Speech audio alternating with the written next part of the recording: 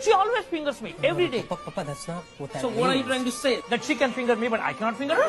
That's not what that means. Hey, I am the head of the household. I can finger anybody I want. I can finger anybody.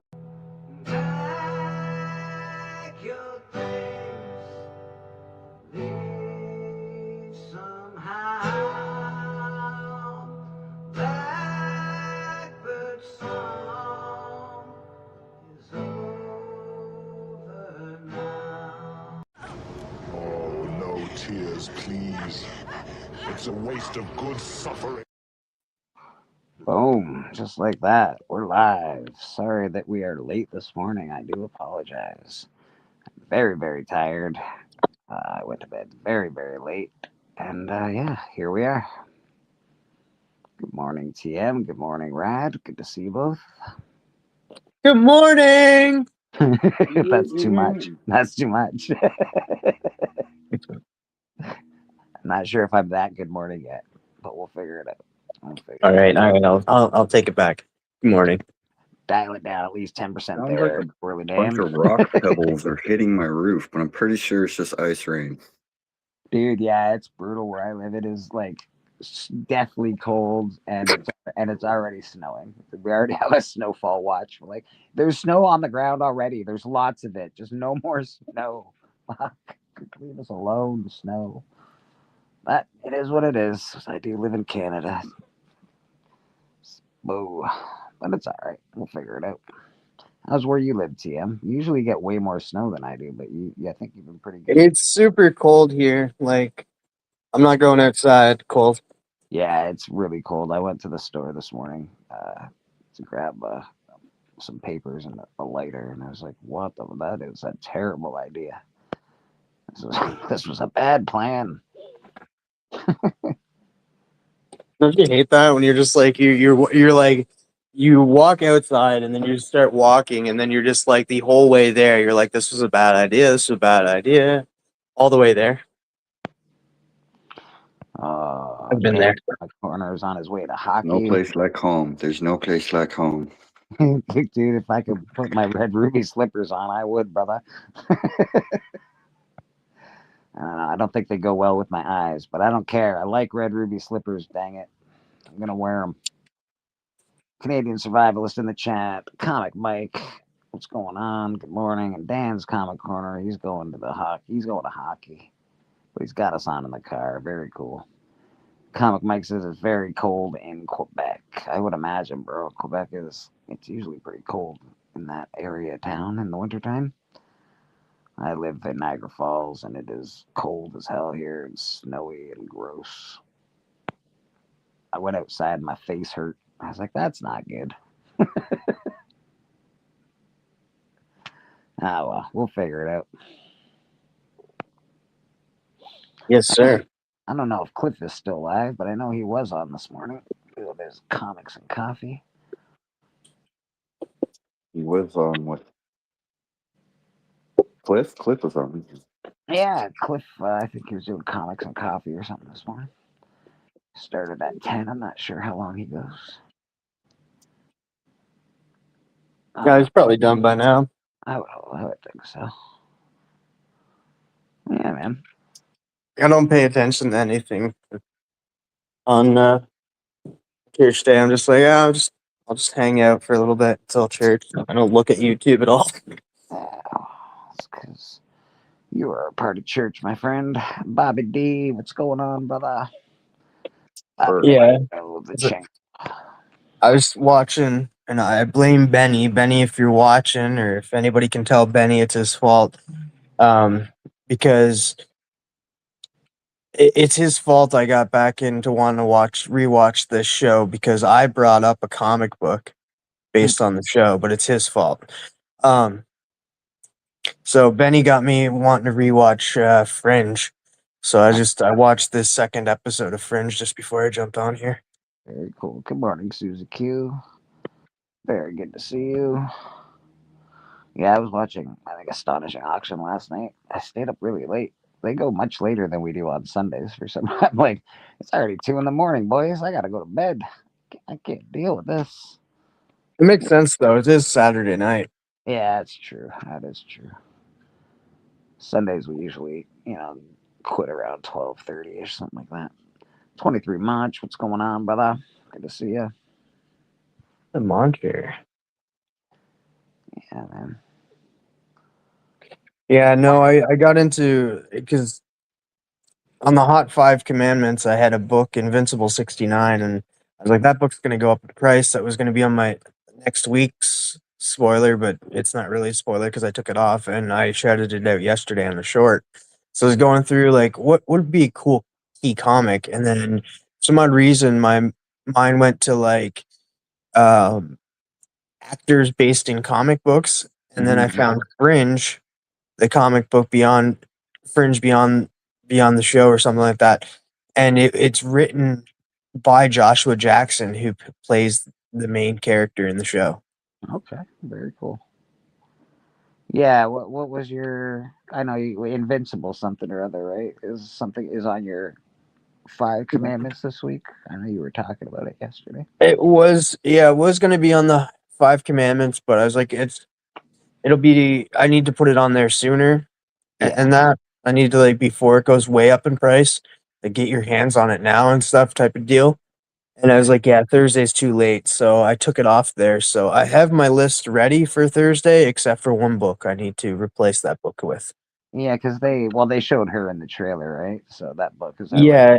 already And gone. it's stated that she is going to be one of the main antagonists of season 4. You want to tell people what we're talking about? Yeah, Invincible 69. It's the first appearance of Universa, not Ultima. Don't make that mistake like I did, because I ended up calling her the whole wrong name and had to redo a video. That's awesome. Yeah, and so it's the first appearance of Universa, who is going to be in Invincible season 4. All right, very cool. Very cool. Yeah, Invincible season 4 coming out. Get your Invincible books ready to sell. They always pop off whenever the season goes on. Matt likes comics. What's going on, brother? Good to see you. Lyle Hobson, what's happening? Good to see you, my friend. People rolling on into church. We'll say hi as you come in. Rolling, rolling, rolling. Keep them bodies rolling. All right, man. Yeah. A couple of good things happened this week. What did we get? We got a He-Man trailer. We'll probably get into discussing that a little bit. I'm sure everybody on there and their mother has discussed it. We had the Invincible stuff pop off this week. What else did we have pop off this week? That Darth Maul trailer. That's right. For the Dark Lord. The other thing about the Invincible, the universe or whatever, she's voiced by Shimon from Walking Dead. Is she really? Interesting. Trailer, Masters of the Universe. We've got Brave and the Bold. DC Studios hired Christina Hodson. Flash and Birds of Prey. Oh, God. To write The Brave and the Bold, directed by Andy Muschietti. Okay. Well, they're not sure is he's still on it because they're going back and forth because Andy Muschietti's good. I will give him that. Like I didn't mind the It movies that came out, and then Welcome to Derry movie show that came out was based off of that, and he directed quite a bit of that show. I just Christina Hodson. Like I don't know who she is. All I'm basing is on what they say. Or she did Flash and Birds of Prey. Birds of Prey, not great. Flash also, it wasn't bad. I didn't mind that movie. Flash was, I guess, not bad, but also I wouldn't call it great. Did she co-direct with him then? I don't know. It just says, just has that in parentheses. I think she's writing it, right? Christina Hodson, Flash, Birds of Prey, to write Brave and the Bold. I don't know if she directed or wrote Flash or anything. Okay, so I hope, and you guys can look this up, but I hope Javon Walton, Javon Walton, is cast for Damian Wayne. That's my fan casting. It's been my fan casting for like years now. I think he's good. Yeah, they just have, so this is just news. Of course, you got your Jason Todd, Robin, Wayne, Brave and the Bold, 1955. So it's just giving me a bunch of keys for the run, but that's interesting. Matt Brave Likes and the Bold. Comics wants a link, but you might want to be careful. Make sure he's not one of them trolls. Who's that? Matt He likes likes comics. comics. You know what? I don't know. He's probably one. He He sounds might like. have like 30 bodies in his basement or something. I don't know. That's what I heard. Yeah, man. He's out having sex with people's wives and things. It's terrible. Only one time, but Just a nerd, man. Yeah, I can send that unless somebody else wants to send it. Give me a second, Matt, and I'll get you sorted, my man. We got Namen in the chat too. Namen the draw, man. That guy's on every night almost. Yeah, the Mario trailer dropped as well today. It was a fun watch. I enjoyed it.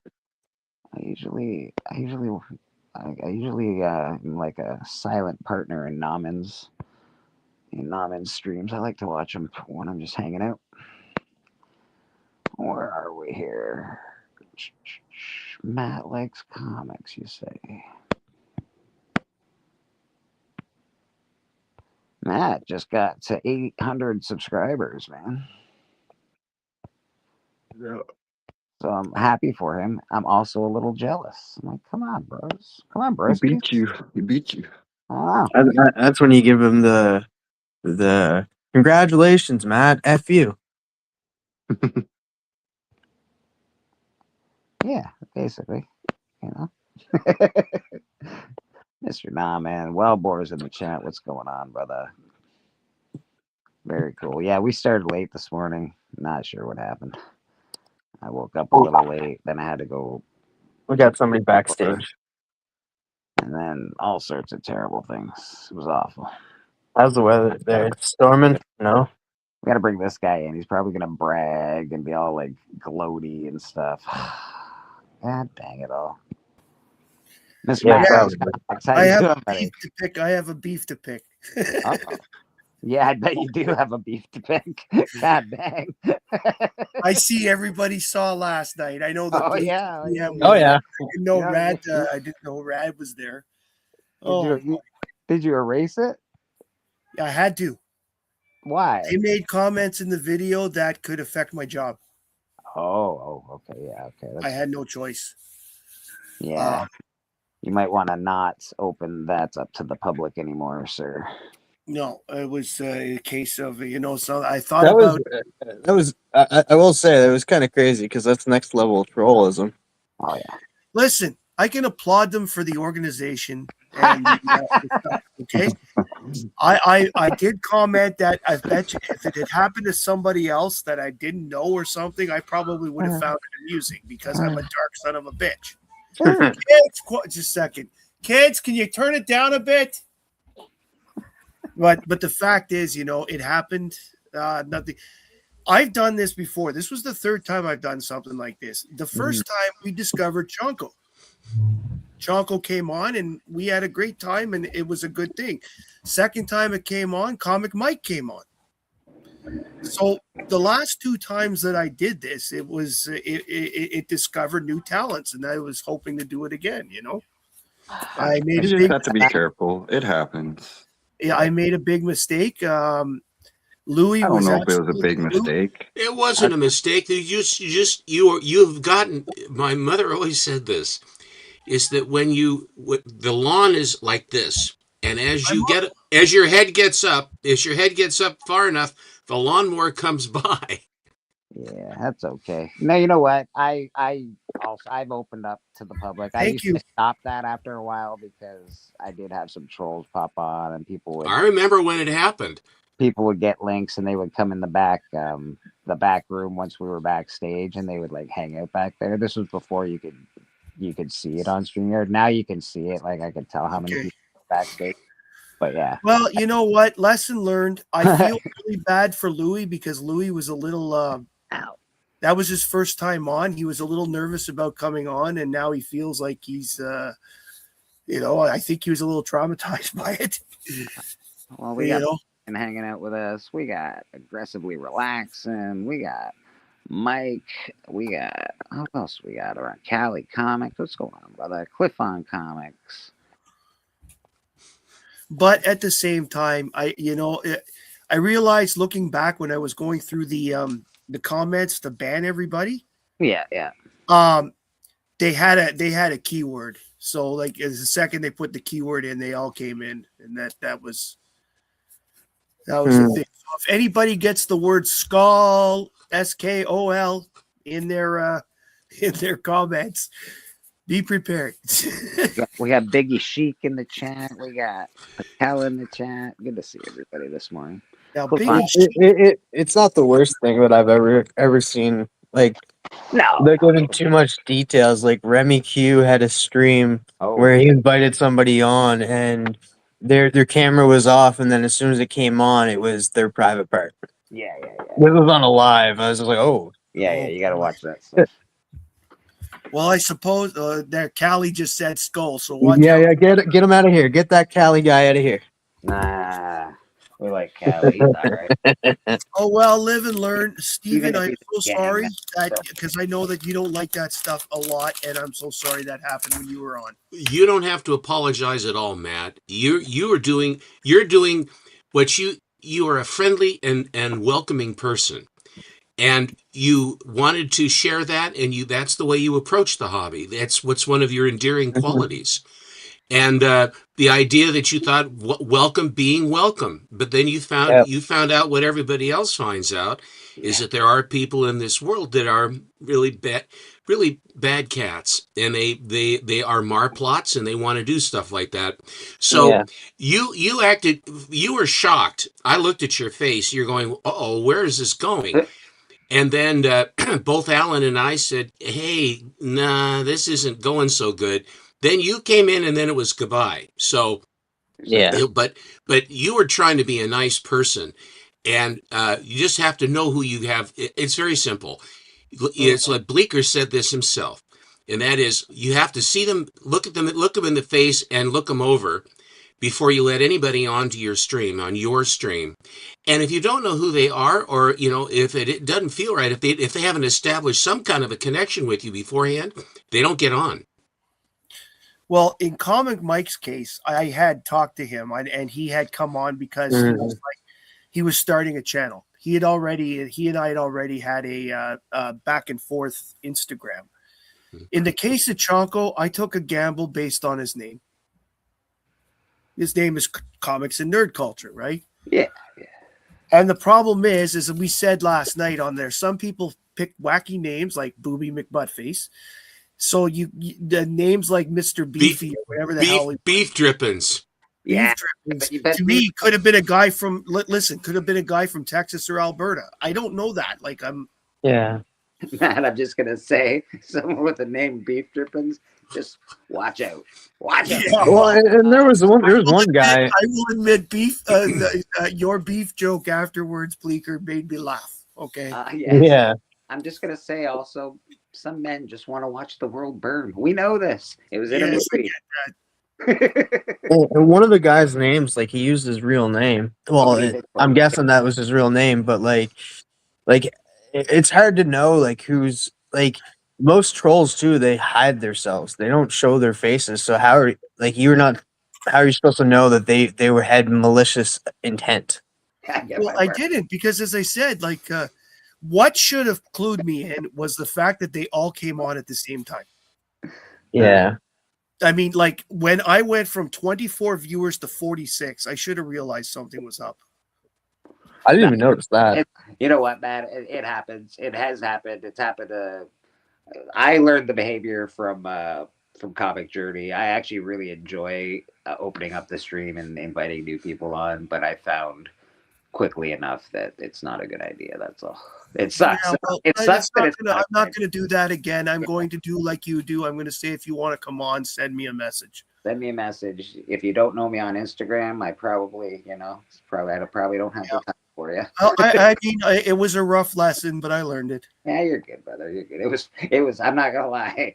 Besides Steven getting upset, it was pretty amusing. I'm not gonna lie. I'm like, oh, what just happened? Oh no. Well, that's what I said, Bleecker. If it happened to somebody else, I probably would have been semi-laughing too. because that's the kind of guy I am. I like dark humor. Watching. You know what I got for Christmas? My wife gave me a ticket to Jimmy Carr. Woo! You know, my favorite comedian. He's one of the darkest, nastiest people out there. So I get it. Jimmy Carr is dark. He is very dark. What was that game show you used to host? 8 out of 10 cats. And then No, I think it was something else. It was. there was another one that he did too that had a couple of other people, but I don't. Yeah, it was something like it was a kind of a quiz show type of thing and stuff. Like it was, I forget what it is, but yeah, I do like it. Mike, Superman show is next week. That's why I did the broadcast last night. I thought, everybody with Chonko, what happened is with Chonko and Big Nasty not doing a show, and I looked around and I saw no one was really doing a live stream that I knew. So I thought, well, let's do a hangout. Why not? Let's.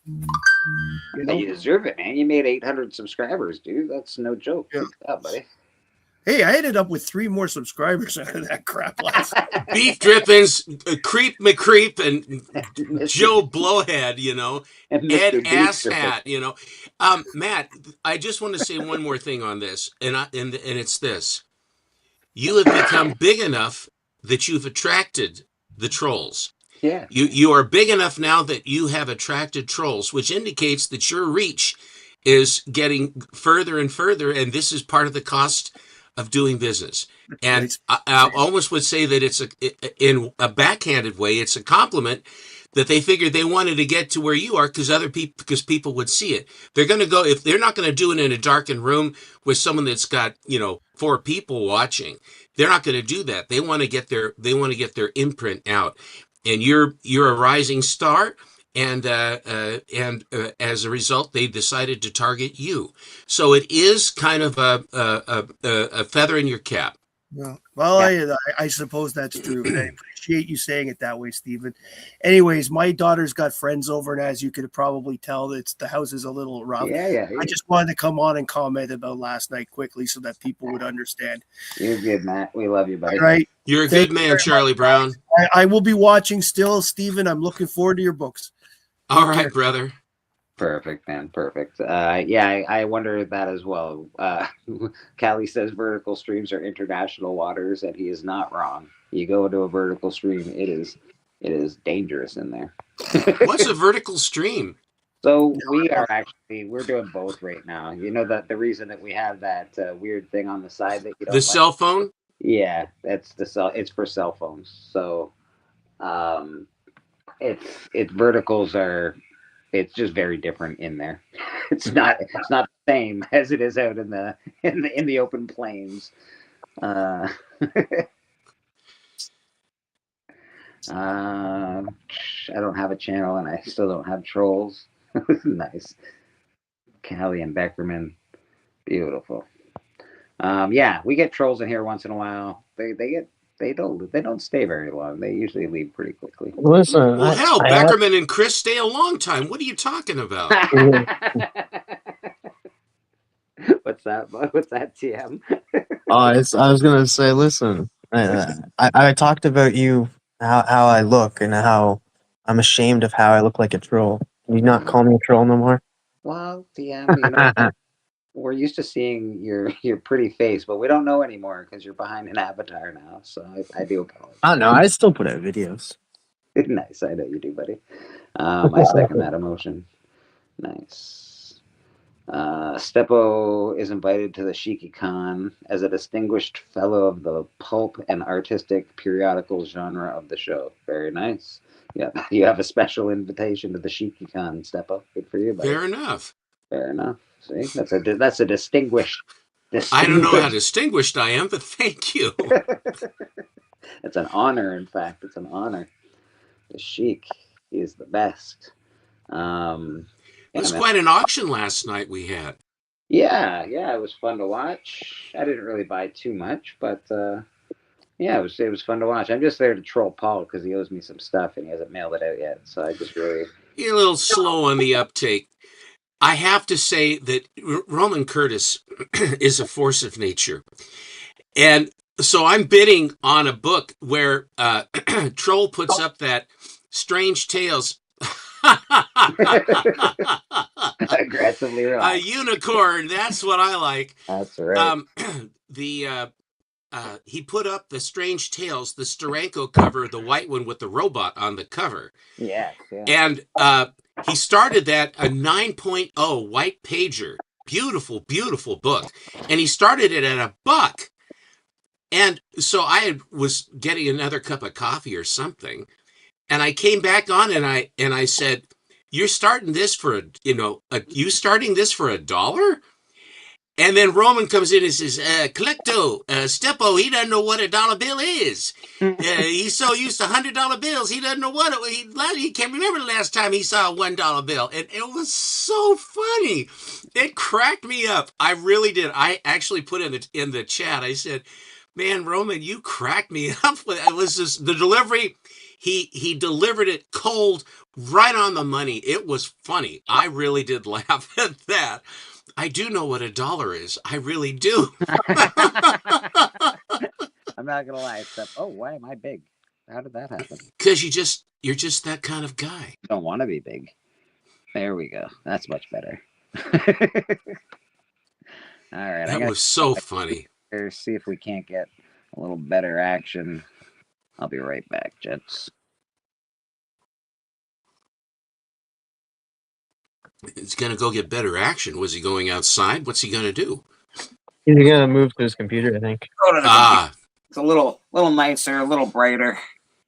Yeah, that's much better. I can see the chat a lot better. Help. I don't want help.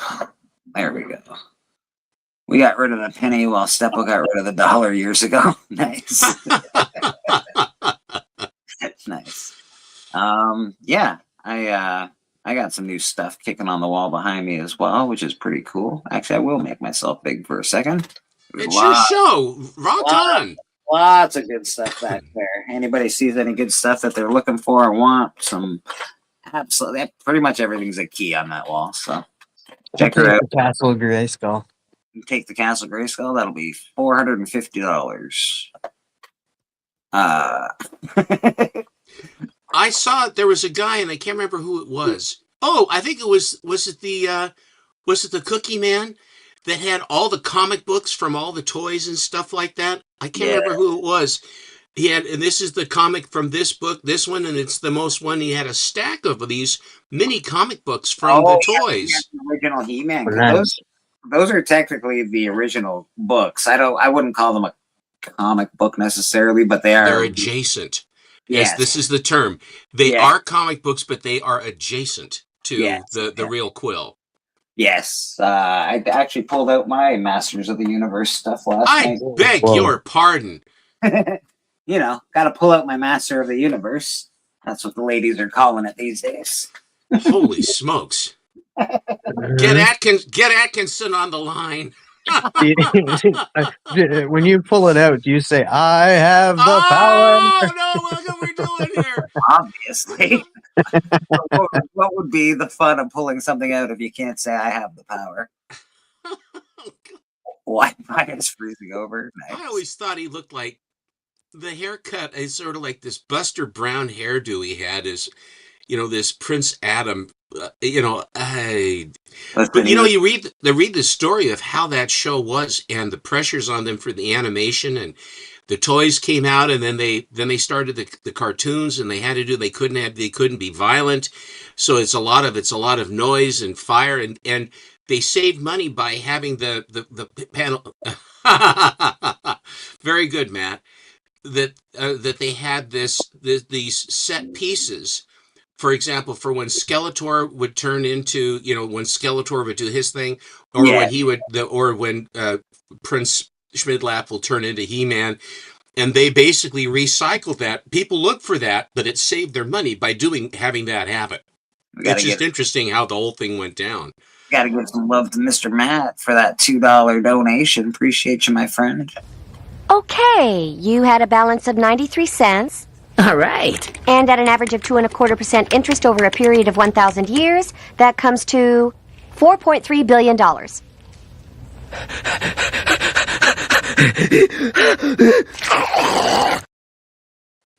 And that's just enough money to buy a cup of coffee. Just about. In those years, would you? Yeah. Sorry that happened to you, Matt. That's a jerky thing for people to do, but I'm glad we got over it. You did well. You got them out of there pretty quick. So you knew the assignment. You got them. You got it done. So you did good, Matt. Don't worry about it. You'll be all right. Live and learn, my friend. Live and learn. People suck. Well, it's a sad fact that there are certain people that like to be Marplots, that they do like to tear down. They find you because they can't create anything. Yeah, exactly. They're worthless and they have no value. So what do? They try to make themselves feel good by tearing down and crapping all over other people trying to do a nice thing. It is a sad commentary. A lot of people basically learn, oh, look at that. A lot of people learn that in grade school. That's pretty much what grade school is all about, that there are people that aren't your friend. That's what you find out in grade school, and then how to deal with it. I mean, that's basically what grade school does. And then by the time you get to high school, why, you're a grizzled veteran of people crapping on you. And so give a little love to Rad. Appreciate you, Rad, gifting some memberships. I'd buy that for $1. How long do the memberships last? For a month, and then they start paying, or? Yeah, a month. Yeah. Yeah, which is very cool. You know, if they like the content, that's cool. Who got the membership? Because Beckerman's like, oh, Rad, what have you done? I'm curious to who got the membership. Callie got it. Callie got it. Oh, did he? Yeah. Congratulations, Callie. How did you gift it then, Aaron, or how did you do that? Yeah, it picked a random gift. Oh, yeah. Well, that's good. Well, I can't think of anybody more random than Callie. Yeah. Oh man, it's this guy, Mr. Yeah, it's this guy. I'm here. Hello, Monty. Good morning. Good morning. How are y'all doing? Fine. Are you under snow? Yeah, big time. Whoa, big time. I mean, you're near Lubbock, aren't you? Yeah. We I got pictures if you want to see some pictures. I haven't measured it yet, but I think we got about 6 inches. Wait, what? I would love, yeah. You should, what do we got? First time you ever seen snow? No, it's not the first time I ever seen snow. He walked outside in shock. Let me see. It's like, what is that stuff? Yes. What incarnation? Oh, yeah, there we go. That's the highway. It looks just, you'll be all right. That looks like my backyard. That looks just fine. Oh, that's yeah, I'm on call, so. Oh no. Oh no. Yeah, oh no's right. Oh, that's not good. Make sure, do you have a pickup truck? Yeah, it's a four-wheel drive, but that's our main street right there. You can't see a road. Monty, do you have enough weight in the back to hold the rear end down? Do you put weight in the back so that you can get better traction on all four? Dude, I got like 2,000 pounds of fittings. Yeah, I'll take that as a yes, Monty. Yeah. Oh yeah, that's just some of the pictures, but yeah, I just got back. They turned me back around because to go a 35-minute drive last night took me almost 2 hours. Oh my God, isn't that what a joy? And they called me out just a second ago, and I got about a quarter way there, and they turned me back. Said, "No, we got people in that town that'll take care of it." So I was just got back just now, so I got all my cold weather gear on and everything. And what's the temperature in where you are right now? What's the temp? The outside temperature, let me see, what's that say? Temperature is 12 degrees. Oh my God, shut up. Hey, you're up north. You're up north. You're in the minus, but 12 degrees here, that's cold. No, I'm just bugging you. It sounds crappy up there. I don't know, man. I'm not messing with them. I think you're a wimp. But last night when I was out, it was 6 degrees. So JSS in the house. Yeah, right now it hurts actually to go outside. My face. I'm not using it actually hurts actually have the wind. That's why I got all this. I'm in layers, and I got my insulated overalls, bib overalls, and 2 shirts on. You have your insulated chin too. Yeah, it's good and insulated. I told you I needed this. It says, why do you have the beard? Well, I told you I needed it for my work. I didn't have time to comb it real good because they got me out of bed when they called me, and I was like, "Are you serious?" Because I was out late last night, and yeah, it was crazy. I was out Friday during the ice storms, Saturday at night during the snowstorm. It was snowing so much, and the road was so white, and the big flakes were coming down. I couldn't see the road at all. Oh, God. Because the flakes matched with the road, and the road wasn't graded. So that's what they call a whiteout. We're at 100% snow right now, Monty. It's snowing. It's snowing until about midnight tonight. That's what. Yeah. Dang it all. It's snowing right now. But the weird part about it, when I got into town, is I seen a maintainer and a front end loader going down Main Street, and their blades weren't even down. I'm like, what's the purpose? If you're going to drive a maintainer, a road grader, or a front end loader, even if you're going to the next job, lower it down and plow your way there. No. I'm not going to lie. I walked to the store this morning, and there's dumbass Canadians driving to get coffee. I'm like, really? You need to drive to Tim Hortons to get coffee this morning? Just make coffee at home, god dang it all. There's no need to be out in this nonsense, but here they are. Just getting a coffee. Got to get my morning Jimmy's. Can't miss that. But god dang it all, you guys. Oh, well, it is what it is. Global warming. I don't know about global warming. Maybe. That's tongue in cheek. I would say it's probably, that is my bride being tongue in cheek. I would say it's more like a polar shift. I'm not really. Oh, I don't want to discount global warming because I don't like to do that. But I'm not a full believer. You know, all it is the Earth doing its natural thing. That's exactly what it is. That's what I think too much. I think we just have a lot more news and a lot more. More of the Earth is covered, and we can black ice. If there wasn't money in global warming, it wouldn't be a thing. Ask Al Gore; he'll tell you. Ask John Kerry. You know how many predictions he has predicted that hasn't come through? That hasn't come true at all? Quite a few. I figured that I pay for whatever for global warming, so it's got to be fake. If my government is making me pay a tax on it, it can't be real. If someone is profiting from a natural event, that is what is known as skullduggery. Yeah, exactly. And call me crazy, but that might you're crazy. Biggie Shack always do that. He says, he says, "Am I crazy?" And I said, "Yeah." He says, "Wait, what? No, what?" Have you ever wondered why China does not use windmills? Oh, let's not get into that. Yeah, let's not do that. Don't do it, Monty. Don't do it. I'm just saying. Okay, I'll change the subject. You ever wonder how McDonald's sells 65 million hamburgers, but we ain't got enough cows that's per day? We ain't got enough cows to produce that much hamburger meat. That's because it's not all hamburger meat. Yeah, it's definitely not all hamburger meat. And that's just one chain. Look at Wendy's and all these other Burger King. I mean, they're all pulling from the same spot. We ain't got enough cows to take care of that. You know what you just did, right, Monty? You made everybody want to go and get McDonald's and Wendy's. Yeah, that's exactly what it is. He just turned on the burger light. You know? I sort of want a burger now. I would not eat McDonald's if you paid me. I would eat McDonald's if you paid me. So if you want to pay me, I will eat McDonald's, no problem. Years ago, on camera to prove it. Yeah, and years ago, I ate one of their hamburgers and everything, and for 2.5 days I had clowneria. This show sponsored by McDonald's. That's a made-up word. No, it ain't. The clown got me, man. Clowneria. That's just a made-up word. No, it's not.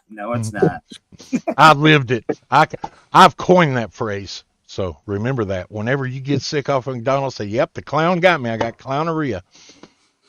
Soylent Green. Yeah, you know what? I'm actually down with if they could.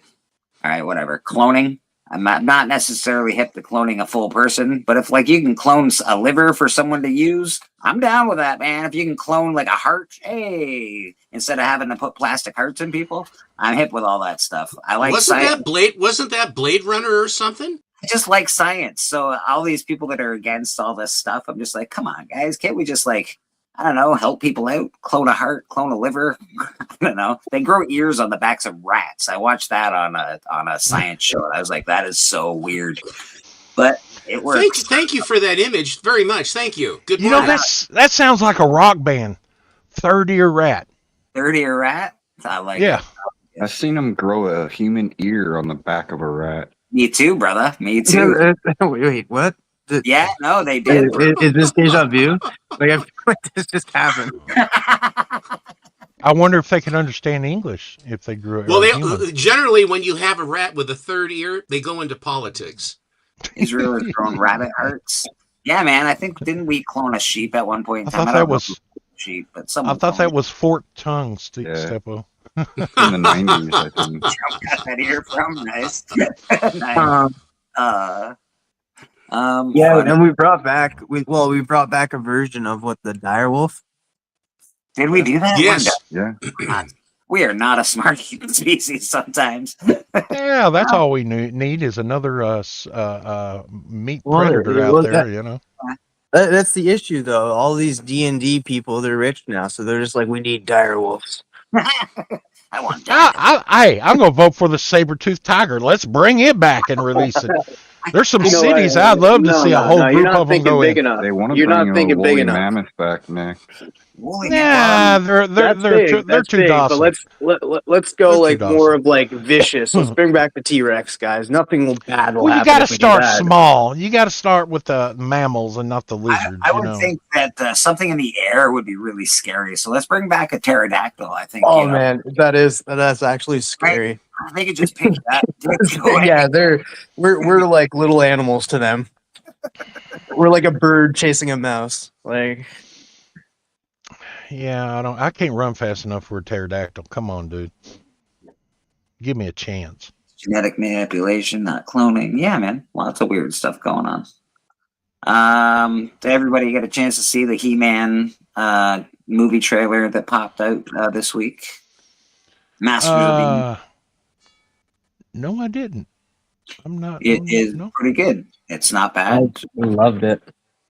Is it a cartoon or an actual? Cookie Man was sort of half in and half out, and MT, who is all about the Masters of the Universe, wasn't quite sure either. I think for the purists or whatever, I don't know. But we'll see. He says, I want to, Alan was saying he wants to have it more in the land of Grayskull rather than have it be in New York City. I think it will be. I think it will be.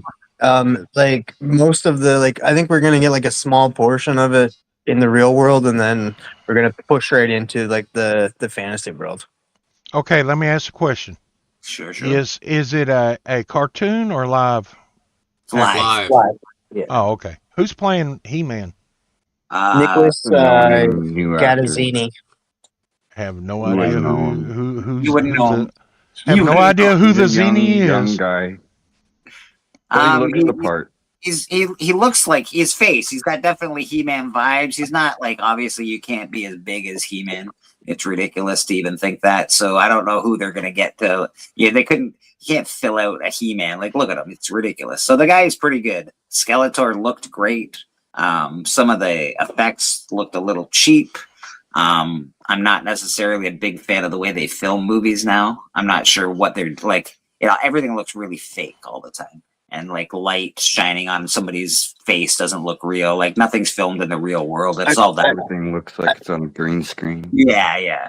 And I will get say that the VFX is never 9 times out of 10 the VFX are not finished when the trailer comes out. That's true. That is true. Well, the next Your point step, is well taken. The next step from green screen is going to be AI. So Yeah, I'd rather Lobo didn't even CGI have and red VFX. eyes in the trailer. I'm like, how did they not make Lobo's eyes red? Agreed. His eyes are just normal. Drop him a note, Aaron. They might have just overlooked that. Drop him a note. Master of the Universe. This is the trailer for it if anybody wants to check it out. It's not bad. Like, it looks like a fun movie, and I'm gonna have to say this: Masters of the Universe is for kids. That's a toy selling line, so it's not supposed to be dark and gritty and an adult movie. So they're making it for teens and teeny boppers, man. So well, hang on. We're a big kid now. We're all big kids, you know. I'm a big kid. I get it, but we just I got remember that ad, the ad that came from Monty. Yeah. We're finally able to use the toilet.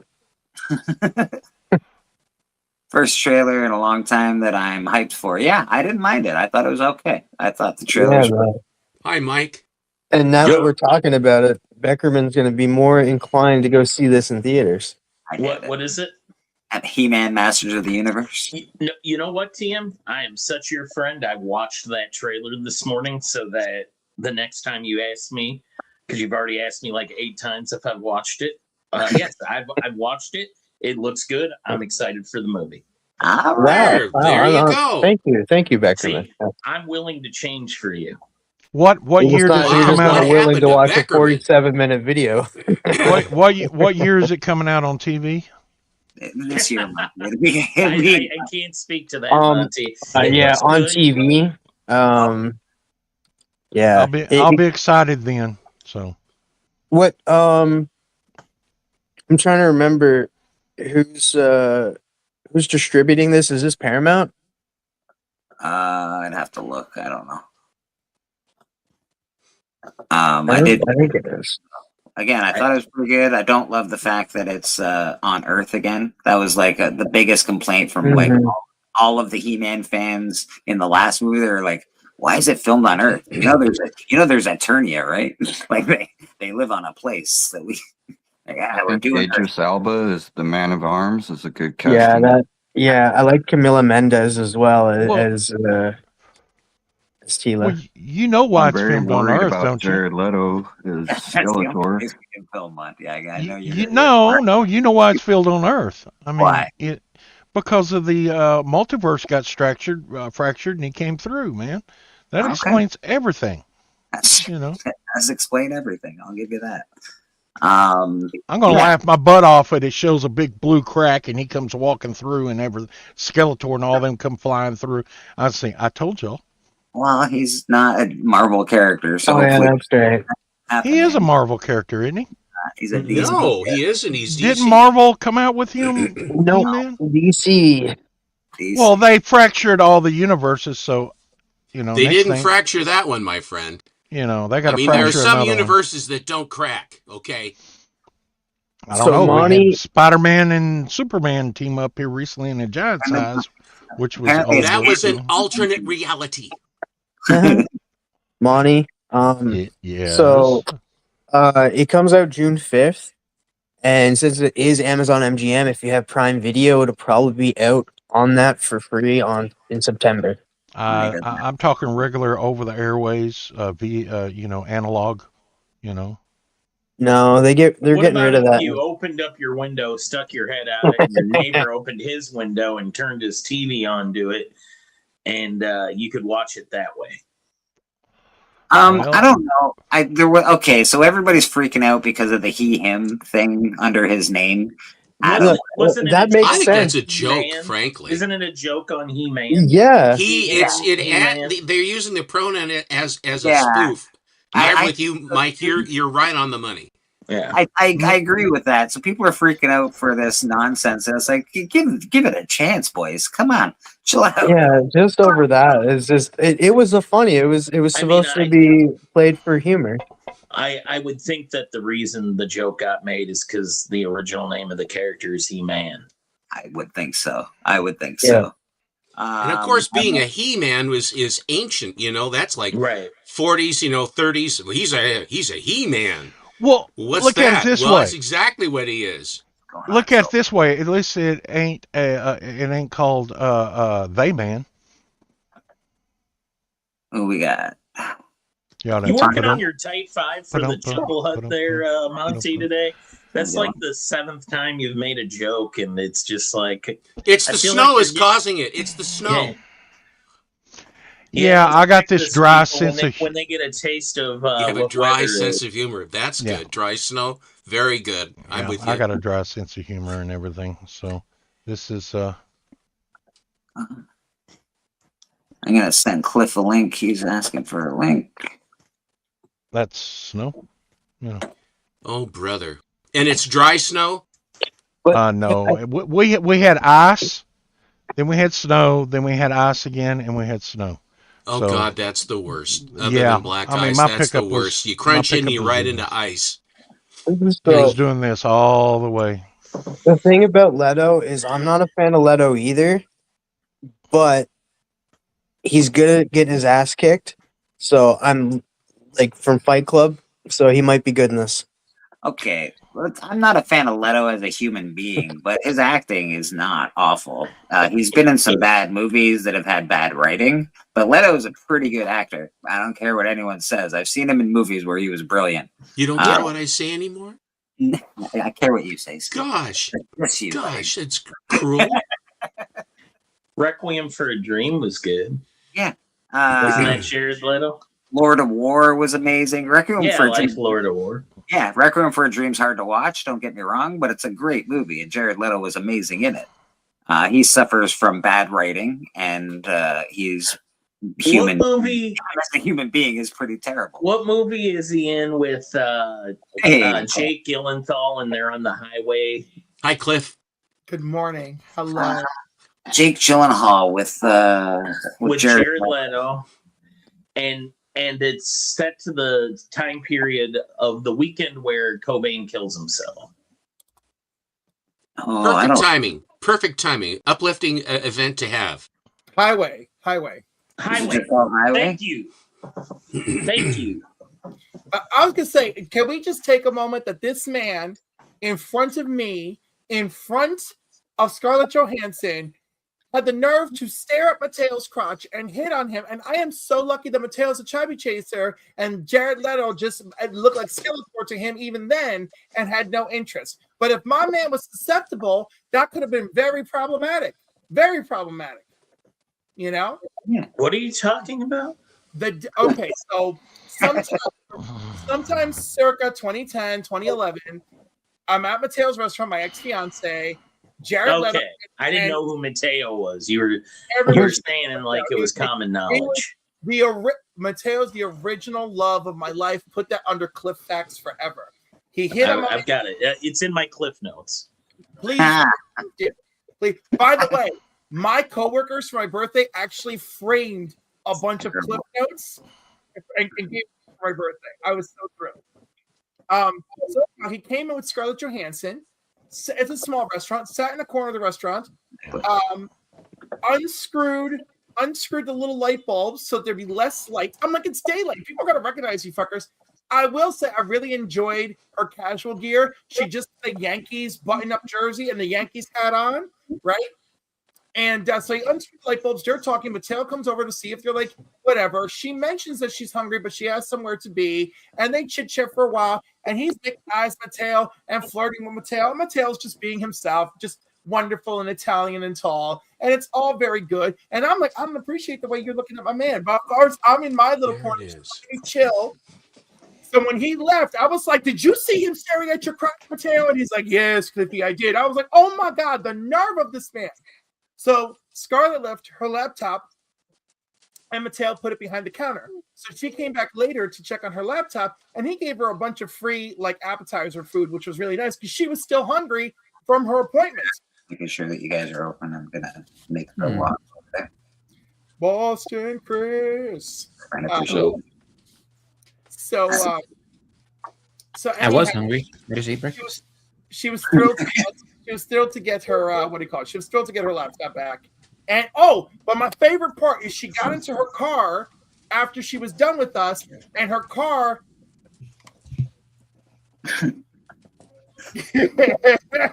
not Cliff. Nope. I go right to hey. I said and let me tell you, Michael, if it was regular, Michael. Regular flirting, it would have been okay. It was the crotch staring that really took me over. Took me over. You know? Whenever y'all get a chance, I didn't get to show them last week. But, yeah, you You got a box, don't you, Monty? Oh, Yeah, we Yeah. have. Is it all DC? It better be DC, Monty. Yes. I'll Them keep you, comics. I'll keep you in DC, I'll keep you on suspense. It may show up in there. I You mean, never know. you can show all the No, books. no. Don't It- mind us it- if we talk in the background. We will talk. Oh, Yeah. okay.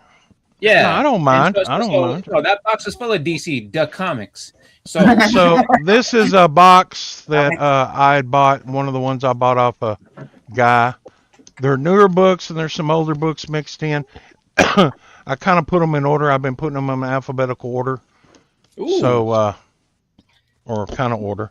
So these are probably newer ones. This is X-Men Blue number 1. see, I see how that goes. The B, it goes first, even though it's an X-Men book. Arthur Adams on that cover too. Number 2. That's nice looking cover. Number 3. Sentinel. There's gonna be trouble in that issue. Number 4. Uh-oh. They made Wolverine angry. Then apparently he got bored with collecting X-Men Blue, and Oh, he so wa- this is a collection someone gave you? yeah, it was this summer I bought it, and it's I been think sitting back X-Men there. Blue was Cullen Bunn's X-Men, and it was not very good. Really? And then we got Mhm. X-Men Not like 92 Cullen. number 1. Oh, it's like kind of a Which throwback to that X-Men He 100. liked it so much, he got 2 of them.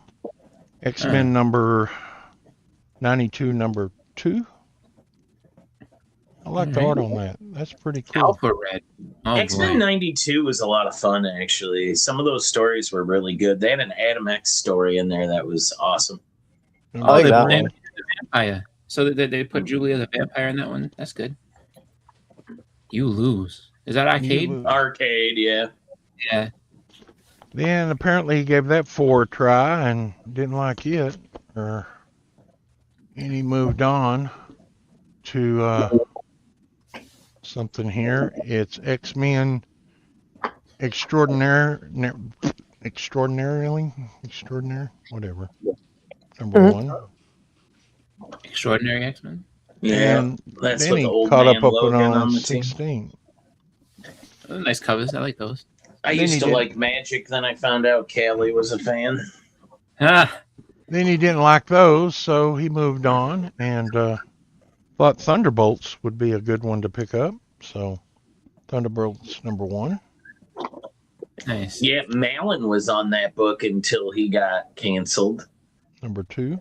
for being in Comicsgate. Is that Meteorite? Is that what?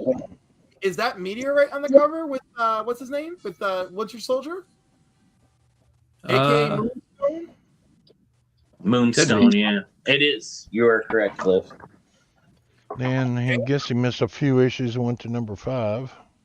Huh. Oh, 129. so- A little bit. So he didn't like that. Morning, everybody. Yeah, I have a feeling that this dude bought comics for like 4 months, and so that because everything has been 4 issues. He bought 4 months worth of comics, and then Splash is like, "I'll take those from you." Well, I paid hardly anything for him. But what he really liked was all new X-Men, apparently. Okay. What's up, everybody? So all new X-Men number 14. 14. All new X-Men number 1. Ooh. There's a good cover of that with like it's like a weird blue and pink cover with Wolverine on it. The Wolverine. Then That's Uncanny Uncanny. X-Men. Yeah, I don't know how that got thrown in there. All new X-Men number 1. Monty, this doesn't seem like your regular run of the mill stuff for you. Usually you're showing a lot of more older books. I know. Well, what- this is what like I said, this collection. This kid, he was moving and wanted to get rid of them, so there See, was 4 long boxes, 3 or 4 long boxes, you know what this and- is? and they This were is just all- about given to me. Yeah, this is all stuff that Splash doesn't have already. That maybe he didn't. And so for him, he's like, "It's perfect." All right. Yeah, this is newer stuff, and I don't You guys collect keep the newer everyone stuff. entertained. I'll be back in 5 minutes. This was this X-Men, I believe, was Beast had gone back in time and got Yeah. the original team and brought them to now to try to talk some sense into terrorist Cyclops, right? Yeah. Like maybe your younger self can give you a little bit of wisdom. Yeah, Noah can't. Oh, there you go. Their younger selves taught them all sorts of stuff. Yeah, I figured you were going to bring that up, Cliff. Of course I'm going to bring it up. All sorts of stuff. Hi, Chris. What's going on, Vlogs? Yeah, I knew that I Come didn't. in. I knew I didn't have these books because they were We get after those now. 2015. So I knew it was safe that if I bought these, I wouldn't have doubles All in right. any of these. Because I Monty, I stopped got a question for collecting you. modern books in I 2015 own that and one. 16. Beckerman, Monty. I loved you giving grief to Swag the other day in the chat. Swagda. He's like, Who, bro. me? Yeah, as a joke. I You wasn't were giving messing him with grief. I love Swagda. I know. He's no, like one of my best funny friends. Are you messing with me, Mugs? Hey, Beckerman, how's your channel doing? My channel is great. Hey, you know what, TM? Calm down, sir. What was somebody was asking me a question just a second I was ago? gonna ask you, do you have new X-Men coming up in this? New X-Men by Grant Morrison? By chance? Frank Wiley? I don't That's a know. good one. I don't know. That's a Scotty Young cover. That's a good one. I don't think so. I don't know. I haven't went through all the boxes yet, so I'm still trying to organize them and get them all That Scotty Young together. cover is a good one, Flash. The what? The Scotty, go back to the Magic Scotty Young cover is a good book. Mhm. Yo, that one, yeah. That's a Yeah. cool one. Yeah, that I'd like to actually- get some of his stuff signed and everything, Oh, you- but I just don't go to places where he's at. He's a and I cool don't. dude. Yeah, just wait. Go to a show that's like where he's normally Don't around. be a like Heroes Con. Dude, Yeah. Beckerman, Yeah, he don't go to the cons that I go to, so. Beckerman, when he was at Heroes, I was walking around and I just see him head bumping to jump around, and I'm like, okay, this guy's legitly. one of my favorites. No, speaking of, though, he's got issue 50 of I Hate Hippo. Fairyland. I sent Bleak the screenshots of some of my favorite covers for that. Yeah. He got Todd McFarlane to do a cover, but it's a 1 in Wow. 250, so I'll never own it. Oh, but boy. Yeah. it actually wasn't my favorite one. I like the 1 in 100 better, and I got to look up who did that. Yeah, I have Oh, Daniel Warren Johnson did the 1 in 100. Yeah, Jay. What I need to do is just send some books to Beckerman and see if he can get them signed for me. Have you I can seen this definitely Scotty do that. Young where he's it's Wolverine and he's talking to angels? He's like, "Who are you supposed to be?" He's like, "I'm Angel. Can't you tell with the wings?" He's like, "Don't care who you are." It's just so Of course, fun to cover. I would what do you call it?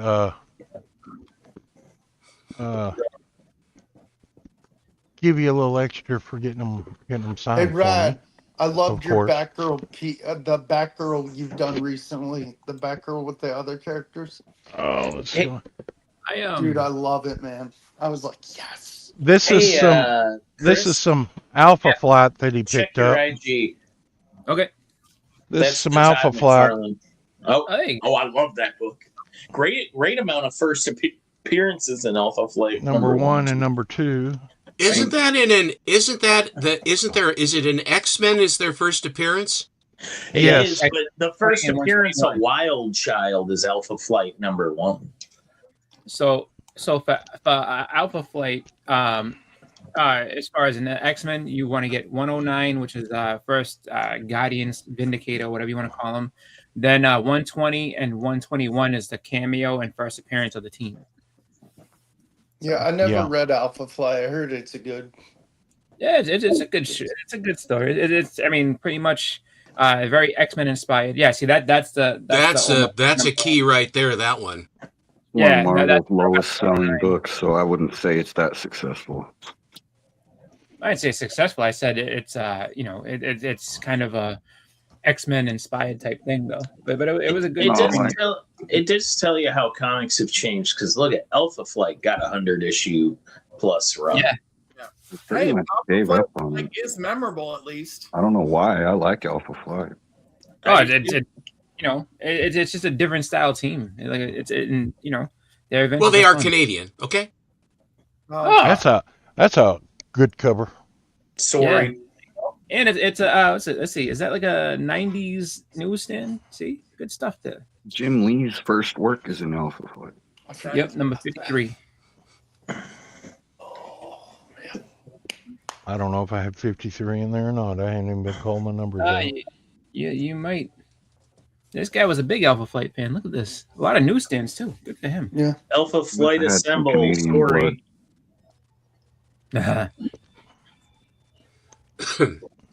I'll tell you what it's all about. Yeah, just about all of them are newsstand. There's a few. That's there's pretty a good. direct. No, it'd be cool if some of those newsstands are mock jewelers. Oh man. Yeah. I didn't even really go through the inside of them. I just took them out Yeah. and rebagged and boarded them. That's like a little new pro tip, I guess you could say. Like if you get a newsstand and it fits between the years they were doing the mock jewelers, look inside because it could be a mock jewelers. Oh, Magus now- is in that. Cool. So now he went back to Flight member. direct. He went to Yeah. direct. So apparently he started buying them all at the. But a bunch of strong covers in this one too, and I'm sure the stories are pretty decent. It's just everybody kind of has the ups and downs. Even the Avengers, like the Avengers in the '90s. I mean, you could say like it wasn't their best-selling title, but people still bought it. People still like the stories and stuff. So everything has the ups and downs. Let me keep going. Get these other ones out. But Then he Avengers went is to still going. Alpha Flight ain't. Angelina. Yeah, I thought you were done. Wow, this kid had a Well, I lot of got stuff. Angelina, number 1. Oh, Angela number 1. That's cool. Oh, She got the- Angela. Number 2. Those are awesome. yeah, Queen of Hell. So now she's taking over Hellas. And what is this, number 3? Oh yeah. Or sister. And he missed 4 and 5, but he got 6 with Thor on there. Or who was that? That's not Thor. That would Uh-oh, be. where'd I go? Somebody. Bleak is outside showing the snow. Bleak. I'll be right with Yeah, you, we- Splash. Sorry, buddy. Give me a second. No, It you're looks good. like he's problem. doing a weather report. Yeah. We're doing weather. We're showing the polar vortex here in St. Catharines. Yeah, we have snow too But right now, you, but it's Tom. like the real storm hasn't hit us yet. That won't start until around 2:00, and then it lasts all day tomorrow. So, but the good thing is I've been told that I'm able to work remotely, so I don't have I to go didn't in the go to office. work today, but because it's a long shift and it's icy. But tomorrow I have a short day at work, so I'll be going. Yeah, no, tomorrow. I was supposed to be in our South Campus office. Worked I'm all not night gonna- last night. My boss gave me 2 nights off. There Hey, you go. Force. That's the way you gotta do things. Like, you know what? I worked last night. Can I have the next day off? Yes, thank you. Yeah, Apparently I he really worked, liked that one. So Yeah, I Force is pretty solid. Yeah, I got number 2. there you go. Then he went to, I don't know what number that is, but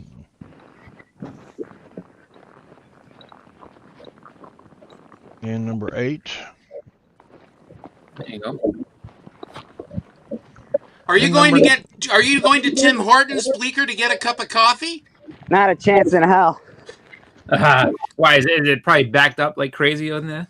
No, I he don't was leave- making fun of it earlier. I wouldn't leave the coast for coffee. Something more important. Yeah, I make tea. Tea. Then- with milk, and I'm with you, Boston. Tea Then he with went milk. to the astonishing Ant-Man. So at least he's organized. Looked like he had them all. Well, no, they weren't organized. He's I had to showing off. organize. He's flexing Oh, again. Look at his okay. organizational skills. Yeah, no, I think Splash's OCD took care of that. He's like, I Yeah. gotta get this all in order. Yeah, I'm still putting ones I find in the boxes in other boxes that I've already showed, but I stopped doing that and I started. Well, I'm going to show them off, then I'll organize them. And Okay, Yeah, so are you Kelly, what are you asking me? Tell at Beckerman, best Marvel team and why. I expect everyone to disagree with you, so that's why you Oh, specific. that's I mean, you know my That answer. was the first. Oh wait, go back. Is That's that a key. yeah? That Ant-Man series is actually really fun. There's an app in it called Hench, and it allows villains to like hire, like, you know how you'd use Uber to Like get a henchmen? ride. Villains can use the Hench app and hire henchmen on demand. That's pretty cool. I want to say that one cover with the giant girl on it had something to do with Champions. Huh. Yeah. It's a actually, speaking of Hench, have you ever read Hench Girl? Very funny comic. That was cool. Oh wait, until he comes out. Oh. Are you telling me Ant-Man's that got some cool henchmen now? covers. God dang, I need some henchmen. We all But need this- Where are you going, Bleeker? Whew, I'm just getting inside. It's cold. Yeah, he was out recruiting henchmen. But this Here guy- all I needed was an app. God This dang. guy sold them to me at a real cheap price, and he knew that they was going to be taken care of, and he said he'd rather me have them than somebody else he didn't know have them. So I told him, I said, well, you ain't got to worry about them. They're going in Mylar and acid free, and even though if they're not worth $1, they're going to be put up. Here's Avengers. I don't know what legacy number it is. Number 1. Do you know when you have books of that caliber in Mylar, they pull the books and keep the Mylar, and that's how they make their money by buying. They're just buying your supplies from you, Monty. The, You'll I don't never sell sold them. You'll never sell. I understand that. You'll never sell, but That's a Hastings edition. what's that? The Battle Hastings? of Hastings edition. Hastings was a store that sold a bunch of books Where? and everything here in Texas, all over. I They were suppose. kind of like Had a a Hastings Yeah, they in were a Montana. national. It's chain. not in Oregon, so it isn't real. Oh, okay. Uh-huh. Does anybody on the panel have a second in Charles? All I go there Hastings for closed comments. down. No, They I don't were a have any of them. CD And music movie store. Oh, Oh, okay. they're great in Boston. Boston, So- they're great. Maybe this book right here will be worth something. He bought 4 of those. I don't know. I don't know either. So That's a good question. What deems a good team? Members, achievements. What makes a team a team? What's your favorite team anyway? Avengers for Marvel. I got that book. it'd be Avengers for me also. Why? I mean, Team? OG, I'm going because they're the X-Men Gold. best. Yeah, Oh, I want to say one. I think TM's on my side. you know, the old school Avengers. JLA. Yeah, the old school OG. Yeah, the I'm a X-Men. JLA guy. I always and liked an Avengers guy. Well, Yeah, we I'd were probably- talking I'd Marvel, probably Vogs. I'd pick Oh, the X-Men personally because Avengers. I guess I grew up with I mean, them, if you're right? talking a team, I agree with you, JLA, because, you know, the X-Men are just derivative anyway. Most Marvel stuff is derivative. I like JLA. Rogue and Wolverine, but I'd go with Avengers. There's Sunfire right there. Oh, man. He's an underused character. Here, bring him back, and you know, You know what I'd love to see? They I brought him love- back. They gave him a business suit, changed his look. Oh I no, I'm love thinking of Sunspot. And I wish they never. I wish they had done something like this, like maybe in DC, like a DC version of this, or at least the JLA versus the Sentinels, to see how badly they get smashed by them too. Just because they established the Sentinels as just like, you know, no matter what, they overwhelm and overpower everybody. I think the Justice League versus, you know, having like a Sentinels type threat would be really cool to see. That would be cool. Hi, Russell. I think they'd all get smoked. What up, who dat? Happy birthday, brother. Happy birthday to who Happy dat? birthday. Yeah, happy birthday, who dat? That's right. You guys, did you guys? Yeah. I don't know if you guys saw him on Instagram. He posted he was getting a couple king cakes for his birthday. Yes.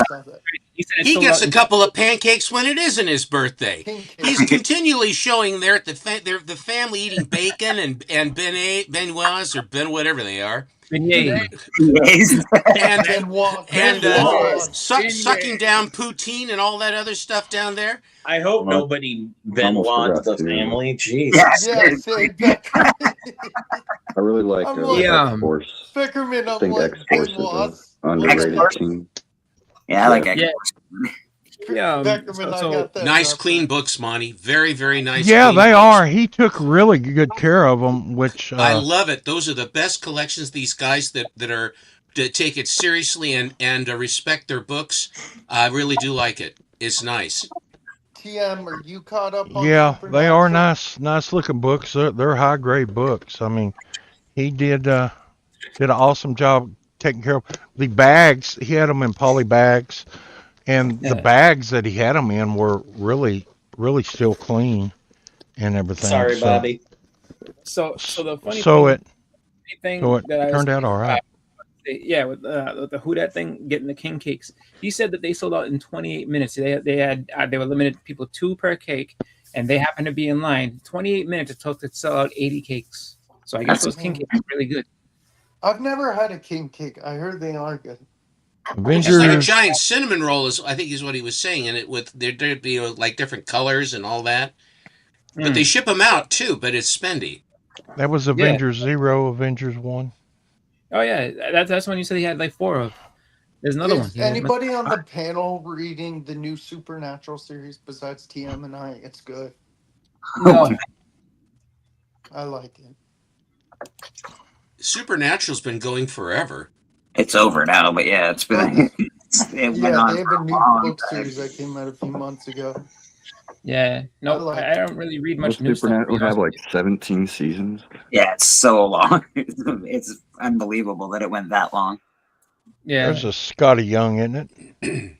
It certainly looks like it. I appreciate his success, but I'm immune to his charm. I like this cover right there. This got a lot of background noise in it. Yeah, it does. I look at it like this, like some of them, Scotty, and a lot of people will be like, "Oh, Scotty, don't like this, that."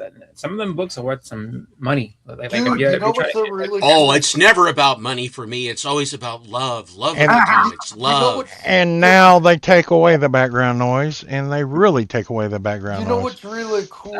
Wow, what a inspired cover by Marvel. You know what's a Inspired. great I cover by- found that the older I get, or the more I get into it, I'm starting to like more of the rare stuff. So some of Scotty's things that are tough. I mean, really tough Did to anybody, find. did anybody Beckerman's read gonna- Standoff? Beckerman's No. gonna have to correct me. Beckerman, I what's did. the cover Scotty did where it's the infrared? Is it Black Panther or is it Alien? What now? The infrared. You can see the infrared lighting. That's Predator. Predator. Yeah, It's Predator with the infrared is so cool. That's a cool cover. Where he's Yeah, sitting on Standoff a is tree. where the cosmic cube shard was sentient, and they used it to build a prison. In the same town that the New Warriors accident happened and kicked off the original Civil War. Standoff leads to Civil War 2.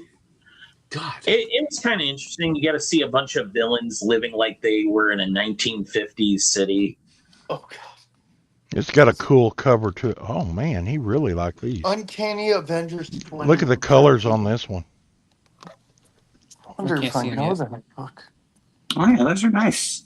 Are I think those I have Alex all- I'm Ross? sure. I'm fairly certain I have all these actually, Monty, but yeah, they're nice. I This think is that's a good Alex Ross green. Avengers covers.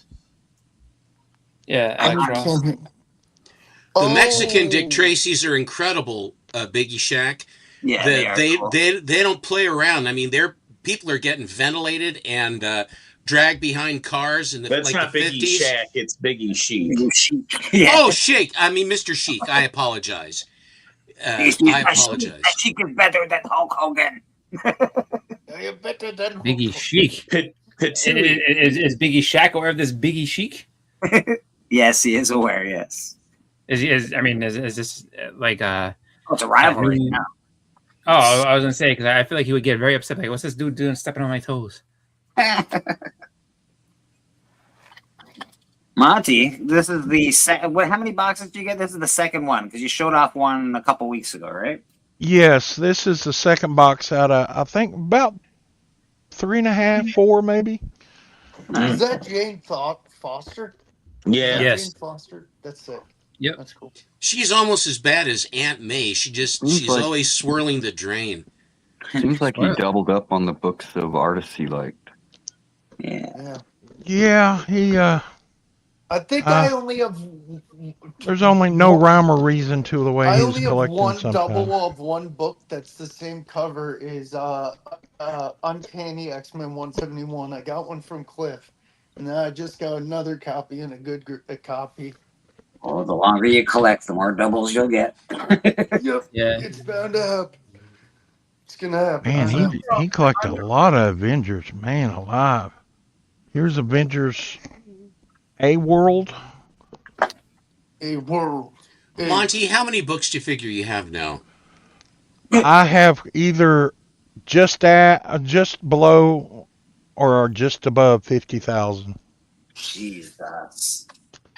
That's not very many. I mean, I know a lot of people in the YouTube community has got a lot more. Yeah, I was gonna say, King of Takes the up a lot Golden of State has space, over 100,000. I got 20,000 books, Monty, but 50, I'm thinking 20,000 is a lot. I'm looking at my bedroom right now, and under my bed and under my living room table and in my closet. That's a lot of books. But you know, a lot of those 50,000, what makes my collection special to me is a lot of the 50,000 are selected Marvel books. I mean, they're full runs and a lot of the Golden Age stuff and everything in there. So very, very few DC. I mean, you're probably talking 1, 2, 3, 4, 5, 6, 7, 8, 9, 10, 11, 12, 13, 14, 15, 16 short boxes. Evil Mike says A World was good. No. Yeah, I agree. Evil Mike says he has 5,000 comics currently. You know, the amount of DC I have is, only 16 short boxes. And it's just a smattering, It's a smattering. Just that much. People's whole collections, for Pete's sake. No, but you know what? Like, I see. It is funny too. That, like, just to hear some of the people will say. Like, I remember, King of the Golden State. I'm almost positive has over 100,000 comics, and it's just like, I mean, to say that you have that many, and then just the question is, where's the room for all those? That's I a would lot love of to see someone go through their entire collection and say, okay, I Wow. have this much percentage of DC, this much Marvel, this much indie. Yeah, But- nobody would do that on camera. That would take you like days. Monty, But after you've done it, what have you achieved, though? This is Exactly, an important question, Monty, on the screen. If you want to answer it, it's a very important question by the chat. I'm But surprised how many Mark's trucks not do you asking own? that. How many truck ones do you own? That's really the most important. Well, surprisingly, I do not own a Turok one. I do not. I have a Then few. you failed. There's no reason that book ain't. I thought mean- you were a completist. My goodness, No, Monty. I What's never. wrong with you? I never started it, so I didn't need to complete it. You've read a lot of these books. Not these ones that you're holding currently, Monty, but I know you've read a The lot old of these. school. He's read The them old like school me. books, yes. This new stuff, I They're never cover read. buys, aren't they? They're cover buys. Well, they're collection buys because No, it's run. Well, I mean, the it's- cover is in your collection, right? yeah, but I don't Oh, actively you're go not just- out You're not just to the putting comic shop. blank paper in there. You've got pictures. You got pictures on it. Yeah, No, but but I you just guys- don't go to the comic shop and look for new comics to buy them or anything like Yeah. that. No, I can That's- see you don't buy a lot of the modern stuff right here. Yeah. Well, it came down to he's got some older stuff in here. It came down to helping a buddy out or my son's friend. I didn't want to see him. He said they were just going to sit out in his garage. Oh, Said he saw, was just like, going to sit out in his 2015, garage and he didn't care about them no more. And Troll, according to my wife, too damn many. Thanks. yeah, this Carnage series, it's a good covers. Some of You these I should may read 'em. tap out and It's- read those. Yeah, that's a good It's kind story. of cool. The FBI puts together a task force to hunt down Carnage. Oh, I like that. I think that's cool. If Mr. Wakeloves is a completist in Marvel, what about companies Marvel bought like Malibu and CrossJet? Do you collect those as well? I got some Malibu stuff. I don't know what I got, Isn't that Spawn's first? but appearance? it's just the Yes. main Marvel stuff. I try No. to complete and everything. See, right now I'm working on my Golden Age, the Timely, in the Atlas stuff mainly right now. I have And a lot of Indies, a lot of Marvel. I got That's a life's work to do well, that stuff, Monty. yeah, but I've completed all the Silver Age stuff in Marvel, the big Silver Age stuff. Yeah, but I've look how got many it all. years you've been building. But look how many years you've been building that. Yeah. It's just something to keep me occupied until the day I die. Fair You enough. know. But You know, this is a good series right here. I was surprised to see him with these. I don't know where he got these, but I've almost got 3 runs of this right here. 3 full runs. Ooh. Inhumans. apparently, Champions. Calvin Comics has exactly the same amount of comic I'm one issue away from completing that run. It's a good run. Yeah, I got 3 number 1s right there. Nice. I like a lot. And I know I got 2 or 3 number 1s in my personal collection. Here's a number 2. Hang on. Oh, champions, baby. Here's a number 3. Don't be so mean to Mindy. Here's a number 4. Here's a number 5. Has Here's it just number become a sickness? 6. Become a sickness for you, Monty? Because you're not really collecting single issues. He's like you're buying just everything. So Number it's 2. just a sickness now. You're just I need all of the comics. I need Well, he all. wants to fill in his enormous cave there. Yeah, I think it's getting to where I'm buying it just to fill in all the blank shelves I got. You know, and the problem with that, I got 3 more big bins sitting outside that this winter I got to bring in and tear down and repaint, and they're just big as those right there, and they're going to go in the shop. So I'll completely have all those to fill up. But like I said, my main collection. See, my collection exists of 2 collections, really. I got my main collection, which is my completed runs, completely completed all the way up to 2015. Right. And that's Silver Age forward. And then I got my doubles, which you're seeing my doubles over there on the wall. That's the doubles. Jeez. The singles, the completists are up there on the boxes, those brown boxes. You know, those are complete runs. Can I just come over and look in your doubles for a second, Monty? Just curiosity. I just want to see. Well, they're doubles and triples, and since I mean this run is almost complete right here, so I may have 4 full runs of champions. I didn't. Monty has the runs. Yeah. Here's 2 number 13s. Very nice. Very nice. Because But, that is yeah. inherent in the system, troll. But that's how my collection works and everything. My main collection never sees the light of sun or day, and it is all vacuum sealed and put in short boxes and long box, those brown boxes, and they're all sealed up forever. I do open them from time to time to check quality and everything, and they look like the day they were bought. And that's my high grade stuff that is With put you, I up have in 2 there. different collections as well, Monty. I have like my own personal collection, and then I have a collection that I pick and choose to sell from. Like I sell a lot of comic books, so I definitely have 2 collections. I get These are the last 4. Yeah, these doubles that I have and triples and quadruples, if I was going to go to sell, that would be where I'd start on these books. Makes sense. Because the other ones would be completely. Here's a Scotty Young.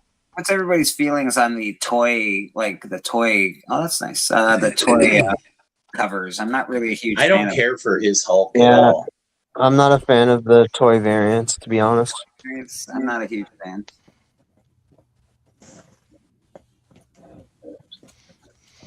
I like some of them, I guess, but not enough to be like, oh, they're great. Is that a Scotty Young? That's Yeah. a No. like that's like That's a not 1 in Scotty. 25 or 1 in 50 because like it's normally color. Yeah, that's a variant. I That's have it in color. Is it a Scotty Young? No, it's Yeah. not Scotty Young. Oh, it's not. Nope. They don't say on what it is, but Yes, it's not Scotty Young. Like you could tell his signature right away. John Tyler Christopher.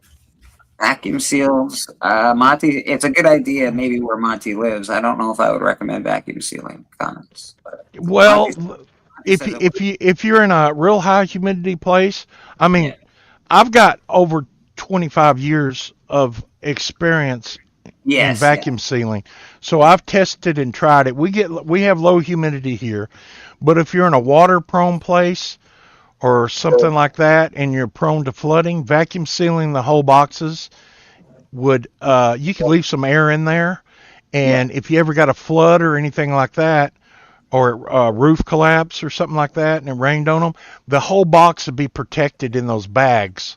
Yeah. And of course, like I said, you'd have to monitor the humidity in there. But my humidity in here is set at 37%. I get up to 40% every once in a while. But my temperature in here right now, it's setting at 72. Yeah, it's perfect. It's perfect climate. And plus, I get those out from time to time and look at them. I'll take them out of the bags and I'll look at them. And if you want to know the truth, a lot of those books up there in those brown boxes, when they're vacuum sealed, but when I get them out and I take them out and I start looking at them, they are actually being pressed up there as we speak, or as I speak. So, you know, they actually are getting better as far as pressing. Yeah. But they're all backwards and forwards. They're all where the spines are on both sides. That's good. So, but I've had 25 years now in high humidity areas.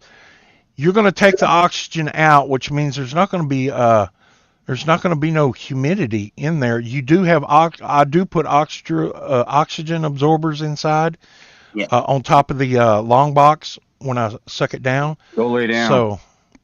So you'll just have to research that. But I did a lot of research years ago on how to do that here in Texas, and that's 25 years, and never had a problem with it. I would never. I find it anyway. You know, I find it difficult, but certain climates are very good for it. And Monty's had a lot of experience. He's obviously opened and checked his books that he has vacuum sealed, and they're still fine. So because for the first probably 5 years, I was worried. And everything. And then I kept out and I started checking them. Then I went another 5 years, started checking them. Then I went 10 years, then 20 years. You know, I mean, I just, and they all turned out all right. Every climate is different in the way storage and everything. So I'm an expert in my area. Because I have, and I know I'm the only one that's ever been on YouTube that has vacuum sealed long boxes. That is true. I've never seen another video, never seen anybody else do it. And I've had lots of critics say, oh, you're going to ruin your comics and everything. You wait a couple of years. I'm like, well, it's been 25 years. How long do you want me to wait? Well, yeah, and again, you really have to know what you're doing. You really have to get the moisture out, because if the moisture's not out and you vacuum seal them, your comics are in dire straits, boy. Let me tell you. That mold will eat that up in a couple years, and that's all it takes. But every single book that I have, if it's not in Mylar and an acid-free Gerber backboard, and I find it, it will be. So probably out of 50,000 books, I would say 99.5 are in Mylar's acid-free backboards, and I only use Gerber. That would be awesome if somebody in 2,000 years found a bunch of short boxes in a cave like the Dead Sea Scrolls, Callie. That'd be well, these are going to be buried in a 40-foot shipping container, and I'm going to be what do you call it when you stuff animals and put them up? You're going to be stuffed. Taxidermy, yeah. Yeah, I'm going to have taxidermy, and I'm going to be laying back, and when the door opens, I'm going to be on a spring, and I'm going to come forward like that. And there's going to be a recording that says, "Don't touch my comic books." Yeah, I would just put it out that the Edgar Church collection did not have anything. One of the highest grade collections that has ever been, and none of that jazz was going through. The trick is cool, dry, and dark. That's all it is, and the proof is the best collection ever was, is the Mile High collection, literally. There are a lot of great collections, but but as far as the collection that changed grading, that changed everything as far as what the books actually looked like and how they were stored. It was the template for how these books, these organic the newsprint books. I don't know about the cover stock books. Those things are whatever they are. The new books, I mean, how they will. I mean, there's no. It isn't like newsprint that is more organic, but for books from the golden age all the way up that were in a perfect state of preservation, sitting raw in a bookcase in his basement. So it just, that is, to me, I figure if it's good enough for the Edgar Church collection, cool, dry, and dark. I understand the humidity though. Look at the books from Brazil. That's what I mean, they're all eaten alive by the climate. I see. There are places on the planet where there's so much humidity that, like, the actual vacuum sealing might be better. To be honest, Florida, all the southern states, Georgia and Louisiana, where the humidity's real high. Where the alligators grow so mean. Okay, yeah, sorry. But Steppo's exactly right, and I've thought about this for a while in the past, and I think a lot of that collection up there, he's right. Cool, dry, dark. I think a lot of it had to do that with something. I don't know. Is the altitude? Is that altitude up there had something to do? Because he didn't put none of these in bags or boards. They were just stacked in a closet. Some of them were stacked up on top of each other in a closet. And well, he built a case. He had that case built down, and he had that structure built to put them into. He's probably got a guy for his self-taxidermy. If you know Monty, he's probably got a guy. Well, I know a taxidermist. Yes, I do. He's going to mount. Do you have a horse? I used to. His name was Jumper until he jumped over a bunch of stuff and threw me off, and then I sold him.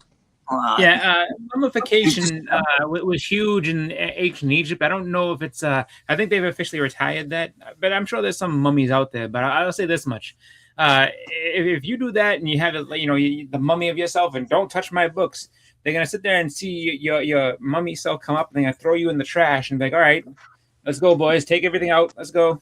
No. But I will have a curse on anyone that opens, and just like the King Tut, all these mysterious people will pass away that opened it, and they'll go, oh no. Or so mummification and voodoo is what you're doing now. Oh no voodoo, no voodoo. You're putting curses. No, it'd just be a curse. Not a voodoo curse, not a witch curse, not a. It'll be a hoodoo curse. Yeah. So you sit there and just put a big swear at him, like "son of a bitch," and then just all right, well, it'll be a totally remarkable curse. I'm talking totally remarkable. You cannot beat this curse. It's so cursively remarkable. You got a perfect curse, White Gloves. They open your boxes, and Vogs and I live with them for a month. What's funny is honestly, like, I kind of wonder. I mean, and I don't hope this for anybody's collection, really, truly, just because I think at that point it's actually kind of, for me, it would be kind of sad to know that, like, oh, that was somebody's collection, this and that, like that big warehouse find that they keep on talking about. Like if you go on the Instagram and they're like, oh, like we found a warehouse with all these comics and all this stuff, and we sell it, like, you know what I mean? I do feel like though at some point, unfortunately, for someone who has like a big collection like that, that's going to end up being one of those things. Like we went into this, garage or something like that, and we saw all this stuff here, and we're selling the garage collection. It's like, no, that was this guy's collection. Don't call it that warehouse belonged to somebody at some point, or many people. Well, there's a percent of people in the world that don't collect comics like we do. We collect comics, and we're very public. We're very public about it. There are a lot of people that collect comics and aren't public about it. Like that farm collection, nobody knows whose collection that was for real. Like, they have some data on the farm, but they cannot link the farm owner to the collection. So it's just like, it's the farm collection because they found it there, Yeah, go ahead. I'm sorry.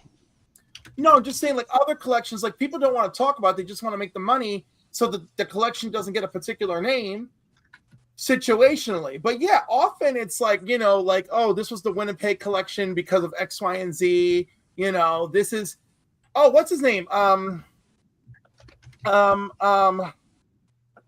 oh my god, I forgot his name, but there's a famous Latin singer, artist, actor. Like, you know, he's done everything. And like his collection, there's a CGC collection with his label and everything, even his signature hat from back in the day. Why is his name escaping me? Yeah, the lead guitarist from Poison, I think, has a massive comic collection. I think Nicolas Cage, I don't know if he still collects you're or thinking not. Sebastian Bach. No, the Sebastian guitarist, Bach. isn't it? No, because Poison would be Bret Michaels, and it's not Bret Michaels. Well, the guitarist. Cinderella.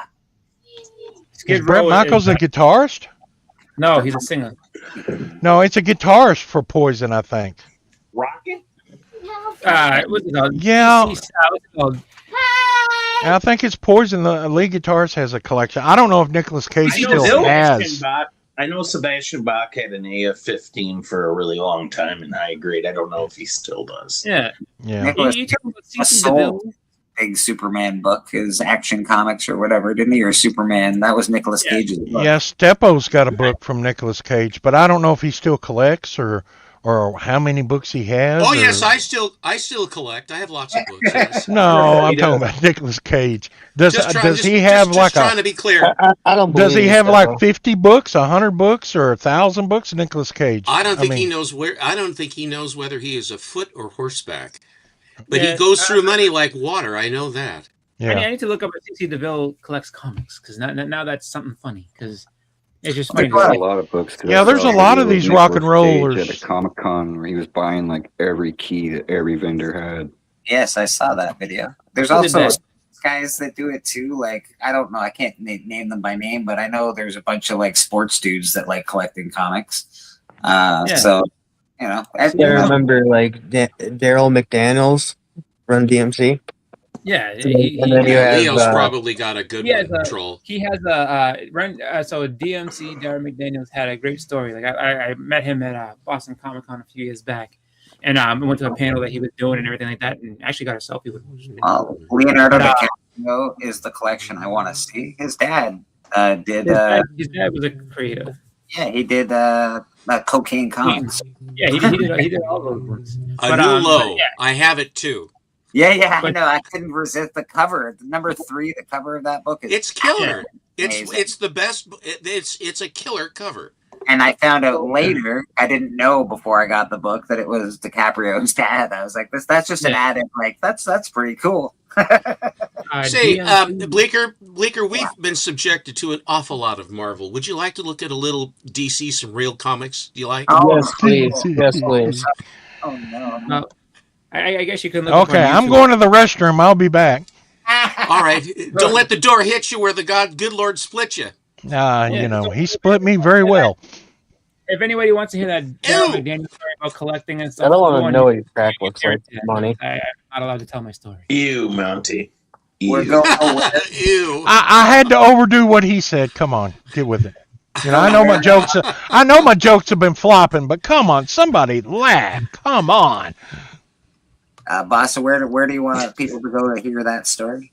YouTube take or wherever pity. you can look up the story, just because, you know, it's apparently not. It's falling on deaf ears. I'm going to show my Doom Patrol collection because I don't believe I've ever shown it before. See, I'm only so will I, in fact, actually. Yeah. Whoa. Has anyone else been noticing that they're going through Instagram lately and you're just flipping and you hit a reel and it's like, that's pornography? Yes, it is. How are they getting away with that?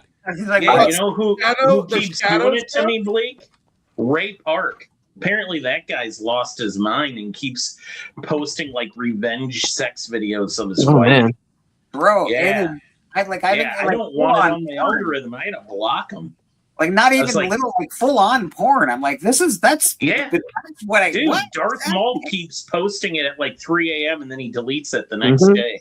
And don't get me So- wrong, I'm as red blood as the next person, but like I don't want to see it on Instagram. That's somewhere where I'm not looking for it. I don't want it on my phone while I'm doom scrolling in bed. Yeah. All I need is Jill looking over and being like, "Why are you looking at that? It's not my fault, honey. Darth Maul is doing it." It came with the meal. Hey, Bleaker, I'm You not gotta having that understand, problem hon, at this all. guy's really good at No, a you're not. double-sided lightsaber. No, you're not. Well, God I dang. scroll down. I'm looking at comics. I'm looking at comic content, and like they'll pitch stuff to you. But I look at comic content, and then I flip up one, and then it's just what you said. I said I didn't ask for that, so I go right by it, or I hit not interested, or whatever it is. I try to, or even I'll if I can, I'll report. Because if you report it, if then they'll at least they'll stop it for a while. But it's just and then these ads for these people with these ghastly medical problems, and they pitch them at you like you're actually wanting to look at that stuff. And I don't. If it's comics or watches or cars or things like that, I'm all for it. But they say, well, if he likes cars, then he must like porn. No, that ain't the way it works. It goes together. He loves chocolate bars. He's got to like pornography. Yeah. Doesn't it? It's car porno. It's comic porno. But it ain't porno. Oh my god! If I'm looking that stuff up, that's one thing. I don't want to see it on Instagram. It's just not the place. I'm like, come on, guys, figure your Hey, shit Blake, will you do me a favor? When Stepho's done here, will you give some time to Boston Chris so he can tell whatever story? No, it's fine. Don't worry about it. No, You can put it on YouTube. you're gonna have your time to bloviate after the other bloviators are done bloviating. That's right. This is equal time and weekend bloviators. That's right. Unite. Everybody gets a rant. I agree. I wanted to hear it, Boston. I just couldn't Yes, hear it. we're gonna hear it. That's a purple It's now your robot. turn. It's now your turn. The majority of these, Monty, were from a guy that collected them just the way that your kid did, or that fellow that you bought from, the guy that bought the books and took good care of them. Came out of Santa Barbara, California. Oh, Nice books. I love the covers. I love Doom Patrol. It's good. I love that. They just get rid of that emblem in the top left. No. Only on Marvel books you want to get rid of that. It's all derivative. Yeah.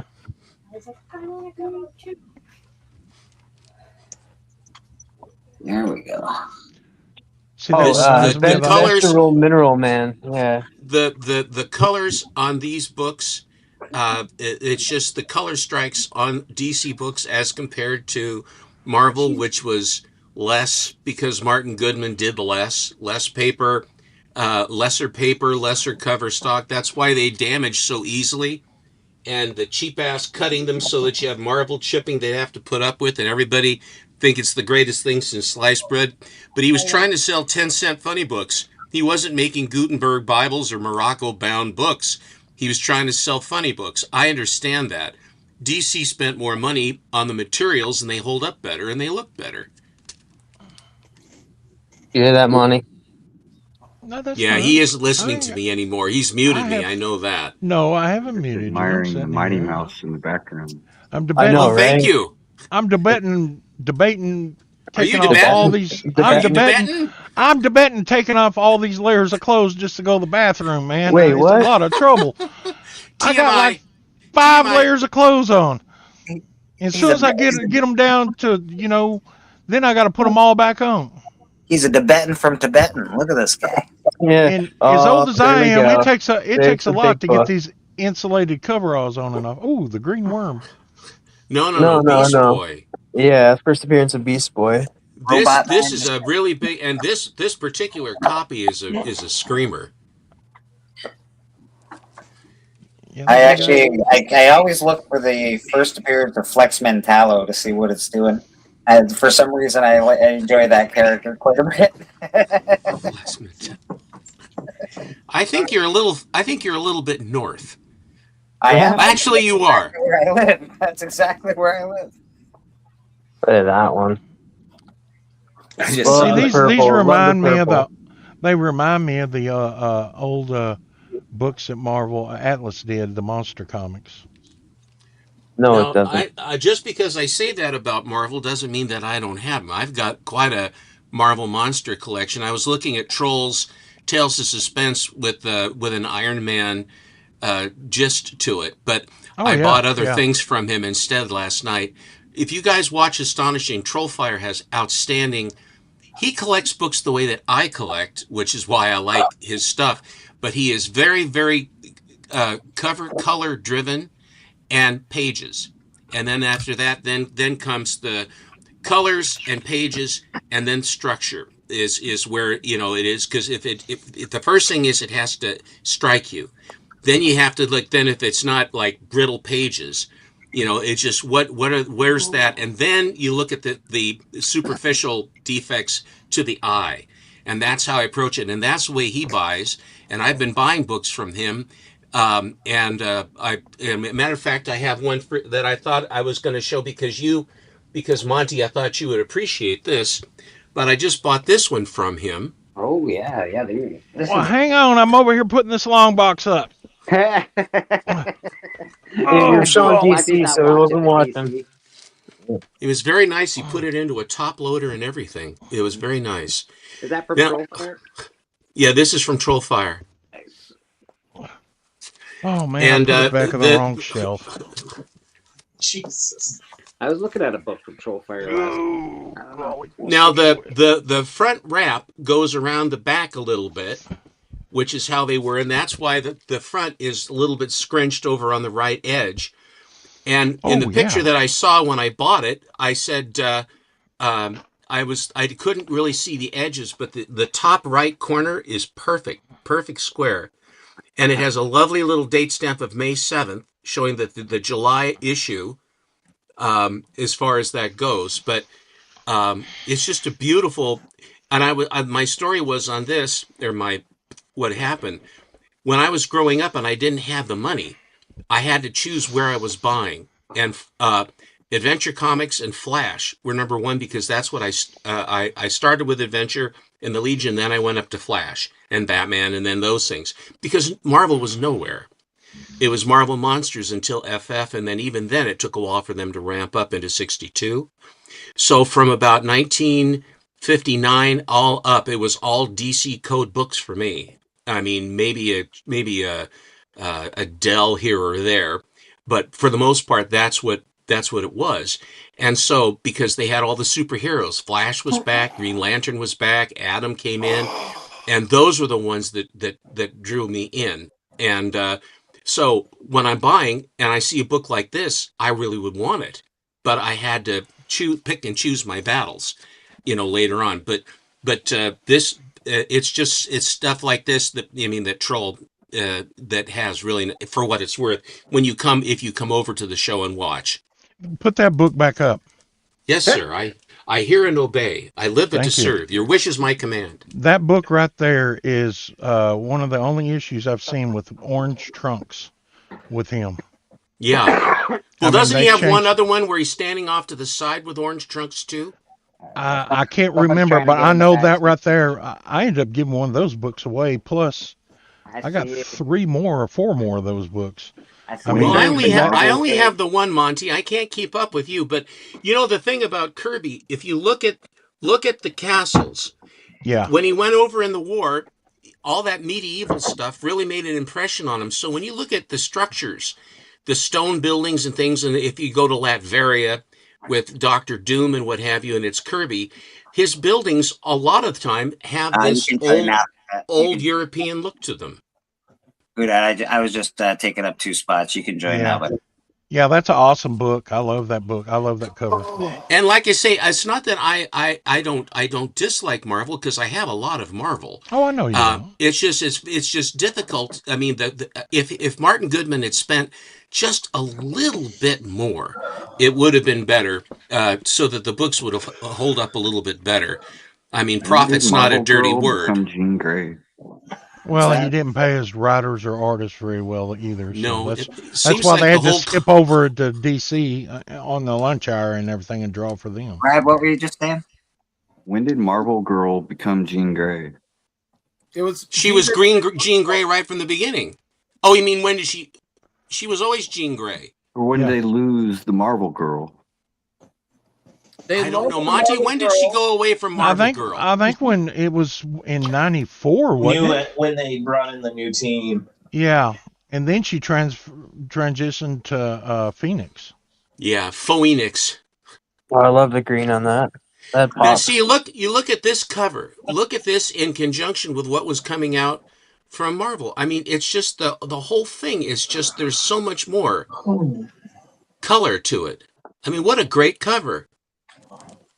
It is nasty outside. Yeah, man, it sucks, bro. Baby, it's like cold raining ice outside.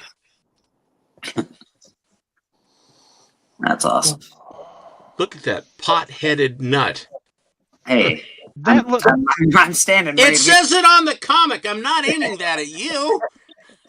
that worm looks like that video game they play on Facebook all the time. I always get one popped up where all these worms or snakes are in there trying to. They're just in your head, Monty. It's not on the show.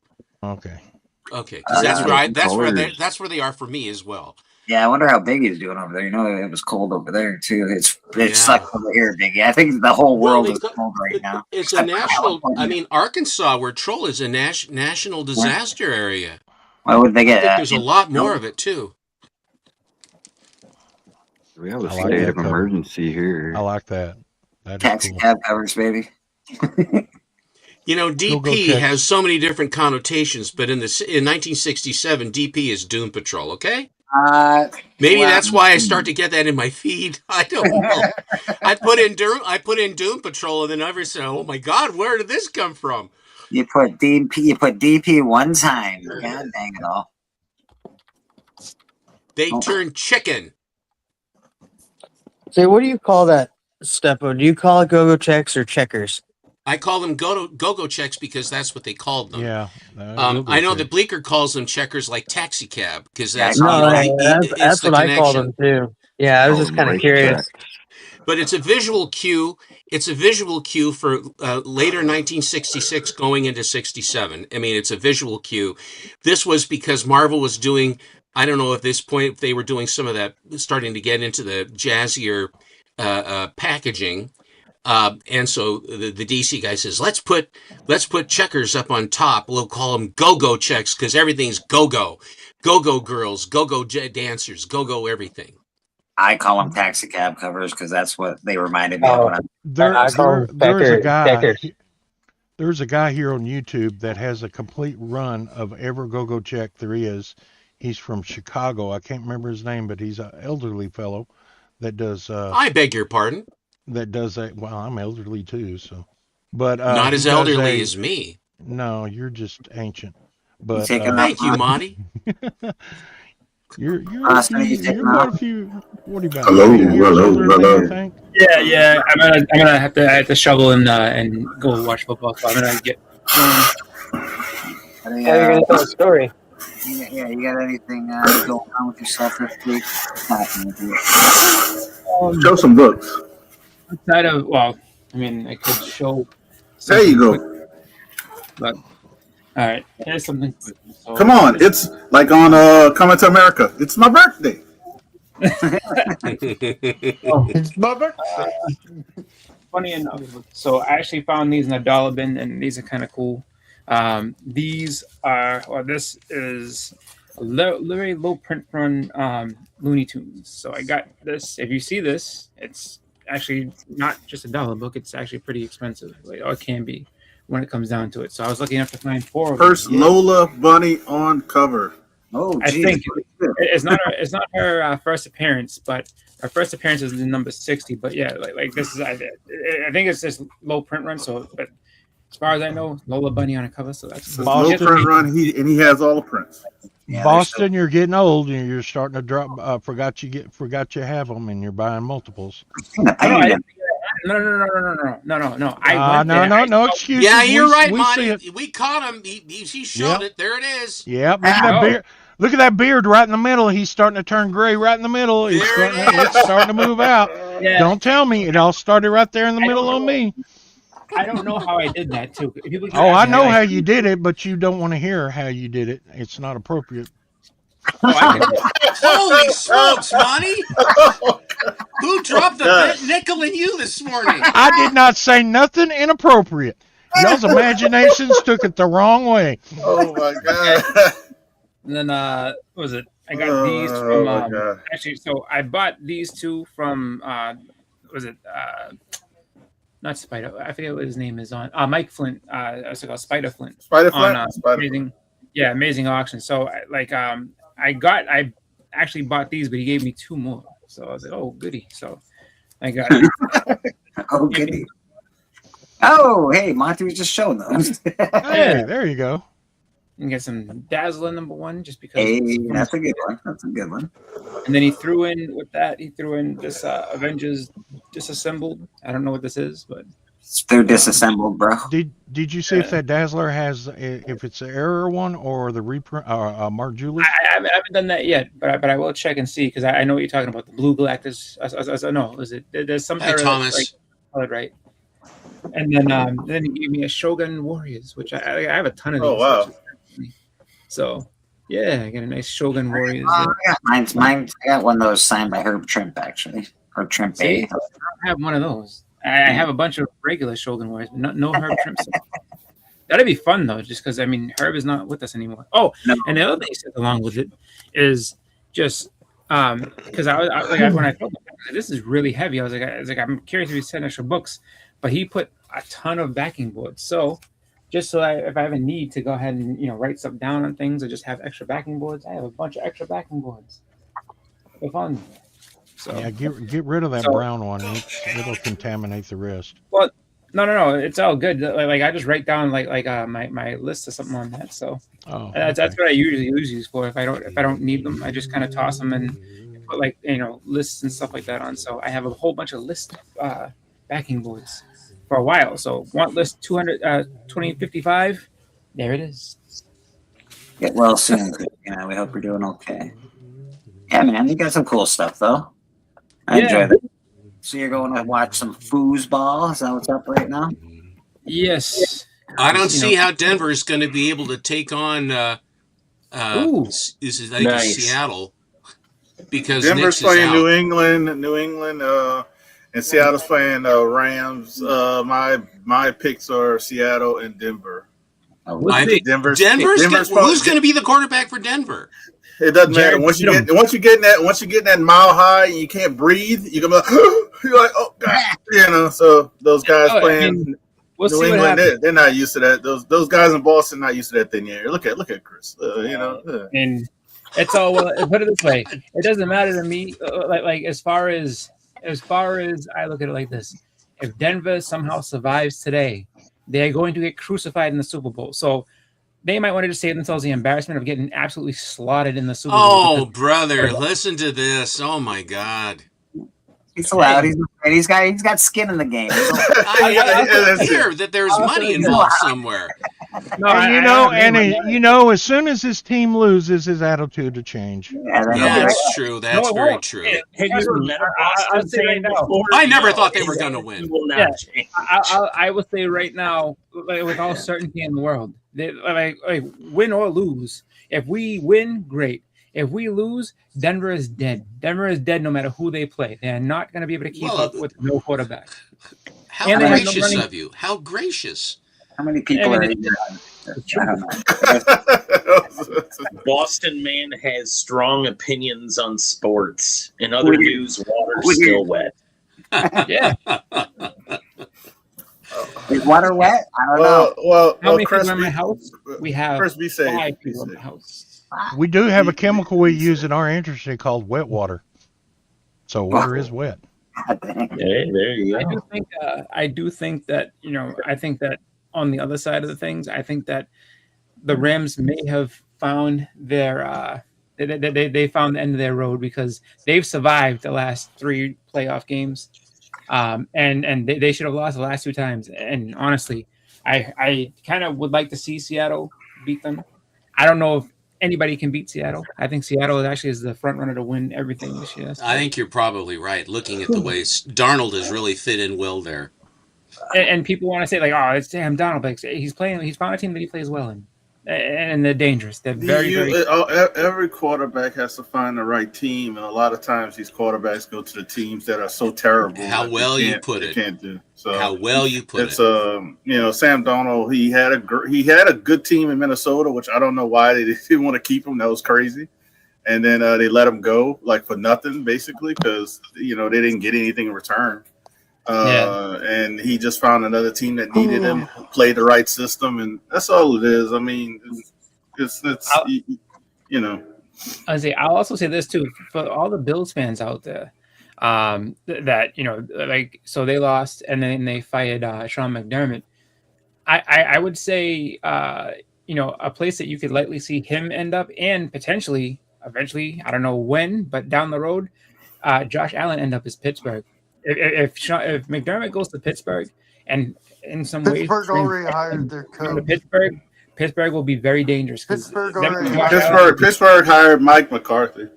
Oh, they did? I agree with you, Troll, completely. Oh, why would they ever?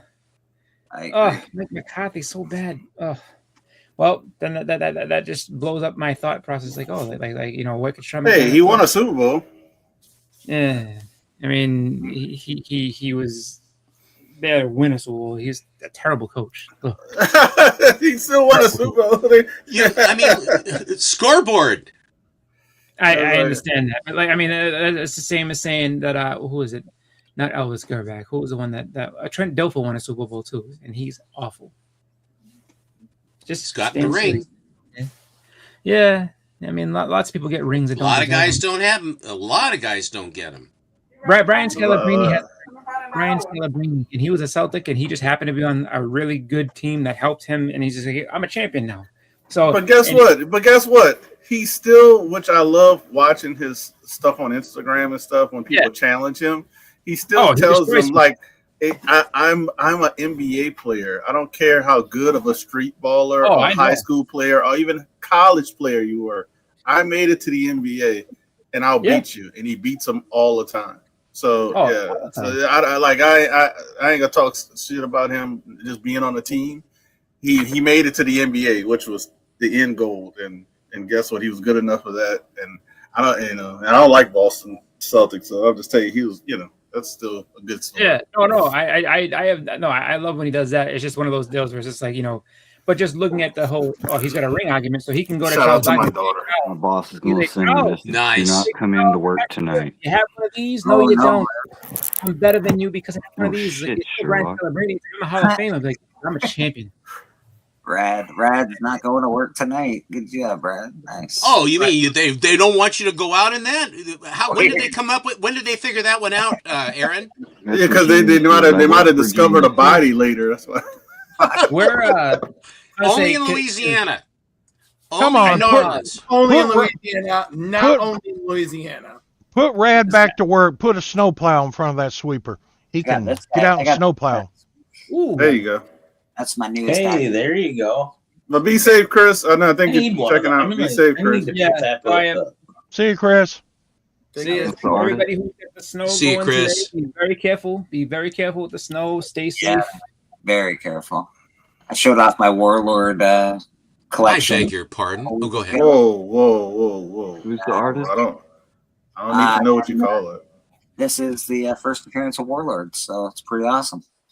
That's I forgot who the artist is, but he did the Mike writing. Grell. Mike Yeah, Grell. That's right. he did a story in the art. Yeah, he did the whole series, which is really great. That poor How many boy. cartridges does he have left now? Not enough. All I knew is that dinosaur. He would need something more than this. His arm. That Don't worry about it. Grell has it figured out. He's very strong through that. He's That very. poor little okay. dinosaur. Grell's going to save him with the sword. See? I'm rooting for the dinosaur. He's got him by the throat. He's got him by the throat. Oh, It's comic God. book. It's all real. It's all Hey, real. Papa. I'll show one Hey, thing. I want to show. I never even saw you come in. Get Papa. Show. Make it big. Oh yeah, I'll Papa, Papa talks The smack to me. birthday So I know boy we needs beat. to be big. So shout out to my daughter. She got me this, even though it should be one S, no S's. I mean, I'm awesome like. So my what? daughter. You don't want to tell us about the other few? That's what you're saying. she said she goes. He don't we want got to to tell black out. anybody about the other. She said we got to black out the S. I said yes, we do Now, have to black out the S. now, who that? Did you confirm that? Maybe your wife haven't told you something yet. We I don't. confirmed it. Listen, I've never seen any of this other daughter on camera. I've witnessed this one grow up pretty much because I've seen some of your old videos. Where are these daughters? Well, Bonnie is so cute. She's a cute gal. She bought me this. Nice. So that's your birthday. Good music on that for that movie. That just wow. great music. So if I'll have to anybody look for that. vinyl has been very popular. So they bring it like they've got a lot of stuff back and redoing a lot of stuff. So they sell them at the best place to get them: Walmart or Target. If you buy it to another party, you'll spend more money. Or Amazon. Amazon has some good deals on it too. But yeah, so she bought me the whole I guess the two movies, the original soundtrack. I've got the original Looking Glass album that has that song on it. Trollfire wishing you a happy birthday. Thank you very much. And this is the person that Cliff was talking about, Mr. Ruben Blaze. Ooh, I like that. So Ruben Blaze is the actor, singer, and all that stuff. So it comes from the Ruben Blaze collection. And that's the one with the first, what is it? The adaptation. I think what it's called, it's a black person's antagonist, I think, or a protagonist. I can't remember exactly. Protagonist. Got the different colored robots, and they want to join the League of Planets, and the astronaut was African American, and because they segregated the robots, it was a very poignant story. What number is that? That's the one. 18. Issue 18. I may have that one. That cover looks awful familiar. Did you guys read that one, Biggie? How was the story? I'd be interested. I like the weird. Yeah, I didn't know they read this one. But that's and that was. I just wanted to show that in that gift, and then my wife gave me a card. So and they have some nice stuff in the card. So you gotta have a nice card. It's a nice thing. That's it. I don't have nothing else right You're now. awesome, brother. I appreciate you coming by on your birthday today. Well, it's raining, and it's cold, and I'm not going anywhere because it's going to get even colder. Church is the place to be, man. Church is the place to be. I had a whole bunch of silver, too. I should have showed that. Look at that. Oh, your silver's gone through the roof these days. You see that, huh? I saw it, and then all of a sudden you hear it, because I work with a lot of people, and they're talking about it. You hear people talking about silver. I'm like, oh, okay, silver's gone through the roof. I get it. Everyone's talking about it these days. Yeah, it's sitting at $103.15 right now. It was 70 when I first noticed it. Now it's 103. God dang it all. And it I only noticed it took, at 24. and it only took about 30 years to get there. Well, there's a reason. After the Hunt brothers. Yeah, there's a big reason silvers went up. And all those poor people that have silver certificates, if they don't try to cash those in for actual bullion silver now, they're screwed.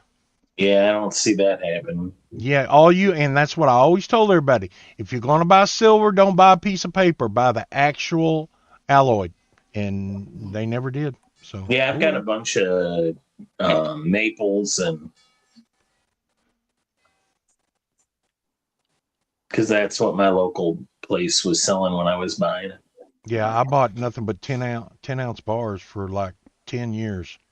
I have a few of those. But that's what your boss don't come into work for? Yeah. It's going to get icy. My work is open right now.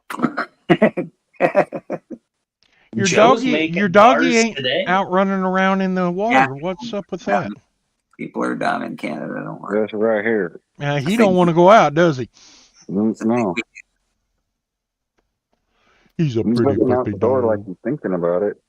He's not happy about the weather, I bet. Who's a push his ass outside. Say, get out there and do your business. You can do it. All right. Well, that's nap time. Nap time?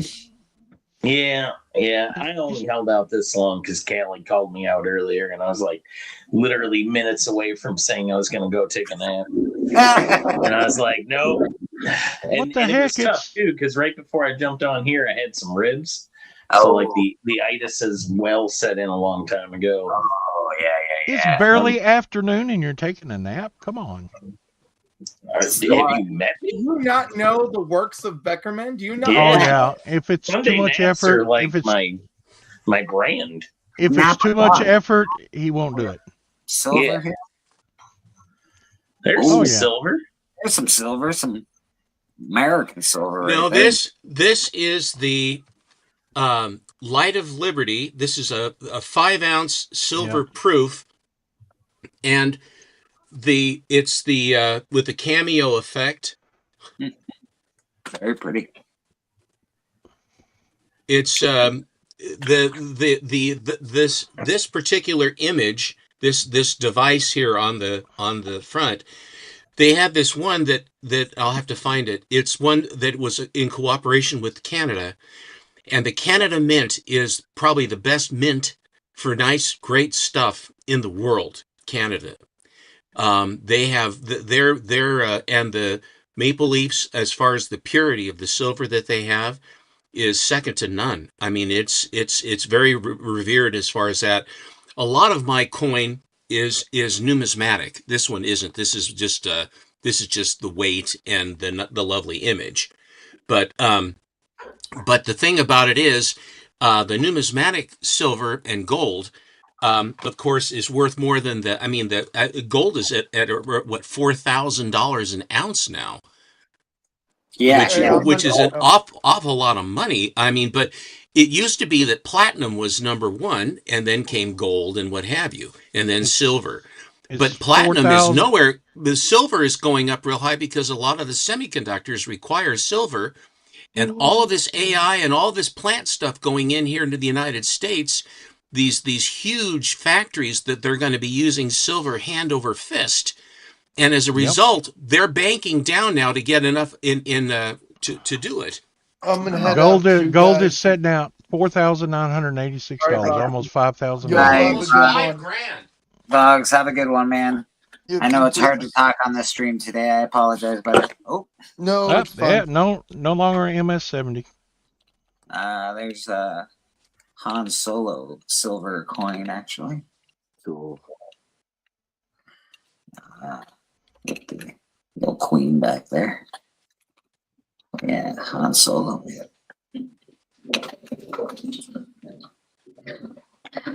I would join in, but I'm not going. No, I don't have a lot of silver. That's the I only, got one more thing to show you. it's the only silver I got. My But comic it is shop has a life-size replica of Han Solo frozen in the That's carbonite. awesome, Brad. I want one of those. To be I honest, do too. I would love a Han. Like, have you ever seen, the metal fridges? Right. I would love like a Han Solo on my fridge. I think it would be great. There's a That'd lot of be money cool. sitting right there. The fridge door. This gives you the Liberty ones, and then it also gives you the ones when Teddy Roosevelt changed all of the coinage because he said he thought it sucked. So he got all these guys, St. Gaudens and a lot of these other fellas to come, and for example, the St. Gaudens, and then they have the Indian chief, the Screaming Indian. And you have a quarter eagle, half eagle, an eagle, which is $10, and then the double eagle, which is a $20 gold piece. Here you have the Liberty head. These are the dollar coins, and they had a $3 coin they call a gold coin they call the Princess, which quite rare. But anyway, this actual Capital Plastics display is quite rare and difficult to find as well. But the thing about it is, in 1933, when Frank Roosevelt said all gold has to be turned in, then basically over a third of all the gold coin went back to the government. And most of it, because the only thing that people could afford because of the time in 33, which is the Depression, were mostly the lower denomination coins. And a lot of the eagles and double eagles and what have you, the banks that had them or holdings were then shipped over to Europe so that they didn't have to turn them in. And that's one of the things that you would find is that as they've found these finds, they flush out onto the market.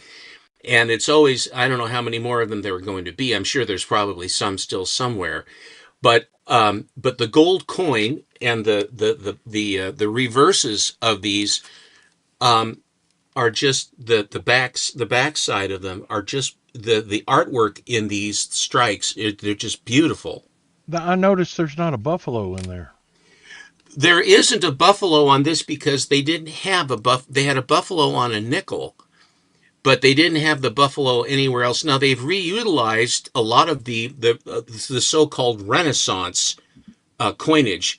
For example, a Walking Liberty 50-cent piece is what the silver eagles are that when Reagan allowed everyone to own gold again, and then silver coin was being produced. They are not numismatic, but they are bullion, but they look like they're coins, but they're not numismatic as far as that goes. They're still bullion coins. But anyway, I just, this one, I think I bought this set, I don't know, about 5 or 6 years ago. And it's just that you have all of the different types. That's very cool, Stefan. Very, very cool. We lost the person. I know somebody was trying to get in here a little minute ago. We have room for one more person still. So if you are trying to get in, let's, Buddha, I'm catching up on your super slab. I'm catching up on your only slab still. Okay. As soon as I tuned in last night, college or something? all I saw was you having girls first appearance, and my heart just crumbling inside. What, Stepper? You said the buffalo wasn't U.S. mintage? He might be away from his computer. Oh, well, anyway, buffalo is a U.S. mintage coin. Now that's what I was asking why it wasn't in there.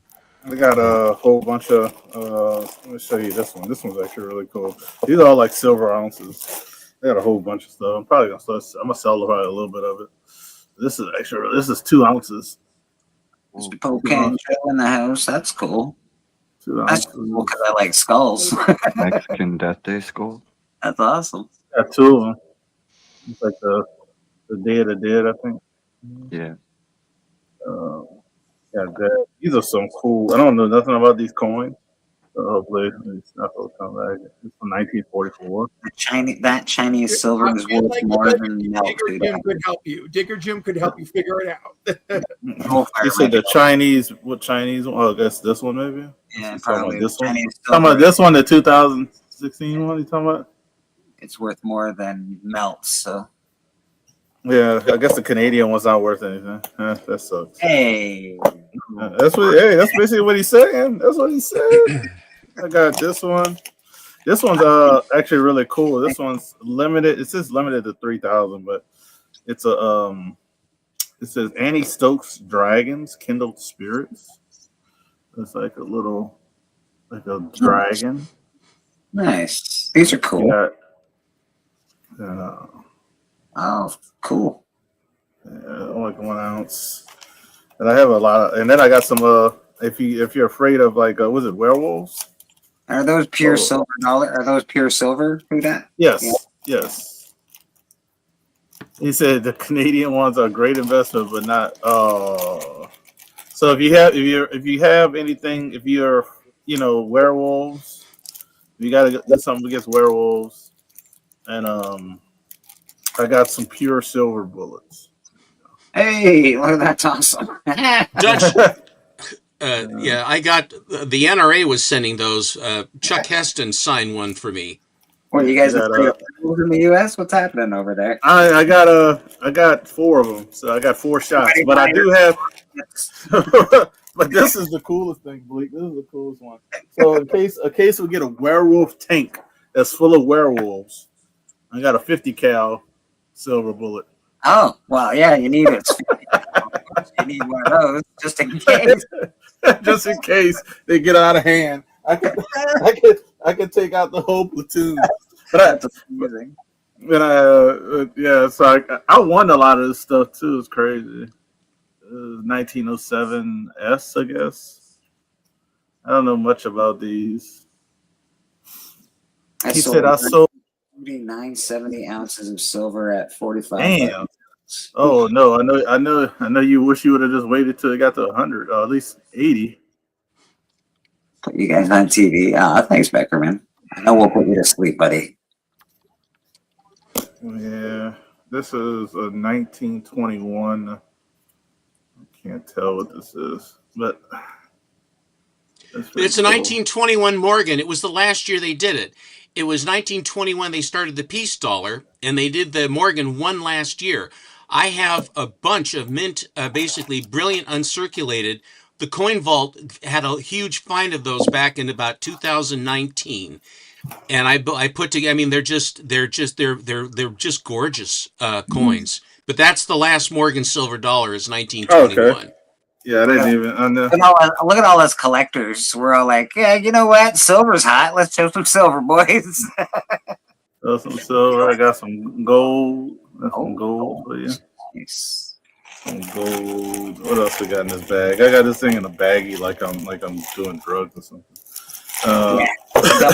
Doubled his money, but he wished he held out 45 more days. Oh yeah.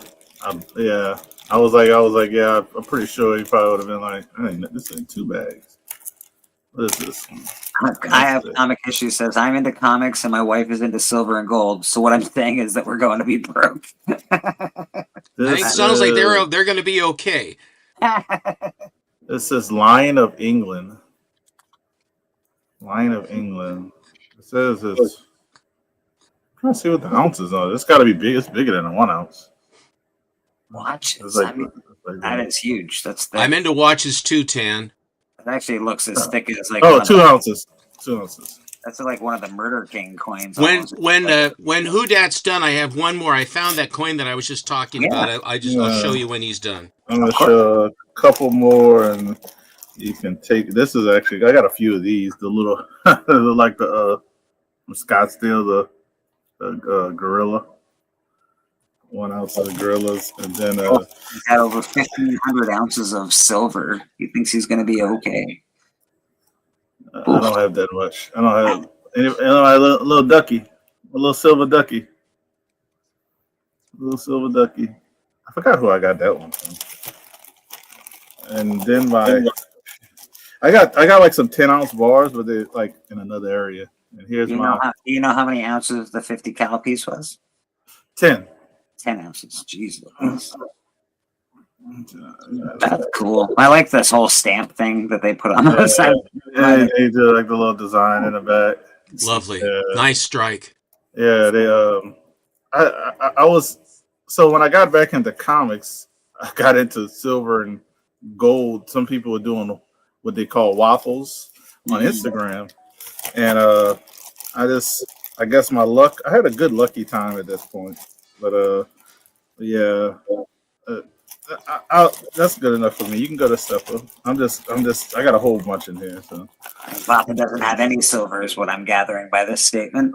I got some coins, too. Some little coins. Oh, I hate you all. Dang, jeez, Pete, man.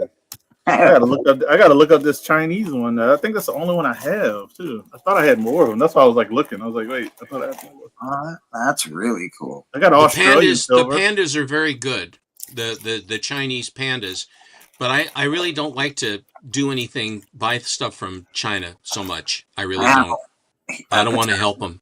Patel says this is old. This is from Fantastic Four #5. 10 years ago.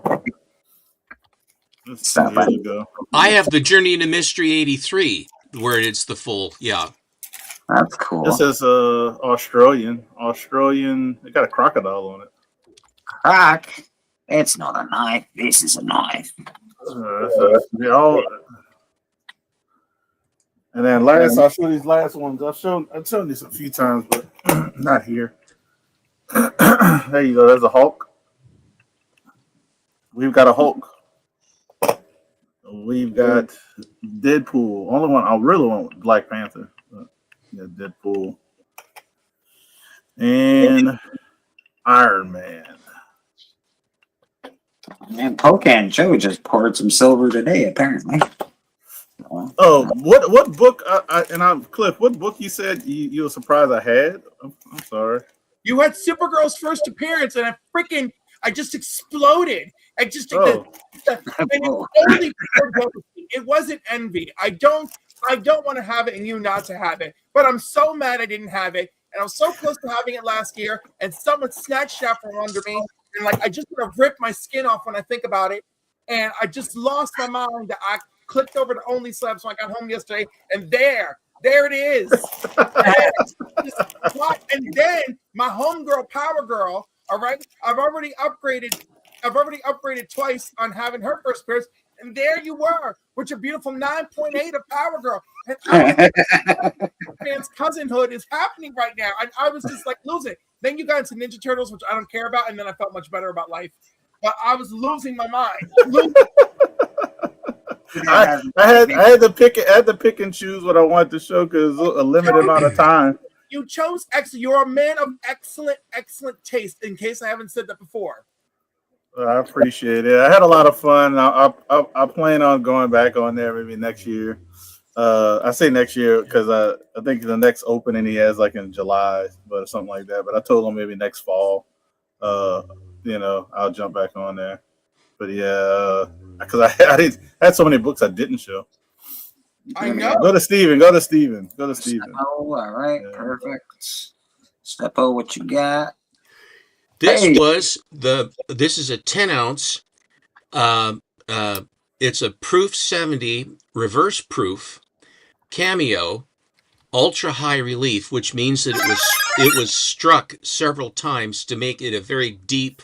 It's a very, very thick case for 10 ounces. Oh, wow. But what it is, up at the top, you'll notice the signatures of Susan Taylor and John Mercante.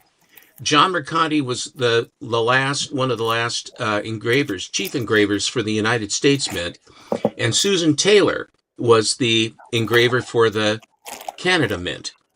And so Susan Taylor did this image of peace where you have the cameo is the sort of the soft look and where the proof is the bright shiny. So usually what you'll have is the bright shiny will be the field and the device will have that soft cameo look to it. But this is a reverse proof so that the soft field, the soft finish, the satiny finish is the field, and then the device, the maple leaves in her hair. And on the reverse side is Mercante, who did this one of Liberty. This is peace, and this is Liberty. And this was from this was a redo of a device, I think that was done by St. Gaudens, that he sort of dusted off and made his own, where Liberty has the sword of truth, and the snakes, the evil snakes, are being stabbed. But so she's shiny in that process. But this beautiful coin, John Mercante, is one of the best master engravers the U.S. Mint has ever had. He left the U.S. Mint and works for Australian Mint predominantly now. I couldn't say it fast enough. Thank you, Troll. That's precisely what I was going to say. But when Mercante but having him sign these, obviously there aren't very many of these, but they only did this one in 1 year, 2019, when the Canadian Mint started making these peace dollars using Lady Peace for Canada. And this was the first time that Canada and the United States that a coin of this type. I have the regular 1 ounce coin as well, but I have a couple of these that are from 2019. So it's beautiful. The strikes on these, it's basically so that a higher relief. That is to say that the device, the obverse and the reverse, actually sit higher up. And one of the cooler gold coins I have is one from, I think, 2000, whatever it was, where it is the St. Gaudens Standing Liberty. And it's been struck. It looks like it's so thick. It's like a double Oreo. It's like a double stack Oreo, and it basically dishes down to the device that stands up. Is the really, really cool stuff. Coins, but I haven't really been collecting an awful lot of coins for a while. I kind of went through my phase of it in like from 17 through 20 is when I was basically going after the numismatic silver and gold, and that's as far as that goes. Hey, we got it. I don't really collect ECs. I think that Alan would probably be able to give you a better handle on that. I've never been a big EC collector. My vices don't go there, thank God, because then I have more money for Timely's and Standard Needor. But anyway, I just wanted to show. Thank you for letting me show it. Hey, thank you for showing it. Appreciate it. We're going to give Mr. Patel some love here. Prefer a blessing from him. Why? He seems a lot more religious than you. Okay, but he is my number 2, and he doesn't really do the same. Maybe I could just throw you out one. Don't do it. Don't do it, Charlie. Don't do it. Thanks a lot. I appreciate it. Okay, feel better. All right. Yeah. Alrighty then. Lots of silver this morning, which is pretty cool. Silver and gold. Did you get into silver, Monty? I'm sure you have everything. So Oh did you yes, have silver? yes. I got a lot of stacked 10-ounce bars. A lot. Hey, Bleeker. Mm-hmm. Can I show 2 comics? You certainly can. I just want to show 2. Let me bring you down here for a second and make you big. There you go. All right, first one, Hulk 282. This one's for you, Monty. I like that. You know what? This is cool. It's the first Hulk and She-Hulk team up. But you know what other key it is? No, I do not. It's also a movie prop in the movie Cool Runnings. That's very cool. I never seen that movie, but okay. It's And then we got Brave and the Bold 62. First Silver Age appearance of Ed Grant. Nice. Yeah, it's a pretty good old copy. It's just the writing up there.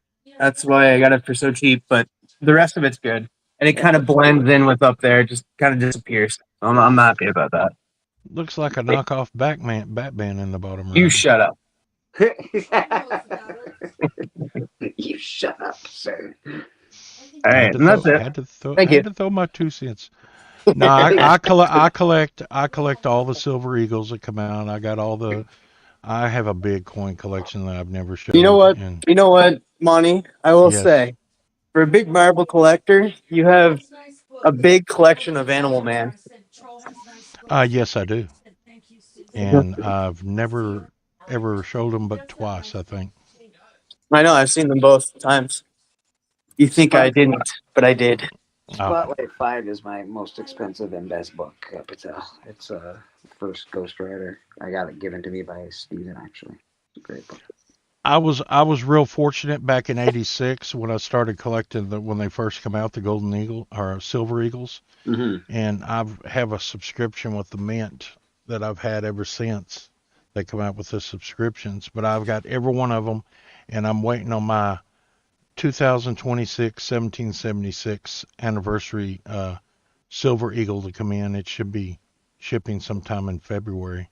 But yeah, I get them all from the Mint. I don't go secondhand and get them because that's just. And I have a huge quarter collection of every state parks quarter that was ever produced in the Mint boxes, in the rolls, not even open, and the what was it? The state quarters, and they're all in the white boxes in rolls. We got a collection. We got a question from Patel. He's asking the panel. We don't have to say what our most expensive book if we don't want to, but what is the best book that you own? I can. Strange Adventures 180. Strange Adventures 180. Mine is Marvel Spotlight number 5. How about Mine Monty? Comic 276. Monty, what do you think your best book is? What's your favorite book? Well, my favorite book, and I mean, it probably wouldn't be everybody's best book. My favorite book is Hulk 250. Okay, that's interesting. That's favorite cool. cover and everything, and then there's some other Ghost Riders, but my most expensive would probably be my AF-15. Yeah. I would say mine's Detective 31. I would think so, yeah. Or Captain America 1. Yeah. Biggie, do you want to answer this question or? I love it. Yeah. It's probably my Hulk 2 because it's slabbed at a 3.0, but I would think my Avengers 1 might pass it up. So it's either one of those. Nice. And Papa, what's your biggest or most expensive book, or the most favorite book that you have? Let me see if I can guess. I'm gonna guess Hulk 180. Getting in the mail. I don't know. Oh, The that Hulk too. 180, probably. Hulk That no, actually, I forgot about that one. Bleaker, I think nailed it. Yeah, I don't think you can forget about that one. Thundercats 9.8. Yeah. Oh, when did that happen? Or the Hulk 181. You have a Hulk 181? No, you don't have a fucking 180. No, I think he meant to put 180. Yeah. Don't fucking dare. We'll get it though. Can I show these just for a minute? Can I just show these for a minute? Yeah, Cliff's gonna say goodbye. Cliff. you Okay, gotta- Cliff. Well, you already left. You might have already left. Oh, bye, Cliff. Love you. Have a good rest of your Dude, day. I ordered my first. Go ahead, Stepper. I'll tell my story after you. Okay. I bought some old currency. I like paper money too. I like the old style. The earliest ones I have, these are known as Black Eagles. Yeah. And these are from 1898. You have both Lincoln and Garfield, and Grant on it. But you look at the amount of work on this, and you'll see all the kind of scratchy little things on that. That's raw silk that they put into the paper. And on the back is your greenback. Never got into paper. And I have another one. They're different series. They're very, as far as to all of the art, these are silver certificates. Just want to address Monty for a second. He never got into paper. Monty, you're surrounded by paper right Well, paper money. Here is a $1 bill from 1917. Imagine somebody in the Do you have a current bill to put up that to show the? Yeah, size difference? I'll put up. They call these horse blankets. Mm-hmm. That's the term that they use for these because they're so big. Yeah. In the roaring Now here is spend some money is what that is. Here is a 1923. I think this one is series of 1923 $1 silver certificate. And as here is a regular $1 silver certificate, and this one's from 1950. This is the 1957. Yeah, that's the current size of the bills now. That's what I wanted to bring up, the size difference. A lot bigger. Here is a Red Seal 100. Ooh. Philadelphia on the back. So that's that. Here is a 1914 $5 bill. Very cool. Aren't they beautiful? Yeah. That's the art. After World War II, if you look at some of the Japanese currency, a lot of the American designs are on the Japanese currency like that, the old style stuff, and it just kind of, I guess, a shot in their face to, we put our designs on their money and they put their language on there. This one is, I can't remember what year this is. I think this is like 1905. But this is the Buffalo. Yeah. The Buffalo 10. And the interesting thing on this is it has Lewis and Clark. And so I think this was, in honor of them. I like the back of that one too. And here's a United States note. And on the back, you have a beautiful gal and with pillars.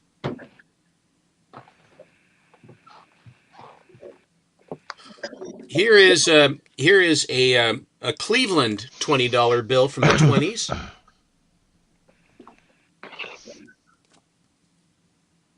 And it was all about the progress that Cleveland had, where we had the ocean liners and the Industrial Revolution and the locomotives and motor cars going and stuff like that. The Titanic. This I bought because it's just an interesting piece from Canada. This is the Devil's Face portrait, $1 bill. And the engraver didn't care for Queen Elizabeth. And so if you look at the back of her head, it's like a devil's face. Do you see the devil's face on the back of her head? Yep. Sounds like a really smart guy. So they caught up to this, and then so all of this is a very collectible bill. I think that the back covers, the reverses of Canadian money, they show a field with rain. I don't quite understand. I mean, maybe it's just a rainy stink ass Hold place. that back up. Hold that back up. The back of it. That looks like West Texas, where I'm from. Flat. I fell in love with a Mexican girl. Here is the Indian Chief 1899 silver certificate. And this is really a very famous bill. Yep. I only have a couple more. Okay. And V, of course, is 5. And all the silver, I mean, all the silk. These graded bills can be more spendy. Here is an 1899 $2 bill silver certificate. That's a good That's cool. bill right there. Yes.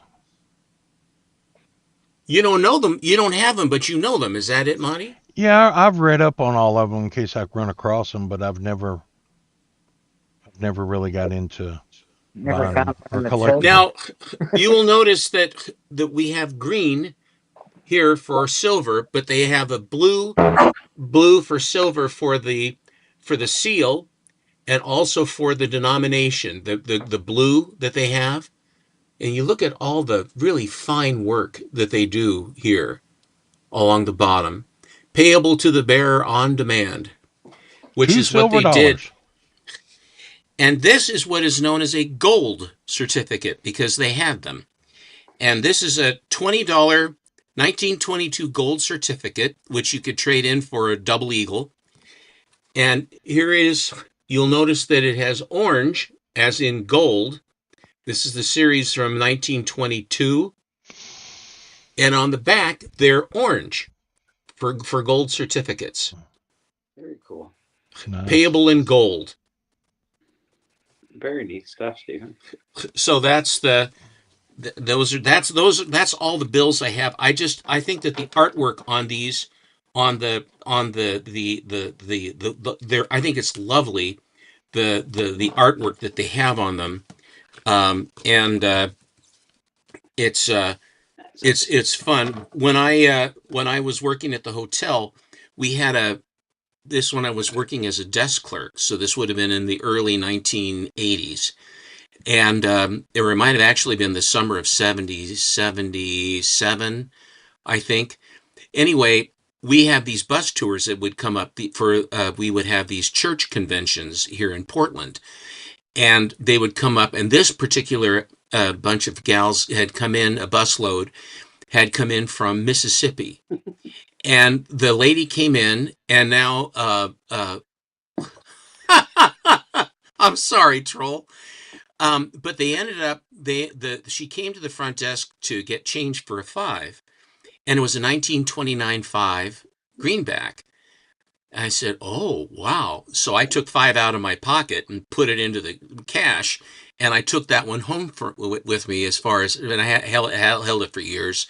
It wasn't in particularly good shape. I mean, but nevertheless, to get a 1929, because the green on the greenback they were really greenbacks back then.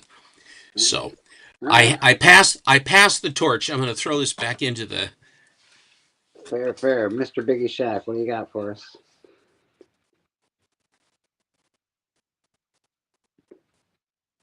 You're muted, Biggie.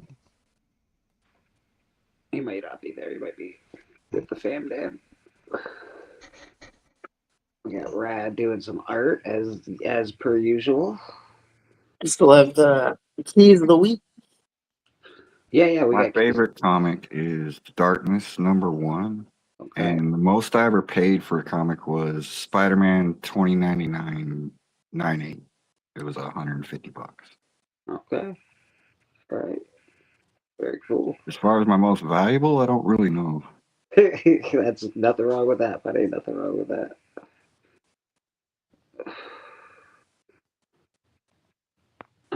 Yeah. I don't really collect paper money. I don't have a lot of silver. Obviously, I wish I did at this point in my life, but I do not. So I hope everyone that has it makes out like a bandit, man. Go make that money, honey.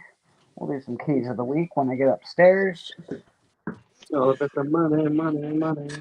Yeah, I'm glad that arrived in good shape to you, Papa. I made sure that I boxed the hell out of that thing because I didn't want anything to have something fall on it and wreck it. I don't dig that. So I'm very glad about that. I'm glad you like it. Yeah, you already sold it to me. I'm going to have to bounce off and go eat in case something happens and everything. Oh, you're right. Very good. Please be careful, See Monty. you, Monty. I will, man. Y'all be cool and everything. Yeah, have a great rest. Being cool right now is not the problem. I'll try to listen to y'all on my phone and everything. We love you, buddy. All right. Be safe. You know where we're at. All right. See y'all later. Y'all have a good day. Bet. All right. You too. It's gone up so much that American refiners are no longer accepting silver for melting. It's absolutely absurd. Yeah, it's insane, buddy. My most valuable book is a signed book by Ben Affleck. That's cool. Yeah, I guess let's get into some keys of the week. We can do that. Dun dun dun dun dun dun dun dun dun dun dun dun dun. Yeah, you know it. Come on, touch me, baby. Oh. Can't you see that I am not afraid? What was that promise that you made? Yes, we're gonna see some absolute. Yeah, my God. You're correct. Oh man. Prescient. All right, let's do this. Keys of the week. Let's get into this.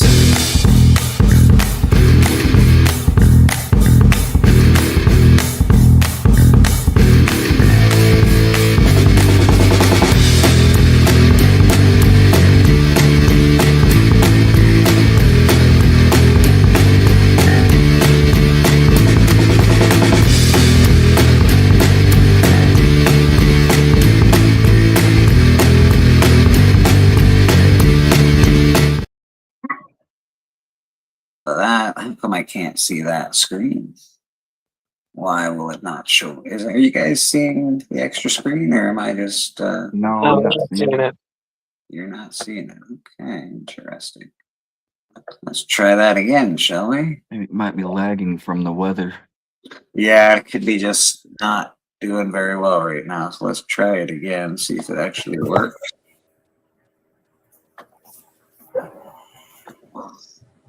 Sure. StreamYard was acting a little funny when I first jumped on. That it wasn't recognizing my camera right away. Normally, I have no problem. Yeah, like I'm sharing the screen right now, but it's not sharing anything. So, maybe I just have to add it to the stage. Apparently, I don't know. Okay, good enough. That's not how it usually is, but okay. We're changing StreamYard. Add it to the stage. Yeah, add it to the stage. There it is. Key collector. We have keys of the week. Let's get to this. Keys of the week. We're gonna do it in view by series because I like that view a lot better. Astro Quantum. What the hell is that? Mad Cave Comics, apparently. Astro Quantum #1. Cast out to die on the toxic world of Maku, young Ishmael finds an unlikely ally in the sharp-tongued exile Queequeg, and together they claw through underground bazaars, brutal creatures of the galaxy, and bitter rivalries to chase a destiny bigger than either imagined aboard the legendary Moloch hunting starship, Hakud. In all right, sounds fun. Sounds like it's going to be a fun story. Not really. I probably wouldn't pick this up myself, but again, it is the first of something. Sounds like a fun story. It doesn't sound too bad. All right. It's only got I one. don't understand how. I don't know why that would make like the key list. Like That's new. It's the first. I guess because there's Well, they paid good money to get on that list, Aaron. Come on. Yeah, maybe somebody's trying to give their buddy a hand up something. I don't know. G.I. Joe number 18, introduction of Roadblock in the Energon universe. It didn't happen to say like names of the creators, did it? I can go back if you'd like. Sure. Let's check it out. I was wondering maybe if there was like maybe a name attached. No name attached in the key facts. It's Mad Cave Comics. I can view some details for you. Series Mad Cave. man. Andrea Moody. Hey, she's come up a couple times these days. So Moody's writing it, and she's the cover artist, and she did some stuff. Yeah, she did some art that I got her signature on a Ice Cream Man book that Steven gave me, actually, which is pretty cool. Huh? Interesting. Okay. So yeah, she's on that book. That's her writing. I guess she's doing the art. So that's pretty cool. Next, we got G.I. Joe 18, introduction to Roadblock in the Energon universe. So I guess they're doing the same thing that the Absolute universe is doing. They're like, we're introducing all these characters for the first time again. There he is, Roadblock 125. I liked Roadblock when I was a kid. I thought he was a cool character. That'll probably be the book that everybody wants. Is Larry Hama still writing? Yeah, I think so. I believe so, yeah. I think what this is all about is because like they had Void Rivals, and some of the Transformers showed up in that, and some of the G.I. Joe showed up in that, and now I think this is him showing up in the regular G.I. Joe title. Yeah. Yeah, In the they're US, going to be mixing that universe. It's important. I've been saying it for about 4 or 5 years now to go buy the series from the 80s. There's 4 books. Pretty cheap. Iron Man 26. What do we got? Iron Man number 1. Guess what, guys? You want to hear something crazy? Yeah. I'm picking this up. Are you really? Yeah, I added it to my pull list because of who's writing it. All right. Who's writing it? Joshua Williamson. Okay. Premiere issue with Madame Mask and AIM as the first villain's arc. First appearance of a new Citizen V. It's got 13 variants. Oh, I'm just getting the cover. You're not getting the 1 in 25 classified? No. Classified.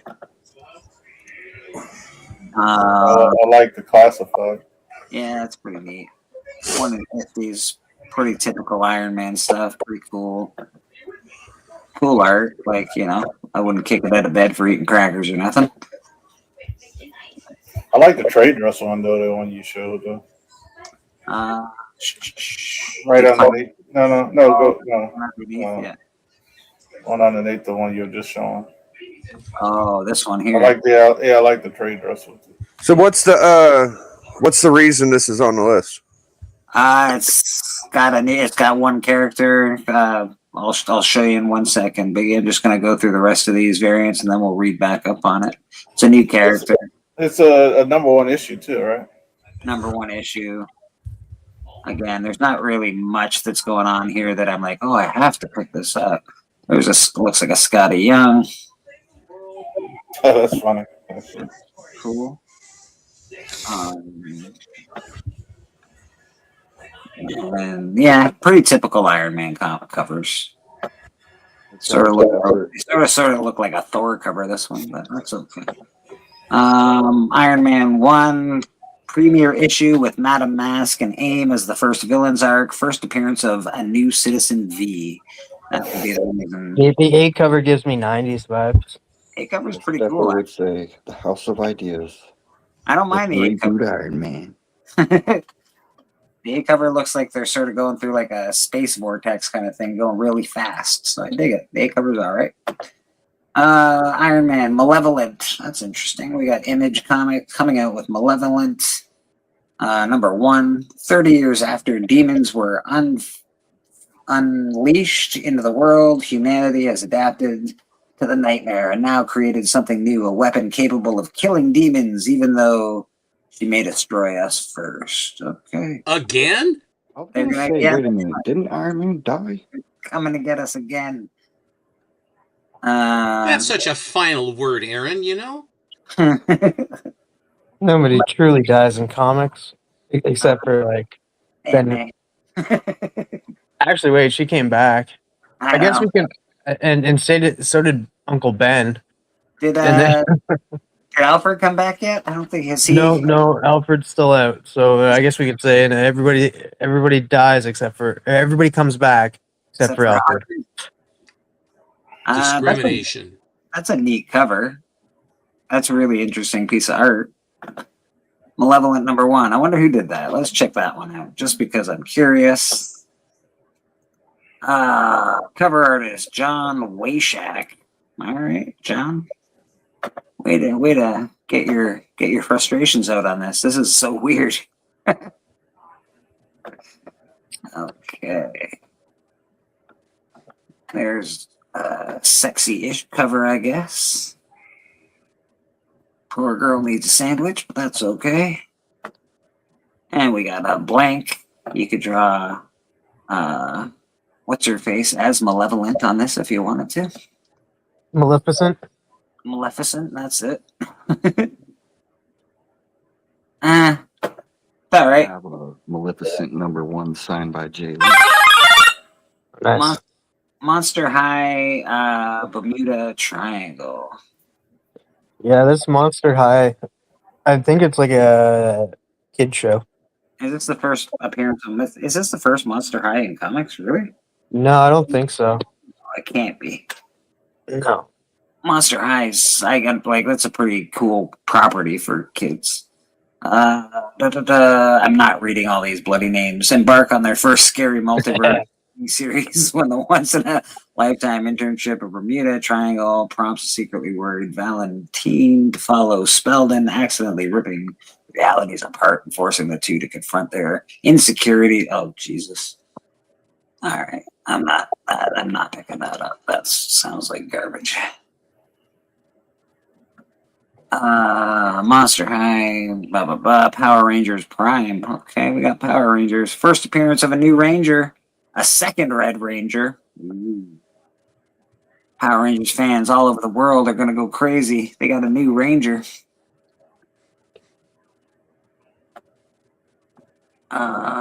Pretty typical art. This one's pretty cool. It's pretty neat. 1 in 20 for Boom. Oops. This is the 1 in 25. I'm not really like a super huge Power Rangers guy, so none of this stuff I'll be picking up. But if you are a Power Rangers fan, there's your cover of the new Red Ranger. It looks like it's just a variant. It doesn't look like it's a 1 in 200 or 100 or anything. So that might be cool. So if anybody knows Burke, let him know. Yeah, that might be cool to pick up. I also like this cover quite a bit, to be honest. Even if I know it comes in a virgin, but the trade dress isn't so bad. I think that's a neat cover. And, you know, this is fun, I guess, if you like that sort of thing. I do not. So, Power Rangers. This list this week really sucks. Spirit of the Shadows.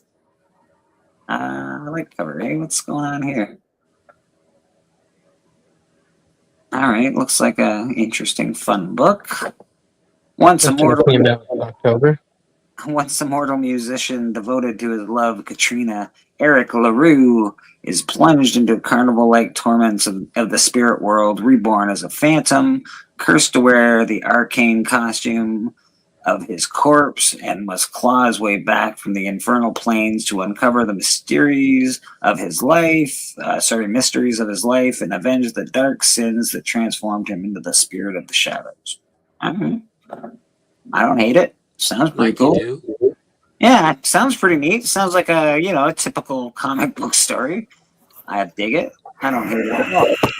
I hope it glows in the dark. That one. That'd be I cool. like that cover. It's not bad. It's pretty fun. What else do we got going on around here? That's not really my thing. Too much I don't know outline. I don't know what that's supposed to be. Too much outline. Not enough in line. Not enough cowbell. Yeah, man. Oh, that's pretty. It's more cowbell. Got a little bunny rabbit with red eyes. That's sort of creepy. Very new modern art in the background. It's like a print almost. Not my thing, but I get why people might enjoy it. I think I like cover A the best, to be honest, so far. Yeah, there's that There you get the color one there. colored version of it. Yeah, I think cover A, if you're going to pick this up, I think cover A is maybe the one with the girl on it. It's nice, but cover A or this 1 in 10 is pretty cool. Yeah, that's the one. Wow, this list really was a big letdown this week. What a shite list. Let's go to what do we got? I guess trending 20 or whatever it is. Let's check that Yeah, out. the hot 10 is always the same. Hot 10's usually relatively the same. Action Let's Comics. leave our relatives out. Yeah. Action Comics 645, first full appearance of Maxima, a representative of Almeric, sent to the galaxy to find a mate to repopulate her world. Sounds like the Superman plot. Here's the Superman 48. All right. So, yeah, it's not very expensive, but apparently it's selling a lot this week.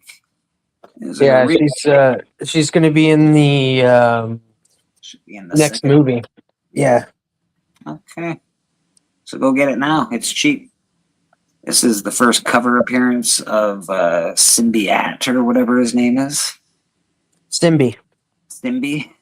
I don't understand how that's the first cover when it came out like a month ago. Is that what the No, fuck? this isn't new. This is the Amazing Spider-Man 11. This is on the trending 20.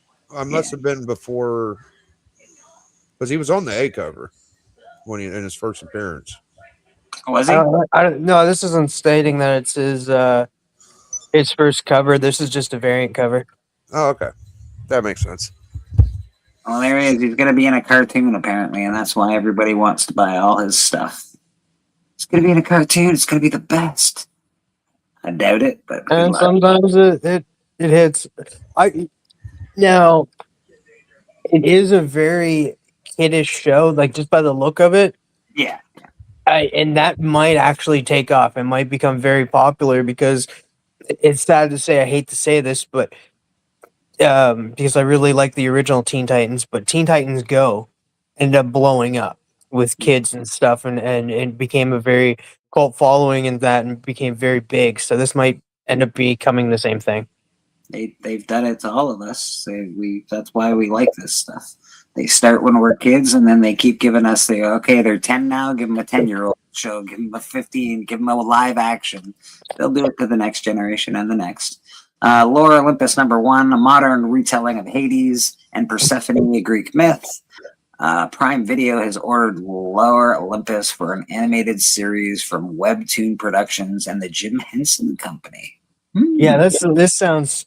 I like the sounds of this Hades and Persephone, like story, a Greek mythology. Yes, I would love that, an animated project from Prime. I'm all for that. Jim Henson Company's involved in that. That's interesting. This we all know why this is on here. He-Man, the trailer just dropped. That's the first appearance. What's the connection? Oh, Yeah, I wonder why this is on here. First appearance in comic books, not his actual first appearances in those little books that came with the toys. excuse me. Adjacent. Adjacent. It's an adjacent comic book. It's not the real comic. It is a comic book, but it is adjacent to the real ones. Adjacent is the perfect term for that kind of stuff. It's a comic book. It's a comic. Yes, it is, but it's beside it. It's not. It isn't it. And I believe this was his first series. It's a mini Says series. me. I think it's a four-part mini series, I believe. Pretty good. I think I sold mine to Papa not too long ago. There's a lot of He-Man on here. A lot of He-Man. I have that one behind me right now, I think. No, I should. I have it somewhere. I should go find it. Yeah, we just haven't seen Cringer like in that uniform yet. Just as him.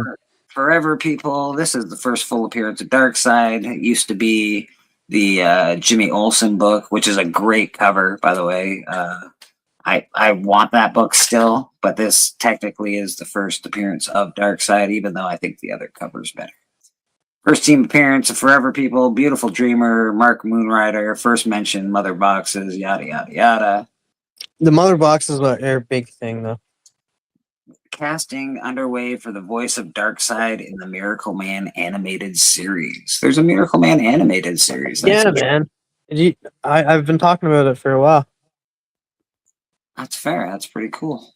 That's pretty cool. Action 2. This is the facsimile, apparently. It's popping off right now. I can't imagine what the actual real one is. I just got the facsimile. It's popping right now, TM. It's popping, buddy. It's only worth $3.99, but it's popping. Oh man, that's more than that's less than what I paid for. Oh God. Game of Thrones coming back out with a new series. Yeah, did you watch that yet? Not yet. No, I have not. This is the Hedge Knight. This is who the series is about, I believe. Sir Duncan Natal. Sir Duncan. First appearance of Egg. I don't know who Egg is. Egg is you'll know when you watch the show who Egg is. TM, you better get this. I know. I'm so upset about it because, it's on my list to get, and they're just like, yeah, it's on the trending. No price, blah blah blah. Also, Papa, you shut your mouth. I hate it when books that I want are on the trending list. I'm like, no, stay off that list. First appearance of Big Barda, highly skilled warrior and love interest of Mr. Miracle. Obviously, we just talked about the cartoon coming out, so no doubt that Big Barda will be in there. Yeah, she is going to be in it. Mr. Miracle, Big Barda, and Granny Goodness is going to be in it, and yeah. Ooh, this is an iconic cover. This is a great Venom cover. Eric Larson. Boom, shout out to Eric Larson. Savage Dragon, Biggie Shack. Boom, there you go. And this cover, this is the reason why I credit him for giving his little kind of signature on Venom and stuff, because the whole crooked teeth and the drooling and stuff all came from Eric Larson. I have this book. I was just trying to sell it. Nobody would buy it. I don't think it's trending. I didn't know that he was English. Sorry. That's okay, Steven. No, just jump on in, man. Jump on in. Water's just fine. First team appearance of X Factor, original X-Men, Cyclops, Jean Grey, Beast, Iceman, and Angel. First appearance of Cameron Hodge, a human who passionately hated mutants. Okay. First appearance of Rusty Collins, a mutant with the ability to manipulate fire. Wasn't that a drink, a Rusty Collins? Okay. Rusty Nail, I think it's called, and they're delicious. An X Factor project is rumored to be in development by Marvel Studios. So Marvel Studios, there's a rumor that X Factor is being in development right now. So everyone dig out your X Factor books. Yeah, all right, that's cool. It's a good book. It's a good cover. It's cool. I have it. It's pretty nice. What else we got? Wonder Man. 92%. 92% people score, I believe, so far for Wonder Man. It's pretty good. Yeah, the show I think comes out tomorrow? Yeah. So that's Wonder Man. There also is a Sinkovich cover for Wonder Man. I don't know why that's the one that's not on here, but whatever. First solo appearance, first ongoing solo series, first appearance of Neil, blah, blah, blah, Wonder Man's agent. And Harris will portray Neil Soroyan in the Wonder Man series. Yes, he will. So this book is popping right now. I think we've all had a few. I've sold so many of these for nothing. Cheap. All right. Ooh, we missed a few here. Mr. Miracle 1. Again, we all know that. Mr. Miracle's coming in a beautiful animated series. Looking forward. Hey, finally getting some love. First full appearance of Cable. First full team appearance of Mutant Liberation Front. Why is this? Not just it's selling more than usual. That's all. No real reason. But that is your first appearance of Cable. Liefeld cover, fixed by Todd McFarlane. What's his clone's name? I forget. Who, Cable's clone? Strife. For Strife, too. Yeah. Yeah, Strife, Wildside Reaper, Forearm, Thumbelina. It's their first team appearance as well. Strobe, Tempo, Zero. Yeah, it's tons of good stuff. I looked at up 8.0 of this recently. And then who that showed us 9.8, and it made me sad. There's the first Power Girl. Speculation Power Girl will be introduced in the Supergirl film. I doubt it. There's speculation that Supergirl will be in the Supergirl film. Power Girl. That kind of brilliant commentary. I just thank God they explain it. Yeah, I don't think she will, to be honest. I don't think she'll show I don't think up. so. No. Amazing Spider-Man. Well, the last name like Alcock, you have to think of something. I don't know what. Amazing Spider-Man 298. First cameo appearance of Venom. I think Todd McFarlane would say the first appearance of Venom, but whatever. First cover art by Todd Doesn't McFarlane. he say first appearance is $2.99?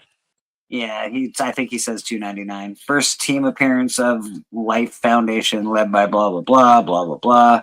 No real reason. This book's always selling. This book's a popular book. We all want it if we don't have it. So I get There why seem to be an awful lot of them, frankly. there are a ton of them. This is going to be a TV series. The commercials are. I don't like the cover. I don't care for that. Looks a little Ew. creepy. It looks creepy. I'll give you that. I'll give you the creepy look. It's just ew.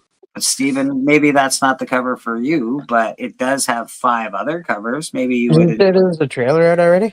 Yeah, the trailers. I've watched the Ooh, trailer. I like that. Trailer's pretty good. Well, that was nicer. I mean, it's a little bit friendlier. This one you might enjoy. He's, just zipping her up a little bit. Got a little tie her up. A little cinch action there. This one down here is really nice, actually. A little freaky, but it's a very interesting cover. If I was gonna buy Holy one, smokes! What the Yeah, hell is like all of going them. on there? Is that a bear? It Is that definitely a looks bear like or something? It's a horror show. Yeah, it's a pig man. Looks like some Bush Leagues crap to me. yeah, this is pretty. That's a pretty neat cover, to be honest. If I was gonna get one out of this whole series, it'd probably be this one. But that's my own personal bag of nonsense. This one, Oh, how it's too faded. Too faded. What do you think of the trailer? Is the trailer creepy? No, trailer doesn't look creepy at all, to be honest. It's like, hey, look at this. It's a new world. You're going to be beautiful. And then it shows little bits of creepiness. Like, nothing crazy. It's an FX show? Oh, it's going to be good then. Yeah, FX puts a lot of good. And Legion has said there's 3 episodes already on FX. Is there 3 episodes? Awesome. Yeah. Because it looked good. Oh, sorry. I have never read the comic series, but yeah. Well, we looked last week, and apparently it was a Kickstarter, so this wouldn't have been out on the shelves, I don't think. And that's Beauty. Oh, this, you know what? Everybody's really digging this. I do not like the covers on these because it just reminds me of art that you would have in your kitchen or something. You know what it looks like though? It looks like a card that you pick up at the store to give to somebody. I'm not partial to it, so I wouldn't have picked this up, but that's my own bag because apparently this is an interesting story and people are digging it. And of course, the title is so uplifting. Yes, very uplifting title. God, who wants that kind of crap? Everybody's buying Lobos right now. There's a lot of Lobo ones out there. You can find Troll when the trailer dropped had a 9/8 white page copy of this CGC, and we put it up for auction. And I was bidding because I actually have I have several very, very high grade copies, raw copies of this book. Right. But I said if it was, I got it for $43. Jesus. And he was so upset by it, and I don't blame him. He says, "You can't. I mean, doesn't Lobo 1 draw anything? You know, I mean, at this point, when would it, possibly?" So I don't know. Yes, we are. Yeah, you would think, but that Lobo book has never been worth money, and No. I don't know why. It's one of the best covers, Bisley cover, beautiful Lobo headshot, and it just it's been sitting in dollar bins for years. Well, probably because I mean, yeah, the cover price is a quarter in the '90s, where people bought 1 million books. So It's just been sitting there for years, bud. Yeah. And it's the first appearance of Miss Tribb. Mrs. Tribb, his 4th grade teacher. Like, it should be worth money. It's true. Don't forget Mrs. Tribb. She's super important. So you guys want to hear my story? Yeah, buddy. Let's All right, go. here we go. Check it out. So I couldn't get my normal ass sandwich I usually get because it's an emergency level 2, right? And there's not supposed to be any cars on the road unless it's an emergency. So I'm calling around, trying to beat the system, And I called Pizza Hut, and an Indian lady answers. And I didn't think nothing of it. I was just like, okay, yeah, I want a pizza. Send it to me. And I get to the total, and it's like $30. I'm like, whoa, that's a little high. Pizza Hut, bro. It's expensive shit. Yeah, and no, it shouldn't have been that high, but I think I ordered what's it called? I forget what it's called, but Dash food or whatever the hell. DoorDash or something. DoorDash, yeah. And so I'm like, all right, whatever. I want some fast food. Let's get it. I wait about an hour, and I'm like, you know what? I'm gonna make a sandwich, because I think what happened was she called like the place, and they're not delivering, and she ain't gonna call me back and say that. So it's been about an hour and a half now, no pizza. So Yeah, I'm guessing that pizza's not coming, brother. yeah, I would have ordered like Chinese or something if I knew that I was using Dash through, or DoorDash, but it worked out because I don't know. I would have took the food, but I would have wanted something better.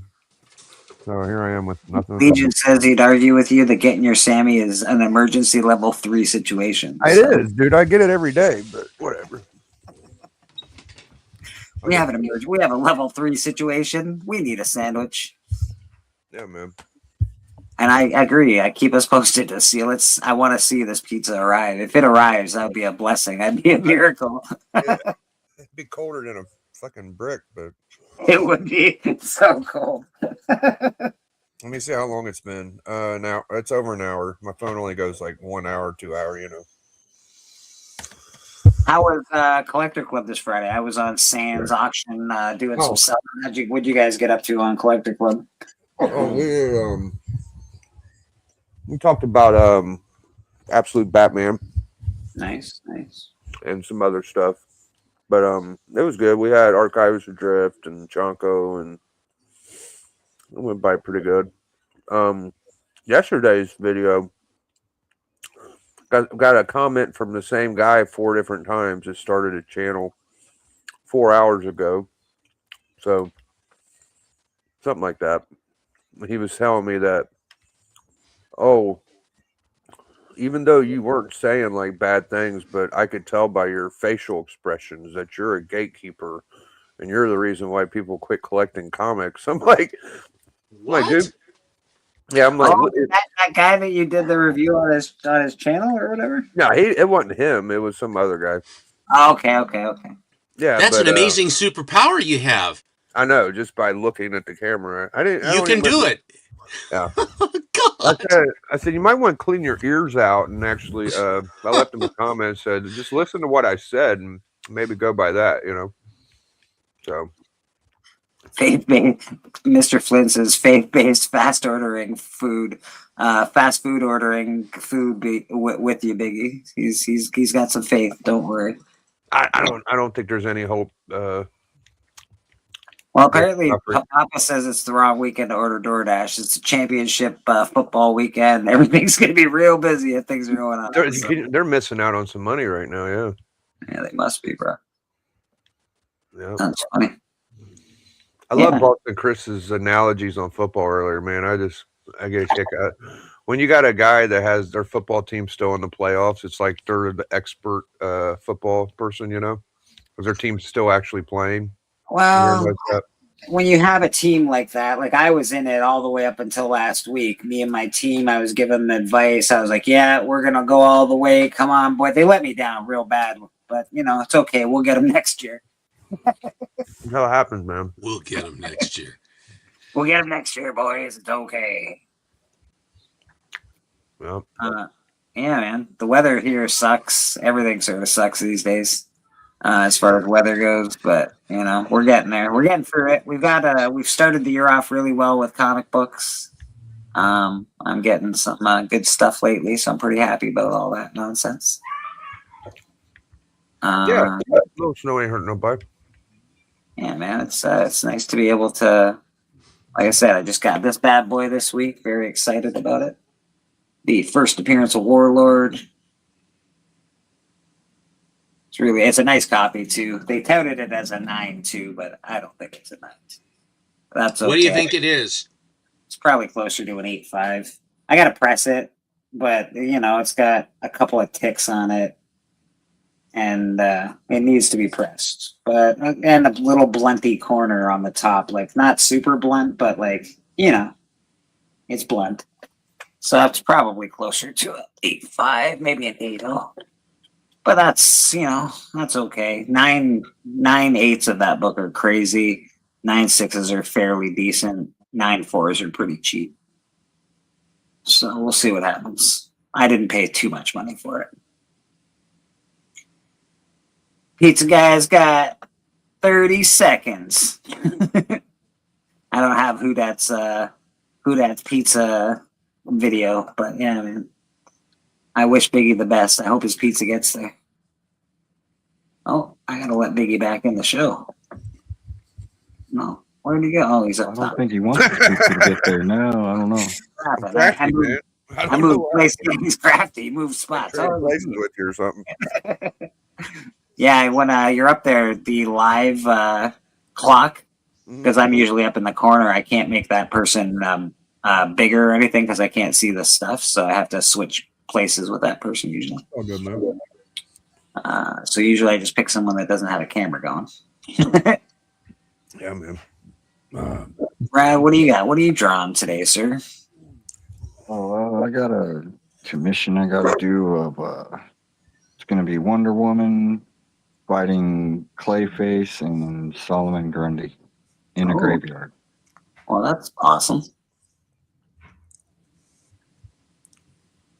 Wise man say never pay full price for late pizza. Dang right. I know, dude. I don't think it's coming, guys. It's not coming. It's not supposed to be anybody driving or anything. You got to put a quote behind that because I'm pretty sure that was Michelangelo who said that in the first Teenage Mutant Ninja Turtles movie. Okay, it was. TM, you punk. You see the Mario Brothers trainer. Apparently, you've seen the guy's trainer? It's pretty awesome. I'm not answering you, Papa, for your comment earlier. Papa Animal Man sucks. You know what? You suck, Papa. You suck. You know what, Papa? I want you to treat me like you treat Rob Fatstacks from now on. If you can't treat me with that much decency, just leave me the hell alone. All right, bud? Yes, I think TM did see the trailer. I didn't see it, though. TM, what do you think of the Mario Brothers trailer? I really enjoyed it. A couple little Easter eggs in it. They revealed Yoshi. Well, they also revealed Birdo, which is pretty cool. I'm a big fan of Birdo. And they also give reference. I'm not sure how it's going to happen, but they give reference to Yoshi, Super Mario Brothers 2, Yoshi. No, what's the game? Yoshi's Island or something like that. It's where Mario's a baby, and you're literally Yoshi and stuff, and you're trying to go through the land as Yoshi and that, and trying to. Yeah, they give little reference to that. But yeah, I enjoyed it. I'm pumped for this movie. Nice. Beckerman's awake now. Nice, Beckerman. Nice. I watched Demolition. No, shit, I keep calling it Demolition Man. I watched Running Man, the new one. Oh, I haven't seen it yet. It looks good. Fucking good. I like that actor. I thought it was way better than what people were saying. People were like, "Oh, I think people need to give that actor a chance." What's his name? He's the main guy. He's been in Top Gun. He was in the new Twisters. He's a good actor. He's all right. Compare to the original. The original was so good, though. It was. I mean, this one ain't bad. you're right though. Like, it isn't terrible. Like, it's watchable. It's but, watchable. like, they could have done a lot watchable. better. It's a lot of fun. I feel like it's a. Yeah, I feel Glenn Powell. the new one was actually a lot more fun. Like, I feel like the new one gave it a little, I don't know, polished it up a bit. I love the old one. Don't get me wrong. It's very hard to replace Arnold Schwarzenegger in any role that he's ever done because he's larger than life. But you know what? I want to give this a chance. I want to watch it. I have not listened to any of the foul-mouthed reports on this movie so far. I'm just like, I'm going to watch this movie and just sort of give it a chance. It is hard to. Don't expect like it to be the best movie you ever watched. Yeah, I went into it open-minded, and it's okay. Yeah, what's that? What's that one movie? I'm trying to remember that movie. Total Recall. Remember how like Arnold was in that, and then freaking what's his name couldn't come in and save that. I mean, that guy couldn't even save it. And I was like, because he was the lead. Yeah, Glenn Powell. But I'm talking about the Total Recall. Who was the guy that played Penguin recently? Colin DeVito? Yeah. Yeah. Well, You know what? I didn't even mind the second Total Recall. It just wasn't. It's not like that first Total Recall was big. The budget was big. Everything was big. Total Recall, the second one, it just didn't have that feel to it. It was like, okay, it was cool. It was all right. It was pretty good. Running Man, I think it needed better writing. It needed just a little stronger story. Yeah. It's just very, very what you see in the trailer. I was also missing the Arnold effect, man. Arnold, I don't care what anyone says. Arnold has an effect on every movie that And he's it was in. written by Stephen King. You know, that's a Stephen King book. Yeah. The Running Man, yeah. This one's more of a like Big Brother, and the camera's catching you while you're out in the world. It's not like a place that they put you in a gladiator scene. It's like you're just let out into the city. Yeah. And I think that's a neat premise where just the whole world can come and get you. I think that's pretty neat. I don't know. The Total Recall make a remake was 10,000 times better than Running Man. The extended cut for Total Recall was awesomer. That's fair. That's fair, man. I didn't mind. Like I said, I didn't mind the Total Recall one. Papa wants to know why Biggie's pissed. He says he's just giving you shit, Papa. I ain't fucking pissed. What am I pissed about? Sometimes you need a little shit, Papa. Yeah, dude. You seem to treat some people better than others. That's all. I was just reminding you of it. That's all. I'm excited. Like, to see the Running Man 2. Is like not only like I'm a Glenn Powell fan, and that I like what he's been doing and stuff, and like I don't think Hollywood's really looking at him enough.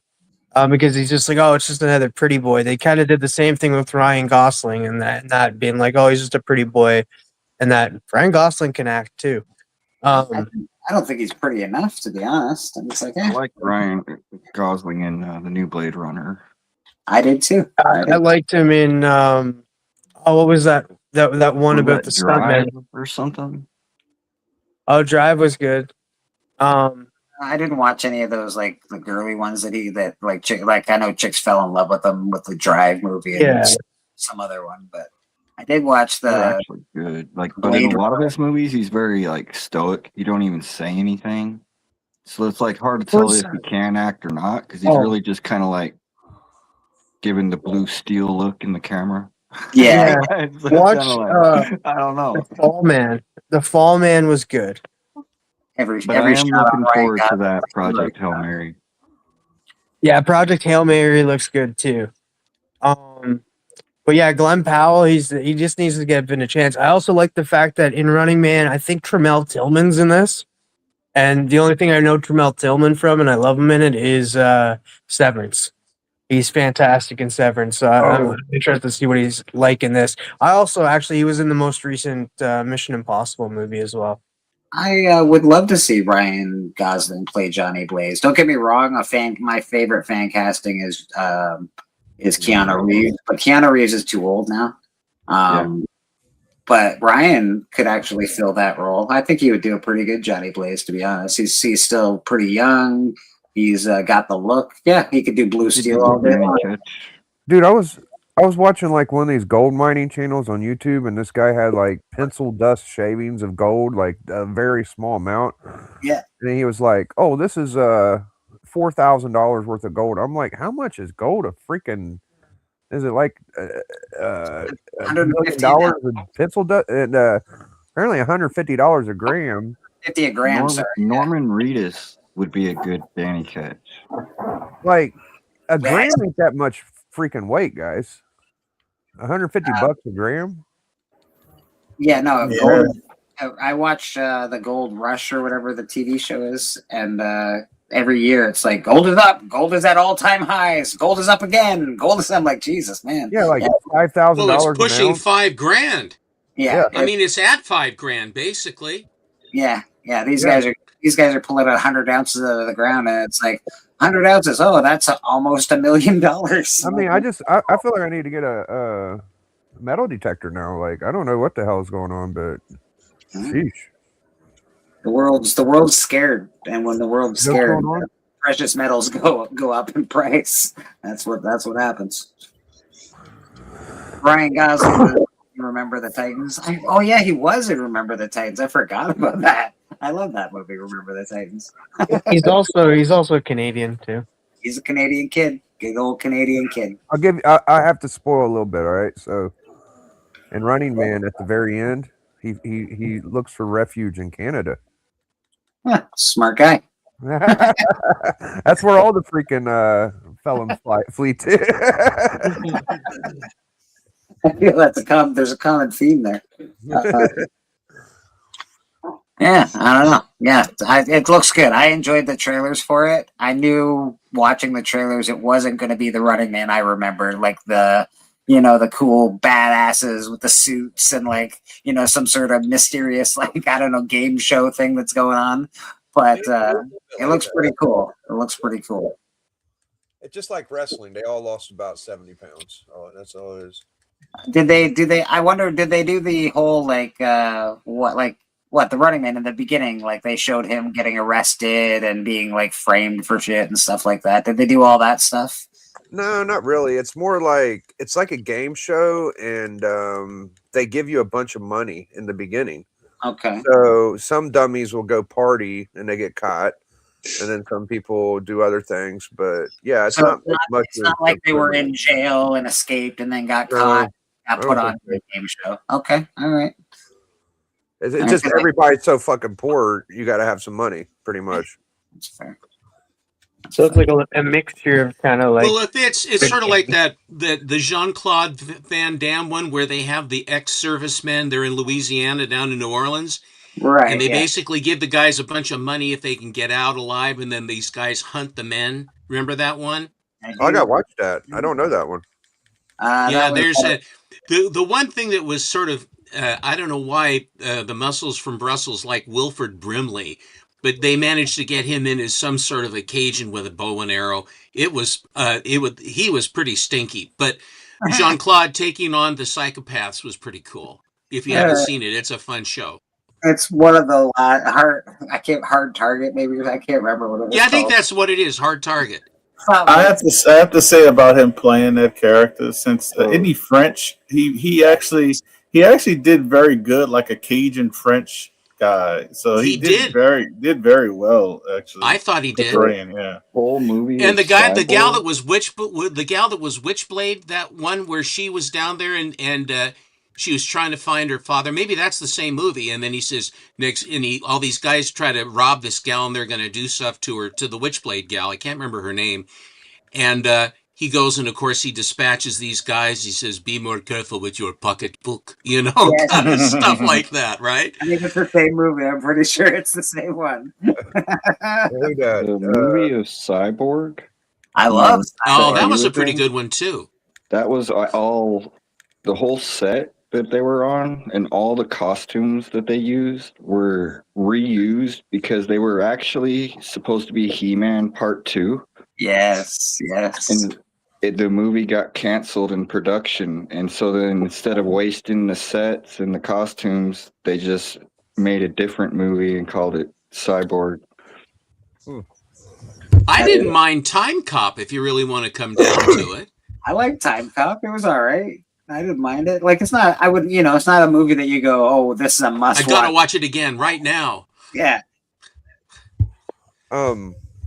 I saw on Whodats episode of Only Slabs at the very end, Rob almost made it all the way through the stream, and then he goes, "Third appearance of Black Falcon." I just thought, I'm working on getting that first Black Falcon, So that is which 114 of whatever it is, isn't it? Yeah, 117, Captain America. 117. Oh yeah, Cap. Yeah. Yeah. Yeah, man. I did enjoy Whodats' appearance. I thought it was short though.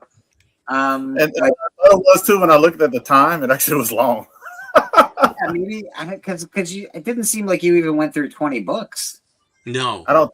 I did not go through 20 books. I know that for a fact because I pulled 20. I pulled 22 books, and I didn't get through like 5 of them. So I swear you didn't really get through that many books. I was like, how come it seems like you didn't? 17 then. Because after every damn book they did a celebration. They're not used to. They get a lot of money for the comics curing cancers, so they're always playing videos and stuff. yeah, it was. I mean, I told him I'd be game to go on again, but he's booked up like all the way to June. So I said maybe next fall, or something. His show's popular. Everybody wants to go on there. Yeah, I told him, so I could show more, but I got maybe next time I'll do like just female and first appearances and black character first appearances or something different. But yeah. I think you got a few of them. I think you might have a few to show off. Yeah. Yeah, I have a few. I could have did all TMNT, but it wouldn't have been probably a great show yesterday. I would have loved it, but I like TMNT. Yeah, man. Yeah, I love the comment when the person was like, it was a matter of fact, I know who it was Comic 89 or 80, whatever his name is. He's in Korea. He goes, "You made a terrible choice, EF15, trading that for the TMNT one." And I said, let me see if I did. I looked it up and said, no, I think I'm $7,000 on the plus side. I think I did good. Boy, you did terrible. You did terrible. I know what you're talking about, Mr. Comics 89. Yeah, but he's a Spider-Man guy, though. But he's a Spider-Man fan. That's like me telling him about the TMNT. Like, he made a terrible choice. But to each your own. But it was definitely not a terrible choice. You were able to make that choice. You don't have an AF-15, so well, the AF-15 I had, and I could show pictures of it. Like, and it's on my personal Instagram, but it was a terrible copy. It was taped. The spine was taped on the inside and the outside. It was a 1.0. It was hanging. It was just something. It was just so bad looking, and ratty looking. What's her name, Rad? What is her name? I can't remember. Is it Who is this woman? Oh, I don't know. Oh, that's Angelina. That looks No. No, that's the girl that played Witchblade. Yes. I guess she crawled into the bottle like a lot of them do, and I thought she was a good actress. Yeah, something happened. I forget what, but something did. I think you're right. I think she did get into. She ended up going to rehab or something. Yeah, Yeah, she became an alcoholic. Yeah. sad. Yeah, she has that. Was it Angelina look though? She does Yeah. look like The yeah, You lips. look at the lips and the eyes. yeah. If you're looking at her on a tiny screen, it definitely has an Angelina look. It was actually, it's a really good show for the time. For a comic book show at Yancey that time, it was good. Butler. Yancey Butler. Yancey. That's probably why. Yancey with a Y. Yancey. And then Catherine Winslow took over, but she was Yancey Butler was the original one, and they had a special effects one where they had this guy talking in the shadows to her the whole show. You know, you need to do this, you need to do that, and he had a very distinctive Boston accent. And then at the very end, she says, "You're always hiding. Why are you helping me?" And they stepped out of the shadows, and it was Jack Kennedy. And they had reanimated his face, and he's blinking his eyes and talking to her, and I was completely blown away when I saw that. I had it on my VCR. That's how long ago it was. I had it on my VCR, and then I would then slow it up, and would get to that one part and go slow through it. But it was so striking to see him, you know, and they have him. They've got some AI of him now. In some commercials or something, he's talking about this or the space program or some darn thing, you know, using his image and stuff like that. But I can't look at that guy without thinking of the Zapruder film. I mean, how can you? I mean, it's ingrained. And I remember so well when that happened too. I mean, God, I was alive when that whole thing went down. And a lot of guys got snuffed in that vintage. You know, that Martin Luther King and Bobby Kennedy and you know, Malcolm X and all these people that were getting bumped off left and right. It was really quite, you know, things are tumultuous now, but back then. That's happening time, yeah. Yeah, let's just hope we can get through whatever's going on in the world today. And I'm glad we're all friends, and I'm glad we all get along. Yeah. Hey, Stefan. By the way, I unfollowed you, Bleecker. What is that? Hey, Stepo, I got a question for you. You saw the Superman movie, right? I did. Now, Crypto. Okay. You think it was a real dog, half real dog, like with a mixture of CGI or fully CGI? I believe that he was CGI because he was too able to do stuff, and the way they animated his face on command, it had to be AI. That it looked to me as though it was completely not AI. Not AI, CGI. CGI, right, CGI. I think it was. They may have had some static shots of him wagging his tail or something, but it looked. I liked his look. I liked the way they portrayed him. He isn't this sort of domesticated, you know, subservient type of a dog. You know, yes, Superboy, anything is Superman, anything you want, yes, master, yes, master. No, he basically calls his own shots, and you know, and when he trashed Lex Luthor, I cheered, man, because I hated the guy that played Luthor. It was a good actor because I hate his guts. I hated his guts by the end, right? and it was so He's in a real cathartic good when movie called Crypto The picked him Menu. up and just pummeled him, you know, and stuff. I went, go Crypto. I love Yeah, it. if you haven't seen the Menu, watch The Menu. Oh, He's yeah. Lex Luthor's in that. It's a good movie. That's probably why, like, James Gunn probably watched that and was just like, yeah, we're gonna bring him in as Lex Luthor, yeah, because he's like, I can't really spoil it and tell you why he's a prick, but like when you watch the movie and like you're at that point, you'll be like, oh, okay, this is why he's devious. Well, when he killed that one person in captivity, when Metamorpho is whatever, he's Yes. keeping him down and stuff, and just gratuitously blows that person away, I thought that was quite gratuitous. I was shocked by that, kind of. Especially for a Superman It was. movie. It threw me off guard.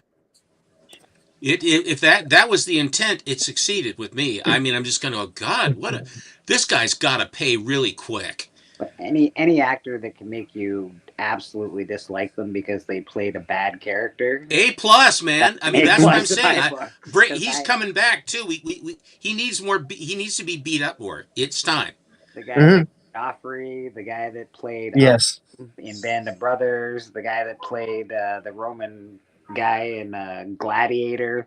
Like, Oh, there's yeah. these- Oh, I there's just want to these certain say, actors, and I'm just like, they're terrible people. I hate those guys. yeah, the guy that played Joffrey, man, people hated him so much that he quit acting for a while because people hated him. Like, he was getting so much hate in real life.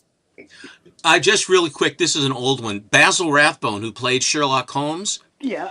Okay, so he was in a movie called David Copperfield, and it's with Dickinson, of course, and he played the martinet guy, and he was so, and he made Oliver Twist or whatever, just made it just terrible for them, and he was reviled. He played it so well. Anyway, he says when I was filming that, I was dating a very lovely gal, and he said they went to the movie, and then after the movie was over, she says, "I'm through with you."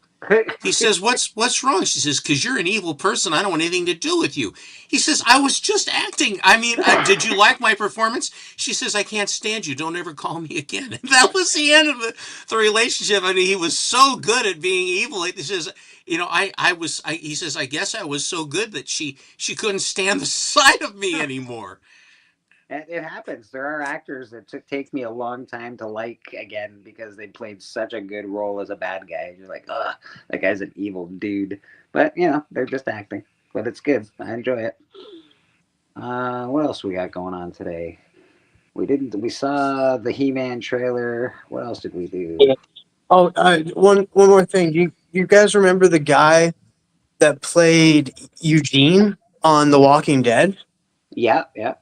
He quit social media and stuff when he did that turn on The Walking Dead, and he started like being like Negan's like right hand man and stuff. People turned on him in real life, and like we're sending him like hate mail and like stuff that you shouldn't send people, like to tell them to go do and stuff. And yeah, so he just got rid of all social media.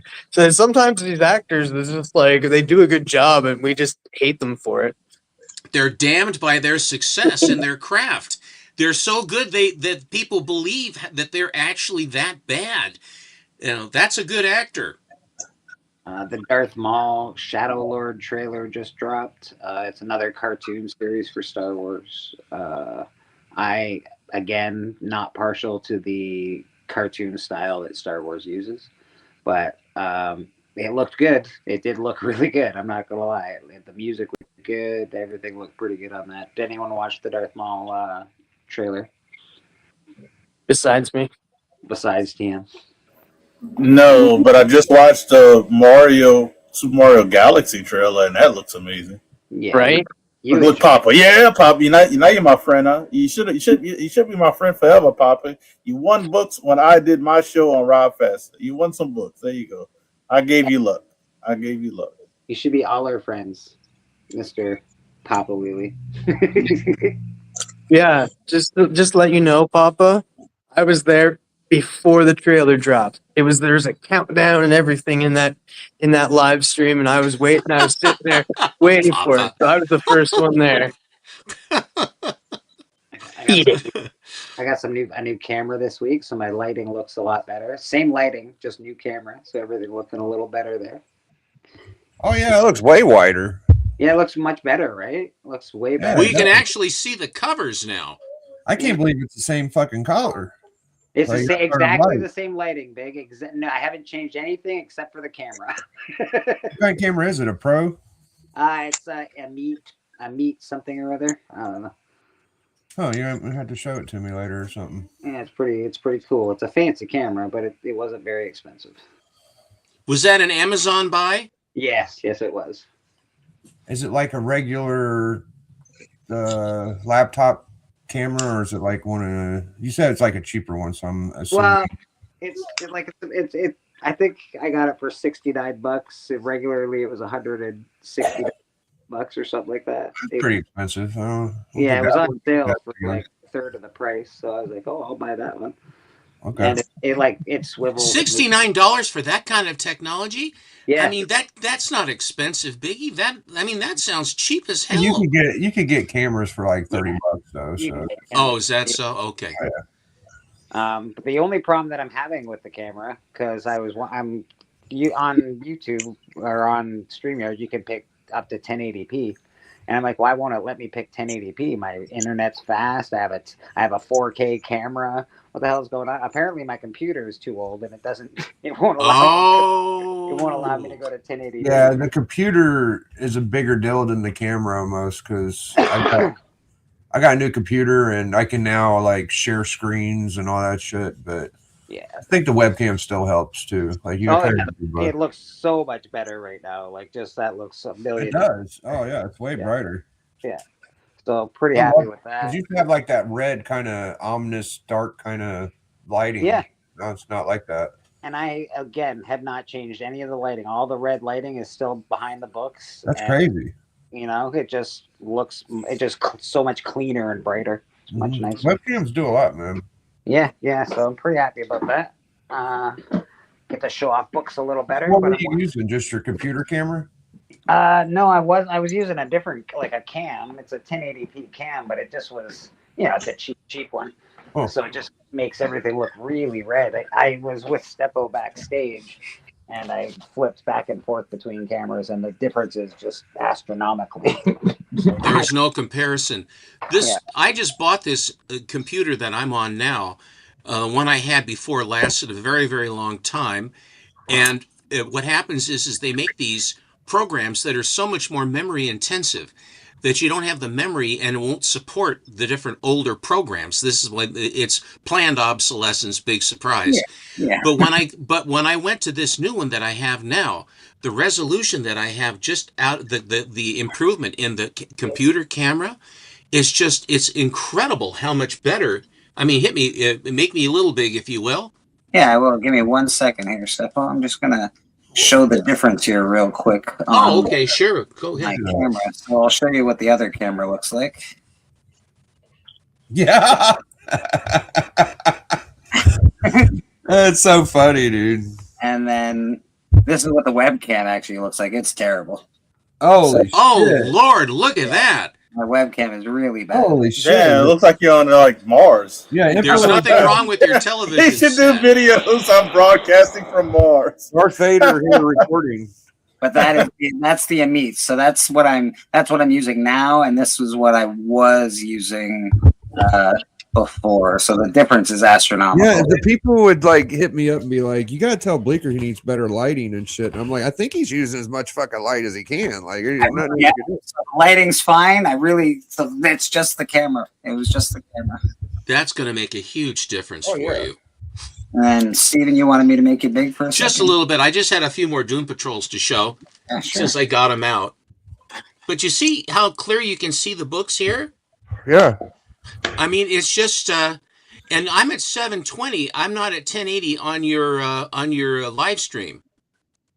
You can change that in your camera view, but I don't know if it's weird because I can see where I can change it, but it won't let me. It won't even let me touch it.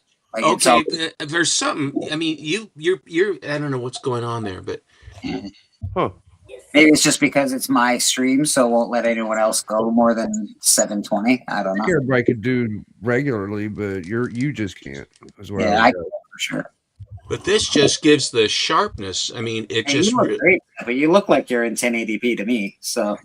Yeah, I think you're fine. Yeah, you look very sharp. Such as it is. Oh, here we go. I knew it as soon as I said it. That's part of the YouTube comic thing is like trying to get your video quality and audio sounding good, It's part of the You're right. Papa, you are always so kind with your compliments. The older You camera. guys cut the man some What an slack. asshole. God damn. But Yeah. Steppo just he looks like he's in claymation mode. Yeah. I look like I'm in claymation. Everything's claymation over there. What? Everybody's such assholes today. What is going on? Thank you. It's like maybe it's like I don't know. Maybe I got slipped something. Definitely. I think if you're seeing claymation, definitely, TM. Definitely. Got it. Kumar, what happened? Doom Patrol. I love these Doom Patrol stuff. Oh, they're really good. Yeah, they are. They're way better than Marvel stuff, Monty. Hey now. That ought to do something. I'm surprised I didn't get a better rise out of him when I was saying Marvel's derivative and all this stuff. He took it, and I fired for effect, and I didn't get the effect I thought I was gonna get. That's not so. What do you think about my opinion on DC having better gold than Marvel? Is that a fact or is that just an opinion? You mean Golden Age books? Yeah. The DC was the standard of that, and Timely had a very good product, and so did MLJ. But the main frontline books, the biggest books, are DC books. Yeah. Cap and Marvel won because of what they represent, but by and large, everything that followed from Superman and Batman was basically trying to capitalize on those type of characters for the trail that they blazed. And Superman Action 1, you cannot overestimate. Action 1 changed the world. It changed it changed comics in the United States incredibly to this day because of Super Action 1. But it wasn't just an American thing, it was global. I mean, everyone really went for that character. Very, very amazing, actually. Isn't this a great, colorful cover? Yeah, I love the colorful ones. Yeah, the bright green, the purples. Every time I get a freaking Doom Patrol, it looks like a rag doll. So, yeah. Well, they were well loved, Biggie. I mean, it's a fact. I mean, they were very well loved. I've had that one.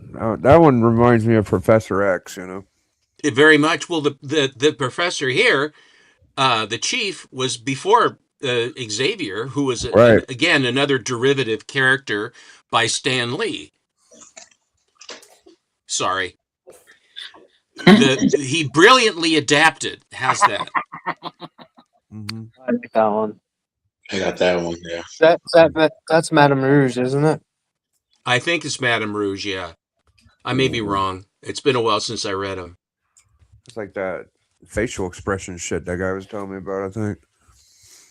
They really kind of, at the end, they became quite bizarre, surreal. Psychedelic going. Yeah. They are. Even the show was psychedelic and surreal. They did a great job at adapting that show. It was one of my favorite comic book adaptations. I was so sad that it ended. And Yeah. I think this is the last one, I think. Oh shit, that's where they got the Bronze Age one from. Holy hell. Very cool, yeah. I know that. Very cool. You know the bronze one I'm talking about, the showcase? Yeah, I have- Stepper? yeah. You do? I meant Steppo, but you have it too. Okay. Got I figured you and TM knew.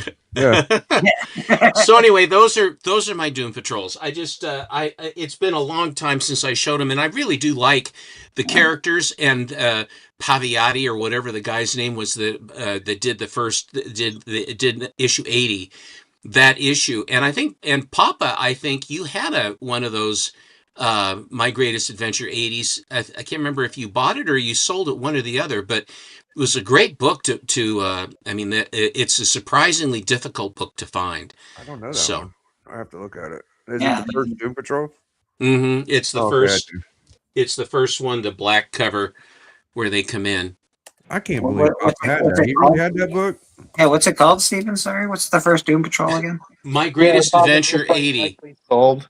He didn't have that shit. Papa didn't have that. Hell no. Hey, Papa, I got a question for you. Have you watched one of my favorite movies, Good Will Hunting? No, you need to watch Good Will Hunting. Yeah, watch it. It's important. Yeah, should make a Stepper big if you don't mind. Oh yeah, I'll make This is the book he was talking about, yeah. Oh, yeah. Oh. That's kind of a tough one to get. Yeah, it's expensive. And this one, finding this in grade is a real challenge. It's not like it's the greatest book of all time, but I don't think that people collected it as much because it was a shift over from what My Greatest Adventure was before, 79 previous issues. And then it's sort of like getting the first Eclipso. I mean, it's finding that as his first appearance is a tough book, but there aren't just legions of people going out to get the first Eclipso. But this one, if you're smart, you get Eclipso though, right? oh yeah, I got it. I mean, I'm all about the second and third tier with DC because they're interesting characters. This whatever General Immortus or whatever his name is a problem all the way through. You got the one with the header is Doom Patrol, like the first time they have Doom Patrol in the header. That's the one I got. I do. Yeah, you want to see it? Yeah, I think it's like 88 or something. I'm not sure. 6.0 in this book is like $775. Oh, it's a pricey book. Yeah. Insane, bro. Yeah, this one is. The earliest one I have, I think this might be the one. It's 88. I think this is the first The Doom Patrol. Oh no, that's a different one than the one I'm talking about. Hold on, I'll find the one I'm talking about. Yeah, this book's an expensive book, Stephen. Yeah, you got me curious, and obviously you always like to FOMO me. Stephen does this on purpose. It's 86. Doom Patrol 86. They say it's the Brotherhood of Evil. Yeah, I'm missing a few. I haven't. I've seen some, but Biggie, I find them the way that you are finding them. That they're very very well. They're very very well read. Mm-hmm. And trying to find one that'll fit correctly with that, And I confess, I've also I don't have Doom Patrol right at the top of my list of stuff. It's sort of like, is it when it shows up? People have these things. They have a list. I have a list of books I'm trying to buy.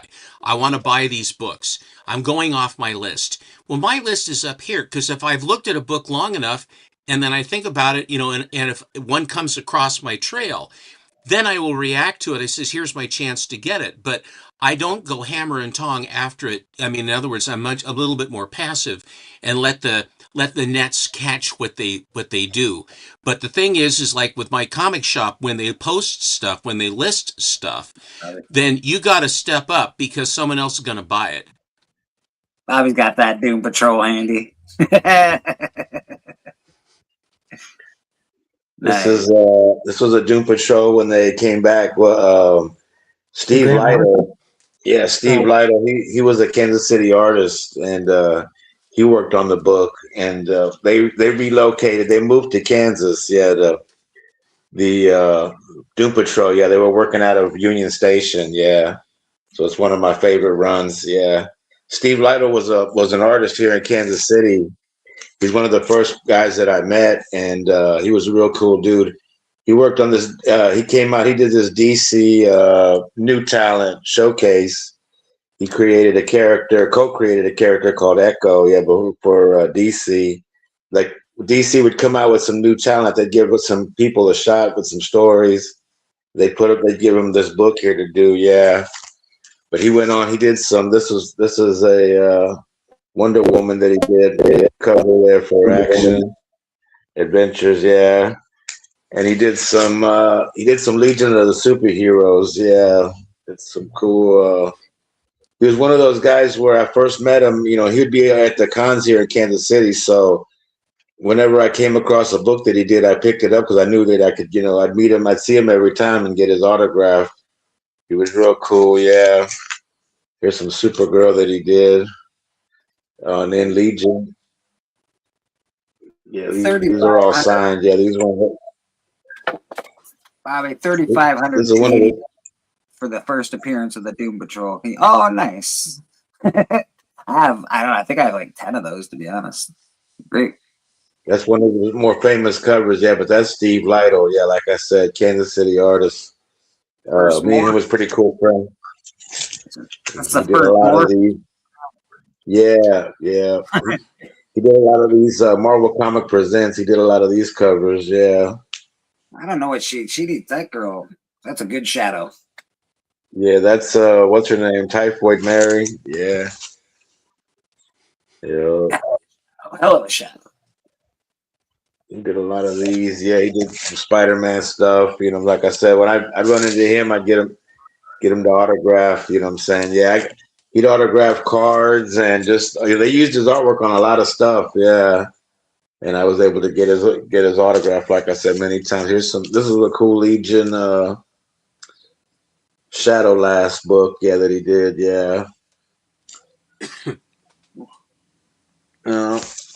and he did that Carnage Venom, but he did these Pogs too. I don't know if you guys can.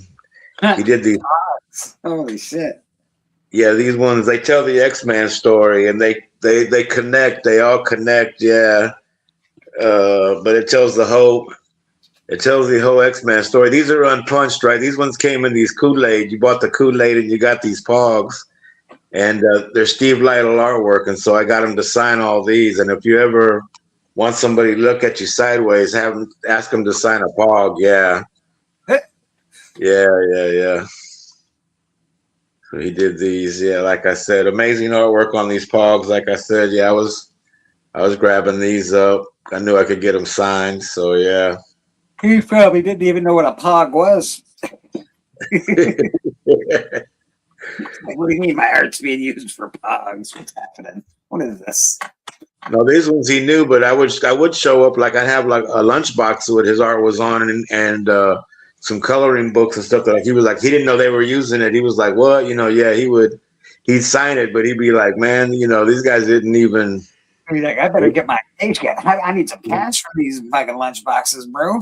Yeah, man, exactly. Yo, so these are all. Holy shit! It's been a minute, Freaky. Good to see you, brother. Yeah, they tell the whole X-Man story. Yeah, Steve Lytle. Yeah.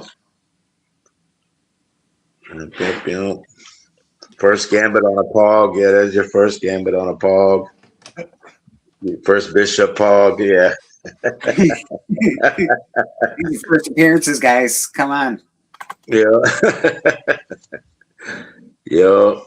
So shout out, man. Shout out. Yeah. Mr. Bleeker, I think I'm going to bounce and go upstairs and probably turn on the Feetsball. I just want to say that tomorrow, Alan and I are going to be going through. I just got a new book that I bought from my comic shop that I will be showing, and it's a pre-code horror. I don't really go into that, but I FOMO'd one that he had showed me. Yeah. But I have a lot of raw. Both of us have accumulated raw books over, and I have a bunch that I haven't shown for a very long time. They're ones that are nice, and you don't want to have them sort of out in the racks. In other words, it's my select raw Golden Age books, and that's what he's going to do the same, and that's what we're going to be showing tomorrow for our Monday special. So swing by and say hi. Absolutely, Stephen. Thank you very much for showing off your Doom Patrol collection today. That's My pleasure, gentlemen. It's very nice. Please, if you're out in the bad weather and stuff, please take care. Stay warm. Stay safe. Stay warm. Absolutely. All right, gentlemen. See you later. Bye, Papa. Bye, everybody. Stephen. So let's go around the horn, see what everybody's up to these days, because I think it's almost that time for us as well. Mr. Rad Art and Comics, you're doing commissions, you're doing art, you're doing Murder King. What else are you doing these days? Just hanging out. That's about it, man. Who doesn't have to work tonight, Rad? Yeah, I'm off. That's right. Boom. Boom. It's an extra day off work. TM Nerdy, what do you got coming on? What's going on with yourself? Not much. I dropped a short. Go check it out. And then just this upcoming Thursday, Top 5 Commandments over on Biggie Shack's channel. Top 5 Commandments. Damn right. Pay attention to that shit. Mr. Who Dat Comics, what do you got going on with yourself, sir? Nothing at all. I'm chilling. Literally, this I'm not really feeling well, so I'm just chilling. But I might jump on Astonishing to hang out with the guys and stuff since I took off the next day. Definitely, it's gonna be a lot of fun if you like laughing at stuff. Just like in Band of Brothers, the Sunday night is basically the extension, I would say, of the Band of Brothers, especially when Bleak's there and Roman Curtis and look like Yahweh's gonna be there. So it's gonna be it's gonna be fun. It's gonna be fun. So that's why I definitely just want to at least hang out, even if I don't sell anything. I just want to at least hang out. So definitely check that out tonight, and I'll probably have an unboxing maybe next week, end of the week, maybe, because I have a CGC book that's finally in the grading process. So hopefully they get that done and shipped out so I can get it by Friday. So it's a book I've been waiting on. It was there since October for private signing, and they let all the Todd McFarlane stuff get signed, graded, and shipped out. Then they said, "Hey, let's go back and do these books that we started in 2025." So it's kind of disappointing and disheartening. It's like that's just, that's ridiculous in my opinion. I don't care. Like, no, they didn't pay any different price than what I paid. So actually, I actually paid more. I want to say, but trying to defend, they keep fucking. They do little dumb shit. I'm just gonna say it. They just do little dumb shit, and that's a dumb shit. I'm hate to say it over and over, but that's dumb. Like, you don't alienate your other customers to please the people who got in for the lottery ticket for Todd McFarlane. We got to say it like that, because that's what it was. It's basically a lottery ticket, because he didn't sign. He signed 1/3 of how much he did last time. Well, he even said they advertised it as one thing, and then they put a cut on. They put a cut off. They're like, "Nope, we're cutting it off." So they were like, "What just happened?" I remember, it's brutal. So he did less. They did all that, and then you can see why they weren't getting stuff graded by their videos, which was dumb to post. It's like, oh, the grading team meeting Todd McFarlane. Get back to fucking work. You could. I'm sorry. I got books there. You better get my books out right now. I'm like, dude, don't advertise you're showing them meeting Todd McFarlane. Just do it and keep it hush. But you're showing it, and then you're like, oh, that's why my stuff is not getting graded, because they're too busy fanboying, meeting Todd McFarlane and getting free pictures and autographs and doing videos. And you're like, come on, man, y'all got to be smarter than that. Like it's sad. It's very sad. But like you say, you defend them, and then they do dumb stuff, and you can't defend it. So you ever wonder who that sounds like when he's upset? This is it. And I'm not even fully upset. I'm just disappointed. I'm disappointed. That's what it really is. I'm just disappointed. Very disappointed. But definitely check my channel out, man. I do unboxings. We do auctions. Me and Bleak are bringing it back. So you guys be prepared, because I'm gonna make sure I have at least a giveaway book for some buyers. When we do that, and not Band of Brothers, but graphic content. Me and Chris do. Check that out. And like my little sign says from was it with Eddie Murphy? It's my birthday. It's my birthday. It's my birthday. It's my birthday. Papa Wheelie, do you got Sweet Chin music this week? Because I feel like you took it off 2 weeks in a row now, and I'm like, what the hell? Where's my Thursday entertainment? I like my wrestling entertainment and news, sir. So Papa Wheelie has Sweet Chin music this week. If you like wrestling, you're gonna love that show. Him, Beckerman, Biggie Shaq. Who else goes on there? D and Boston Chris. They talk wrestling. It's good times. Yeah, man. Papa also has to watch Good Will Hunting this week. Papa needs to do some homework this week, so he has to watch some Good Will Hunting. Bobby Delegato, what do you got going on with yourself, sir? Station, brother. Yeah, happy to be on here. I made it to church, giving thanks and praise. You know what I'm saying? I want to give congratulations to everybody. Congratulations on your new camera, man. Looks good and shit. Yeah. Congratulations. Yeah, TM, you know what I mean, for still kicking and doing good, brother. And happy birthday to you, Who Dat. Papa, I'm glad you're feeling better, man. Yeah, I hope you're feeling better. Congratulations, Biggie, man. Yeah, I seen him the other night. He won a slab on there. It was a good one from Magic Lasso. That was a real good show, yeah, man. And just want to say shout out to everybody. Yeah, the prayer word of the day was from my fortune cookie here, man. What it says, only person who takes risk can truly be free. So, yeah, go out there, take risk, be free, be safe. And yeah, man, love you guys, Station. And I'm still the heavyweight champ. Yeah, they're still gunning for me out there on the hunt. So when that resumes, yeah, hopefully they got a match ready for me. This guy bragging about his belt. You and Papa Wheelie braggarts. I'm the hunt champion. Oh, I got a 9 Thundercats. That's what you guys sound. That's what you both sound like. Mr. Taking a Big. risk, man. Taking a risk. So I can be free. Can you make What do you got going on with yourself this week, Biggie? I was gonna say, show me a big real quick. I went and got some books. I got 2 books. Yeah, let me make you big. Give me a second. All right, so I went in there, got my 86. I gotta drag you over here, apparently. Oh, it's an issue. Yeah, forgot I was in the corner. The corner of Doom. So there's the first time Doom Patrol's on the header, by the way. That's awesome. This is the only Doom Patrol book I was like, I have to have it, so it's because I had it and I sold it and I couldn't get it back, so I had to buy it. And then just another weird Doom Patrol showcase. But that was it. You can make me small. I just wanted to. So for my show network, we do book reviews, we do speculation, we have a club. I watch all you guys out there in the community, and I talk about that too. I like to watch other channels and bring them up weekly, and just pal around with my buddies. How do you feel about being recently called a gatekeeper? Oh, I don't know what the hell it's real funny whenever someone comes to your channel and leaves a comment, and it's just like pure vomit diarrhea, and they tell you you're negative.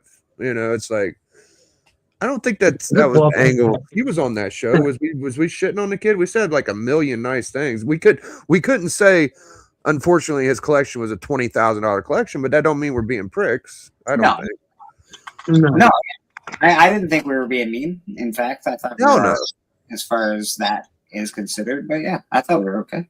Yeah, I thought we gave the kid a lot of praise. So. Yeah. You got to praise people that are actually into comics. You know what I mean? Especially young people buying, like he's got a lot of books. Yeah, leave nice comments out there, guys. I try to lead by example. I fucking leave nice comments all over the place, all the time. Can I get some back? Give me some good comments, guys, motherfuckers. Damn. Why can't you be nice to me, you motherfuckers? What? I don't get it, man. Fucking gets annoying after a while. You don't call them a bunch of mofos. I don't know. Yeah, well, fuck them then. I guess you treat people shitty when they treat you nicely. No, I'm saying the comments I leave on videos, not like. I'm just fucking. You know what I'm saying. Happy birthday, who dat? It's my daughter's birthday too. Gotta go celebrate with the fam when church wraps up. Nice. Very cool. Yeah, I think, and obviously, you can find me here every Sunday. We almost didn't make it this morning, but we did. I don't think we've missed a church yet, so we're all right. We haven't missed one yet, folks, so we're gonna keep this train rolling. Look for other videos. I do some unboxings. I'm on Biggie's channel on Fridays. I love to watch Papa on Thursdays. I hang out with Mr. Bobby D here on Church, and of course on The Hunt. I love having TM here. He's a plethora of knowledge and a wealth of information. Rad, one of the best artists in this community. It's a pleasure and an honor just to get to watch somebody that has that kind of talent draw here every Sunday. So that's pretty freaking awesome to me. Yeah, man. Who else we got on here? Who Dat Comics. He's become a very, very, very close friend of mine in this comic book community. I hang out with him regularly, backstages. We sell together. We talk about shit together. Who Dat's a good man. So it's a pleasure to know him. And of course, Steven, one of my best friends in this community, mentor, brother. I couldn't imagine being in this community now without him and Susie Q. So there's a lot of people in my life that I like to thank, especially people in this community. You guys are all really awesome, and you make my Sundays worthwhile, and you make my existence here on the YouTubes very, very, very worthwhile. So thank you very much, man. I hope we bring you guys some enjoyment and something to watch, a little bit of knowledge. You know what I mean? Bleak is like Fred Durst. Keep it rolling. Damn right, buddy. Damn right. Papa, love you too, my man. You're one of my favorites, brother. We'll always have you on. You're cool as heck. Surly little bugger that you are. We appreciate you, man. So Papa Willie, keep kicking ass. I'm glad you're doing well too. How's your legs and stuff? I don't want to see them. I've seen them enough. But I just, how are they? He doesn't speak for everybody. Let's see your legs, buddy. No, let's not see your legs. What do we got? Papa's got comments. Better, I think. Okay, good to hear, Papa. Good. I'm glad to hear it, brother. All right, let's try and find a video to get us out of here with, so we can. Here, let's just use the intro video one more time.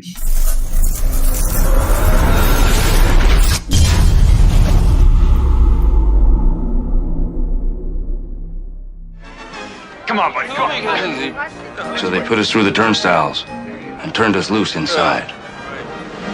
Ladies and gentlemen, boys and girls, visitors of all ages, the Bazuko Casino Circus proudly presents.